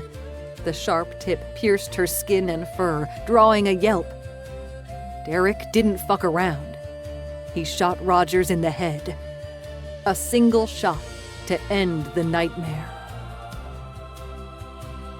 Chapter 18. Derek thought he'd feel worse about killing someone in cold blood. But hearing Rogers and knowing what he'd done and would continue to do, it felt good to remove that kind of evil from the world. Not so fun, carting back the dead body to the church. He couldn't exactly leave it for people to find. Bessie rumbled outside the church, becoming visible as the morning sun burned away the mist. Selene and her mom did their best to haul a body lying outside into the building, one holding the head, the other the feet, but both huffed with strain. Grams and Gramps might be old, but years of working a farm left them strong. They each dragged one inside. Derek knew better than to tell them to sit down while he handled it. Derek dumped Rogers within before exiting to give Selene and her mom a hand. "I've got this." "Thank you," Athena's mom murmured. "For everything." "Ares is in a van at the back having a nap if you want to check on him." The women scurried off, as did Athena, still in fur, trotting around the church. Only when she was out of sight did Grams whistle. "Fine-looking wolf. I'm glad we got here in time." "You okay with my girlfriend being a werewolf?" he asked. Not that it mattered. He couldn't change how he felt. "Are you kidding? I'm going to have the most epic great-grandbabies ever," Grams exclaimed. Whereas Gramps rumbled, "We'll need a few extra freezers to store meat once they learn to hunt." Figured his grandparents would focus on the positive, and he knew he could trust them to keep the secret. "You're sure this will burn all the evidence of what they were doing?" "Yup. The bones might be found, but the cups will assume a drug lab gone kaboom." Grams pointed to a case in the back of Bessie. "You just need to plant this meth in one of the vehicles they were using." "Do I dare ask how you got the meth?" "Drugs will be excellent for trading once the apocalypse hits." He held in a sigh. She did have a point. It took less time than expected to move all the bodies and plant the drugs. Ares got moved from the van to his truck bed, where he continued to snooze. When it came time to light the fire, Grams offered the Molotov cocktail and lighter to Athena, who'd shifted and dressed while they cleared the scene. "Would you do the honors?" "With pleasure," Athena stated. She lit the rag and tossed it perfectly inside the broken doorway. Flames immediately whooshed, the gasoline inside igniting.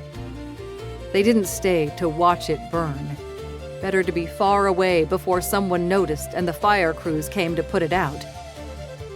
The call for Derek to go in and fight it came just as they pulled into the driveway. Derek almost called in sick, but this was his chance to ensure they'd not forgotten anything. So back out he went, taking his Gramps pickup, joining up with the fire crew, who could do little but ensure the church fire didn't spread. The vehicles closest got singed pretty good, but the van with drugs remained intact enough for the cops to declare it a drug lab operation. When one of them spotted blood on the pavement, the theory went from meth lab explosion to drug war, or, as the detective stated, "Looks like a rival gang wiped them out." Good news in a sense for the taxpayer, as dead criminals are cheaper than live ones awaiting trial. By the time he made it back to the farm, Derek ached with exhaustion. Upon walking in, he expected to be bombarded with questions and chaos, but instead, only Athena waited. "Where is everyone?" he asked. "Out for dinner?" "Your Grams thought you might need some peace and quiet." "I do," he sighed. "Do you need me to leave?" "Fuck no." He dragged her close in a hug that left no room for argument. "Everyone's okay?" She nodded against his chest, remained snuggled. Ares woke up pissed he missed the ending. "Selene and Mom are fine." "Your grandparents are rock stars." "Yeah, they are," he agreed. "Grams left you some venison stew. Delicious, by the way." Hearty as well. It did much to revive him after he had 2 bowls. But what really put a spring in his step? "Let's get you clean. Come on. Shower time." Whatever fatigue plagued him vanished when he realized she would be joining him. She stripped him, then herself, before getting him to stand under the hot spray. The hot water felt good on his tired muscles, but not as good as her slippery hands sliding over his body with the soap. He squinted at her through the spray. I don't know how much stamina I've got left, Sugar Plum. How about you let me do the work, she said with a wink. She sank down in the tub, crouching to put herself face level with his cock. A cock that wasn't too tired to rise. She gripped his shaft with soapy fingers and began to pull and stroke. Damn, that felt good. His head leaned back as he sighed and let her play. Turn, she ordered. He rotated, and she kept her fingers on him as she rinsed him clean, then tugged at his hips to turn him away from the spray. But his dick didn't get dry, not with her mouth suddenly enveloping it. Oh. That was the only syllable he could grunt as she worked his cock with her mouth, sliding her lips up and down the length of his shaft, taking him to the back of her throat, suctioning him, teasing him with the graze of her teeth. He braced a hand against the shower wall as she sucked him and made his knees weak. He moaned as she hollowed her cheeks and teased the tip. His hips thrust in time to her cadence, and he felt his balls tightening. Better stop, or you'll be getting a salty surprise. His raspy warning. So tempting. She kept sucking. I'd rather fuck you, his blunt reply. I want to come inside you. Want to feel you squeezing around me as you orgasm. She shuddered and paused, looking up at him, her eyes smoldering with lust. Way to make it impossible for me to refuse. His lips quirked. Good. Shall we go to bed?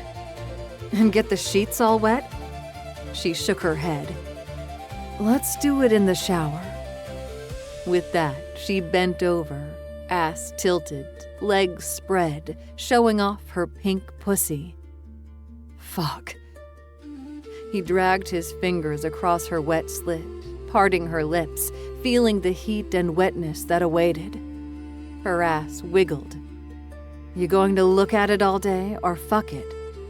Can't I do both? He replied. No. I need you. Now.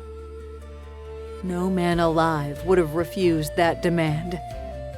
The tip of his shaft teased her sex, pressing between her lips, feeling the welcoming tightness of her pussy. He grabbed hold of her hips to keep her steady as he slid into her. Fuck, she was so perfect. Snug.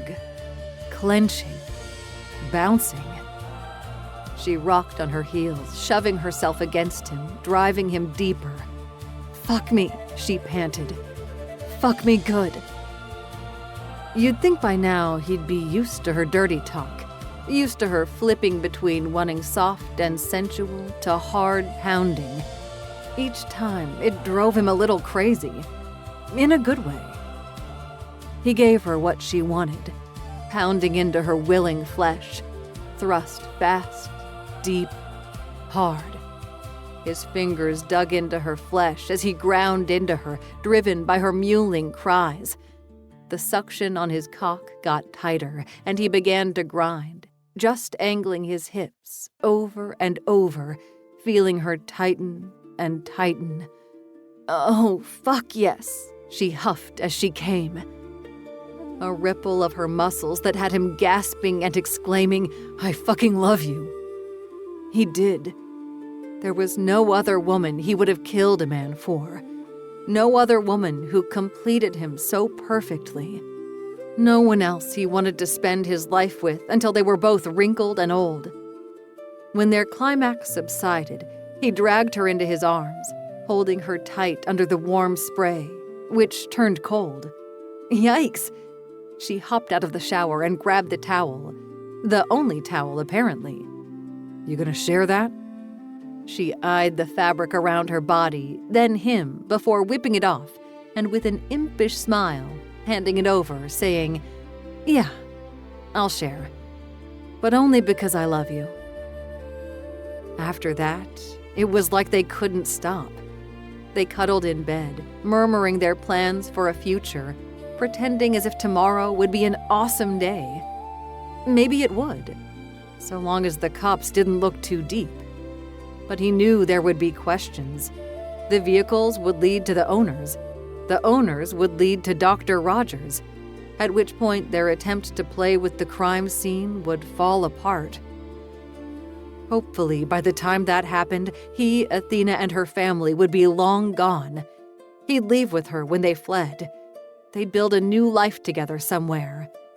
He'd miss his grandparents, but he couldn't walk away from the love he had for Athena. He hoped Grams and Gramps understood. They fell asleep entwined and woke together, stretching and touching, smiling like idiots.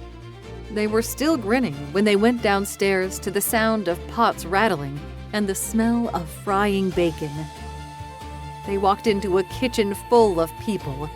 Family, to be exact. Grams at the stove, Athena's mom by her side giving a hand. Selene sat by Gramps, and her hands moved as she talked. Aries sat on the floor with the dog's head in his lap, a dog that no longer raised hackles when Athena was near. "Morning," Derek murmured. A chorus of mornings chirped back in reply. It was Athena who frowned and said, "Why does everyone look like they ate the canary?" "Don't you mean rabbit?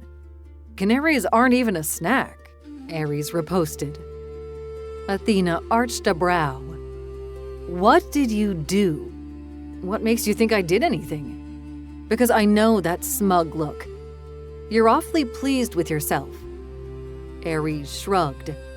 "I am, but can't take the credit. This genius lady over there deserves it." That led to Derek now frowning and saying, "Grams, what did you do?" "Well, as we were having dinner last night, it occurred to me that the cops, even if mostly incompetent, might figure out Rogers was at that church, which would then lead them to his home. A home that might have things best left undiscovered." Derek pursed his lips. "Don't tell me you blew up his house." "Oh no, that wouldn't have been very nice given his close neighbors. But we did pay it a visit." "To do what?" Athena asked. Selene took over. "Well, first, we wiped his hard drives of all info on the lycanthropy project. You can thank Gramps for that. The man is a whiz at cracking into computers." "Gramps?" Derek blinked. "Bah, I like puzzles. Wasn't that hard? The idiot had his password in code on his desk. Wasn't too hard to figure out." Gramps downplayed the effort. "Once we got into his computer, it was easy peasy wiping the Lycan stuff entirely, putting in some meth-related material, a bit of underage porn. Oh, and a trail that showed him money laundering the government funds he'd been allocated." Selene grinned. "We also busted open his safe, which held some backup drives. We took those along with his passport, cash, and a suitcase of clothes," Aries added. "Making it look like he fled," Athena murmured. "Left unsaid, making Rogers look guilty." "You forgot the part where I had to leave my rifle," Grams groused. "My favorite rifle." "Which left many holes in the bodies at the church," Aries reminded. "Forensics will match them up and go looking for its owner." "Which isn't me. The beauty of unregistered firearms." Then to Grams, "I'll get you a new one. A better one," Gramps declared. Grams smirked. "You'll regret that. You know which one I've had my eye on." Gramps offered a rare smile. "I do. And you deserve it. That was some fine shooting." "You did all that last night?" Athena squeaked. "Well, yeah. It had to be done before the cops showed up," Aries pointed out. "Won't they realize Rogers is one of the bodies?" Derek wanted to believe this would work, but he couldn't take chances. "Not without dental records for him, they won't," Selene chirped. "Unfortunately, a pipe above his dentist office burst, ruined everything. And wouldn't you know, they were too cheap to back up off-site." Sounds like you thought of everything, Athena replied. We sure did. I couldn't have the little bastard running off with you, Grams snapped. Why, Grams? Would you have missed me? To his surprise, she eyed him and muttered, Yeah, I would have. But don't let it go to your head. Enough of this mushy bullshit. Everyone sit. It's time to eat. The mood proved exuberant, the chatter lively, a big old family breakfast of which he hoped to have many. Athena sat by his side, occasionally squeezing his leg, stealing his bacon, laughing. They'd survived. They were in love. As for the fact his girlfriend was a werewolf, the sky was the limit when it came to canine jokes and gifts. And when she kissed him later on in the hall, her foot thumping madly, he was never happier because, as Grams told him, wolves mated for life. Epilogue. Derek spent the evening of the full moon playing cards with Athena's mom, a true shark. He lost all his smarties by the time they went to bed. Not that he slept much. He waited for Athena, who returned at dawn after spending the night wolfing out with her siblings. "Hi, honey," she murmured as she crawled into bed. Come here. He grabbed her and snuggled her close, relieved she'd made it through another shift. It had been almost 2 months since the whole thing with Rogers went down, but he still worried, even as no one came close to guessing the truth. There'd been much shock in the news and on social media when the events of the church unfolded. A drug lab run by the renowned doctor who double-crossed his people and fled with a ton of money. The cops had bought the story they planted, and even better, with the doctor discredited, things improved for the Sasquatch in custody. Fred's vocal proponents managed to have the courts declare him sentient, and as such, got the Bigfoot released. The Ogopogo remained a tourist attraction in its lake. However, the animal activists had improved its living conditions. Not a word was ever said about werewolves. No one ever came knocking, although Grams and Gramps kept a close eye, even upping their security. Frank got arrested for embezzlement and was in jail awaiting trial. Grams and Athena's mom collaborated and created a THC-infused honey that was selling like hotcakes as people snatched it up as Christmas presents and for personal use. He and Athena had moved into their own place, but spent most of their weekends at one farm or the other. Derek had never been happier, a happiness that trebled when Athena suddenly lurched from bed and ran to the bathroom to puke. And before anyone thought him a jerk for not following, Athena didn't like having her hair held while she barfed. When she returned, he arched a brow. Still think it was that sushi? Her wry smile said it all. Guess it's a good thing we rented a 2-bedroom. Because by this time next year, there'd be a little person crawling or trotting around. I love you, he stated, more than he could ever imagine. Prove it, she said as she crawled back into bed. How? Massage? The best oral of your life? Name it and it's yours. I want ice cream. Make that a sundae, with whipped cream and bananas. It's 6 a.m., he reminded. And? Anything for you. And he meant it, now and always. Aries unloaded the trees he'd cut and bound for the Christmas market.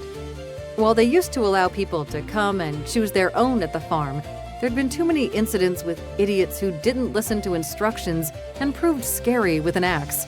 Much better to provide them ready to go at the market. Quick money that he'd use to spoil his mother and sisters. A little extra would be nice too, given Athena looked to be expecting a child with her firefighter boyfriend. Not that she'd announced it, but Aries smelled the change in her during their moon run. As Aries whirled from his leaning stack to grab another tree, he startled at the sight of a little girl eyeballing him. Rosy-cheeked, eyes bright. Her woolen red hat and mittens didn't match her light blue snowsuit at all. "Hi," chirped the kid. "Hey." "Your trees are squished," she observed. "They'll fluff out nice once we undo the twine." The child cocked her head. "Mama says real trees are messy." "Sometimes, but they sure smell good." Good enough he'd apparently pissed on them when he was little with no regard for the fact they sat in the living room. Drove his mom nuts, whereas Dad always laughed and claimed, "The boy's just marking his territory." "Greta, you'd better not be bugging that man," a woman called out as she bustled over, her bright pink earmuffs holding back her dirty blonde hair. "He has real trees, Mommy." Greta pointed. "They're squishy now, but he says they smell good and get fluffy. Can we have one?" "We are not getting a tree, Sweet Pea." The tyke's lips turned down. "I know, 'cause we need food and not frivolous-y things." Aries found himself tightening as the child inadvertently revealed the real reason Mom didn't have one. "One day, I'll get you the biggest tree you ever saw," the woman murmured as she crouched by the child. "Okay." Greta didn't have a tantrum like some kids. Mom leaned close to whisper, "I saw a snowman wandering." "Snowmen can't walk," snorted the kid. "Well, this one is. And he has candy canes." "Ooh!" Greta glanced left and right before spotting the suited character. "I see him." She bolted for the snowman with candy. The woman rose. "Sorry if she disturbed you." "Nah, she was fine. Cute kid." "Precocious with no filter, you mean?" His lips curved. "She is. She mentioned you guys don't have a tree. Why don't you take one, on the house?" She eyed him, her expression suspicious at the offer. "I don't need your charity." "Hardly charity. I already know I won't sell all of these. So you taking one now saves me carting it back to my place." Her lips pursed. "While your offer is kind, I'm afraid I don't have a way to get it to our place. But thank you." With that, the pretty woman headed for her daughter, and Aries found himself glancing at her often as she strolled the Christmas market. Not buying anything, but managing to give her kid a fun afternoon of face painting, a visit from Santa, and, of course, a fistful of candy canes. When Aries closed up, toting 5 trees back on the trailer he'd used to haul them, he noticed a red mitten lying on the ground. A woolen one he recognized, and stitched inside, a name. Greta Dawson. The kid would need it with snow in the forecast and Mom tight on dough. Hunting down where Greta and her mom lived wasn't quite stalking, but rather doing a good deed. It wasn't hard. Not many Dawsons in the area. 1, to be exact. The townhome, which probably hadn't seen better years since it had been built 50 years ago, looked tidy compared to its neighbors. The walkway clear of snow and ice. A wreath that had obviously been made by a child hanging on the door. The front window plastered in paper cutout snowflakes. Aries knocked and stood waiting. When the door flung open, the woman exclaimed, "What are you doing here?" He held up the mitten. "I found this." Before the woman could reply, there was a blood-curdling scream from inside. The woman turned and bolted inside the house. Aries didn't think. He followed. This concludes My Girlfriend is a Werewolf by Eve Longley, narrated by Rebecca Estrella. Copyright 2024 by Eve Longley. This unabridged audiobook is published by arrangement with Eve Longley and was produced in the year 2024 by Tantor Media Incorporated, a division of Recorded Books, which holds the copyright thereto. Please visit tantor.com for more information on our growing library of unabridged audiobooks. Audible hopes you have enjoyed this program.